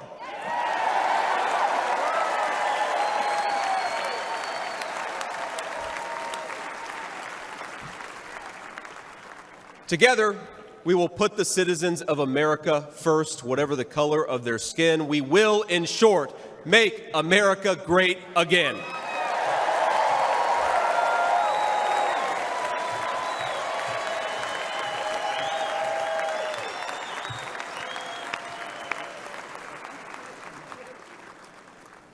You know, one of the things that you hear people say sometimes is that America is an idea.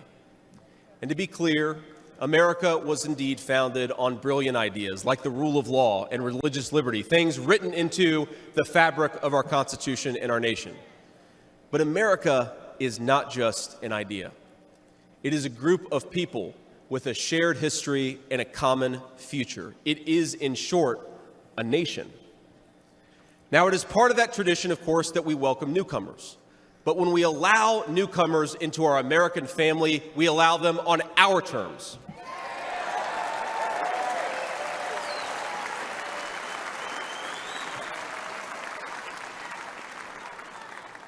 That's the way we preserve the continuity of this project from 250 years past to hopefully 250 years in the future.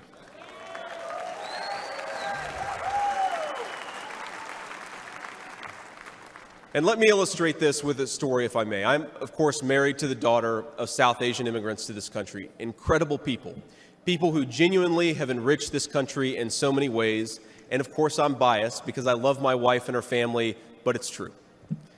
Now, when I proposed to my wife, we were in law school, and I said, honey, I come with $120,000 worth of law school debt and a cemetery plot on a mountainside in eastern Kentucky.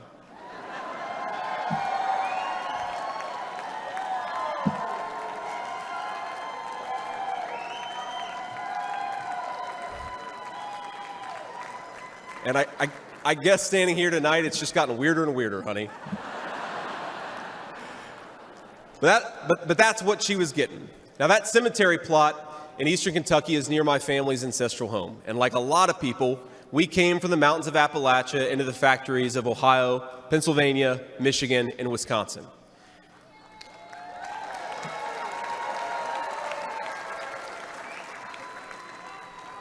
Now, that's Kentucky coal country, one of the 10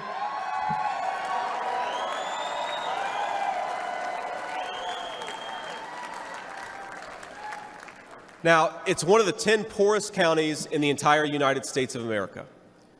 They are very hardworking people, and they're very good people. They're the kind of people who would give you the shirt off their back even if they can't afford enough to eat.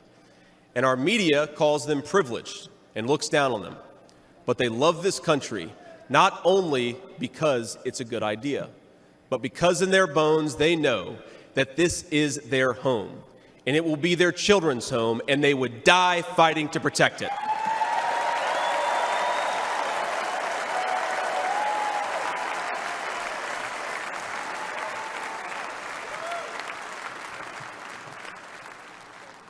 That is the source of America's greatness.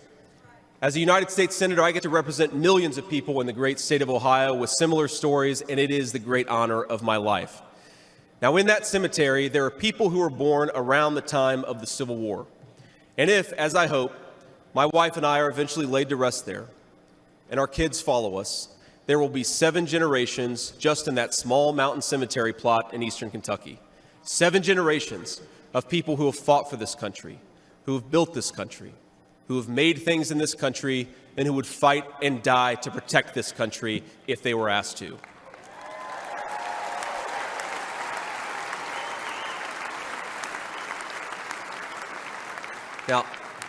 Now that's not just an idea, my friends. That's not just a set of principles. Even though the ideas and the principles are great, that is a homeland. That is our homeland.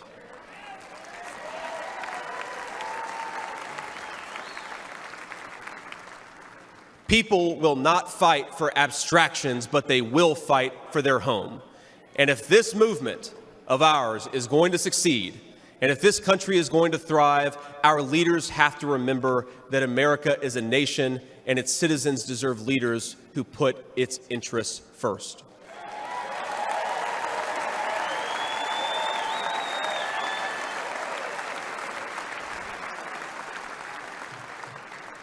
Now, we won't agree on every issue, of course, not even in this room. We may disagree from time to time about how best to reinvigorate American industry and renew American family. That's fine. In fact, it's more than fine. It's good. But never forget that the reason why this united Republican Party exists, why we do this, why we care about those great ideas and that great history, is that we want this nation to thrive for centuries to come.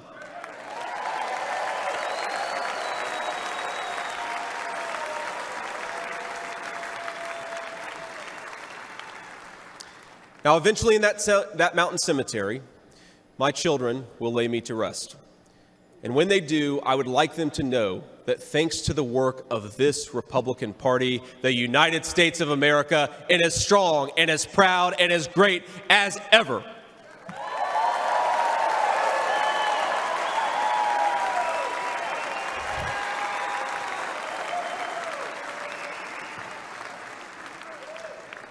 That is who we serve, my friends. That is who we fight for. And the only thing that we need to do right now, the most important thing that we can do for those people, for that American nation that we all love, is to re-elect Donald J. Trump, President of the United States.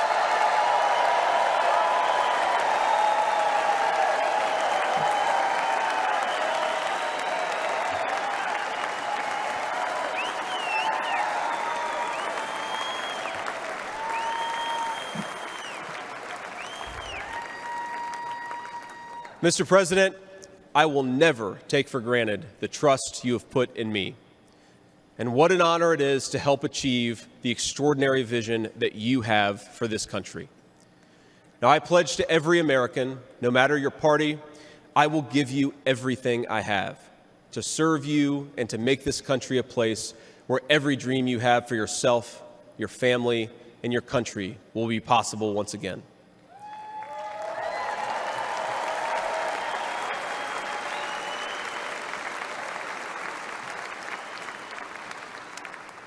And I promise you one more thing.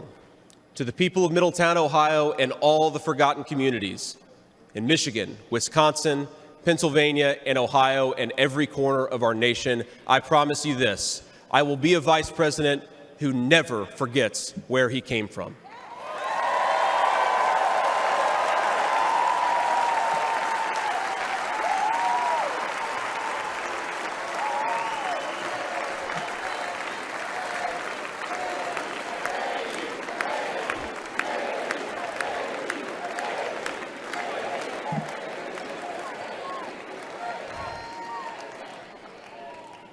And every single day for the next 4 years, when I walk into that White House to help President Trump, I will be doing it for you, for your family, for your future, and for this great country. Thank you. God bless all of you, and God bless our great country.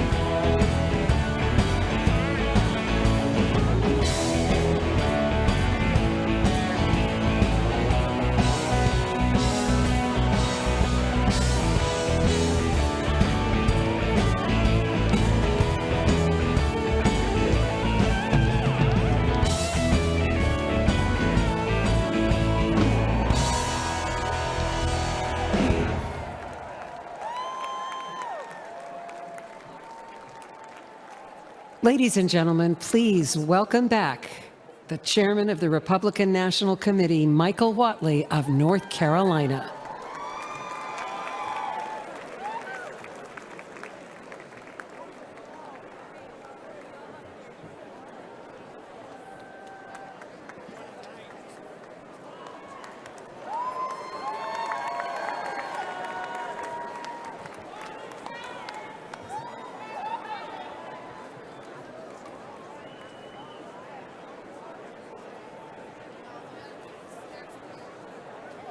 Delegates and alternates, Republicans around the world, tonight in this hall, we had a chance to see what strength is like.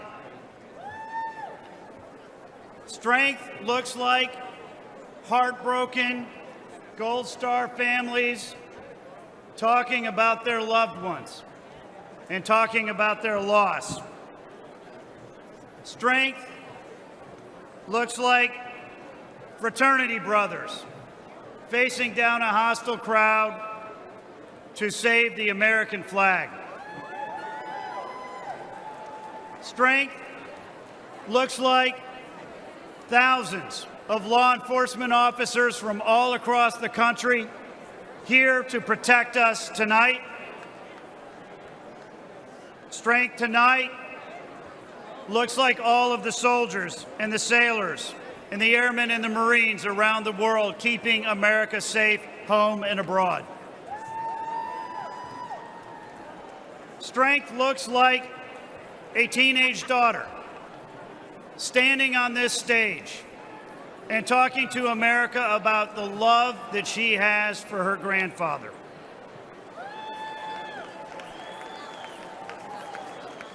Strength looks like a kid born in rural Appalachia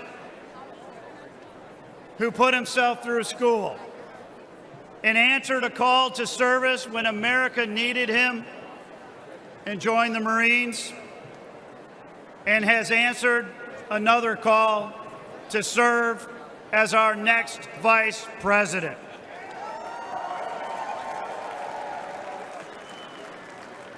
And strength looks like a man who gave up a successful business career and a comfortable life to fight every single day for the American people, who has suffered hoax after hoax after hoax, who has endured politically motivated prosecutions and lawsuits all across the country,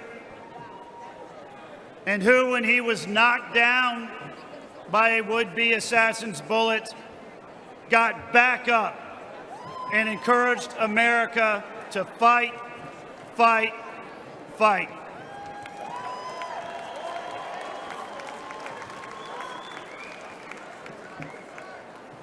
Ladies and gentlemen, we know what strength looks like, and we know that America is a nation of inherent strength.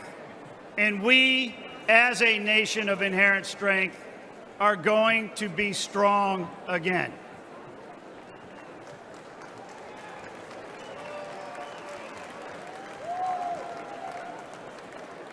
For tonight's benediction, please welcome the lead pastor at Bayou Blue Assembly in Houma, Louisiana, Pastor Packy Thompson.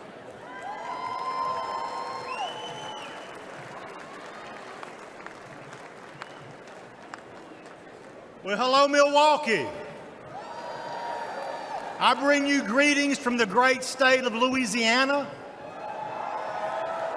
from my church, Bayou Blue Assembly of God in Houma, Louisiana, and from the small town I grew up in Gina, Louisiana. I am proud to be with all of you here tonight for this historic convention, and I thank my Lord and Savior Jesus Christ for his blessings.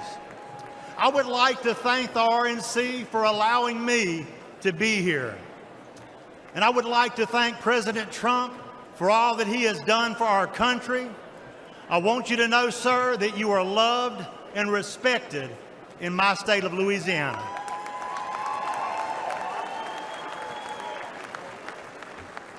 Would y'all stand and pray with me, please? Heavenly Father, we are grateful for your mercy and your protection here tonight. Father, we give you glory and honor because you alone deserve to be honored. Father, I thank you for giving us a man to stand in the gap for us, a man who has made up the hedge for the American people, a man who has protected our nation from those who would harm us. Father, we thank you for raising up President Donald J. Trump to be the 47th President of the United States of America. And I also thank you for protecting him from the evil that was perpetrated last Saturday. Father, I ask that you would unite our country once again, a nation, Lord God, under your leadership. Father God, help us to elect leaders that will help us to become the lead country in the world, to hold the values that our forefathers intended for us when they drafted the Declaration of Independence and the Bill of Rights. Father, I ask that you would help us to elect men and women of God who will protect the rights that were promised to every American, protect us from tyranny, and restore truth back to the public square. Father, I pray for the Donald J. Trump and J.D. Vance tonight, that you would give them grace, strength, and wisdom to guide our country once again. And Father God, help make America great. Once again, I ask it in Jesus' name. And everybody said, amen. Yes.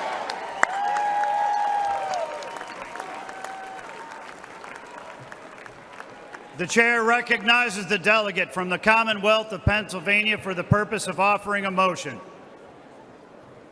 Mr. Chairman, I am Fred Keller from the Commonwealth of Pennsylvania, the birthplace of America. I make the motion that this convention now adjourn. The question now occurs on the motion to adjourn. All those in favor signify by saying aye. Aye. All those opposed, no. In the opinion of the chair, the ayes have it and the motion is adopted. Accordingly, this convention stands adjourned until 5 p.m. tomorrow. Thank you.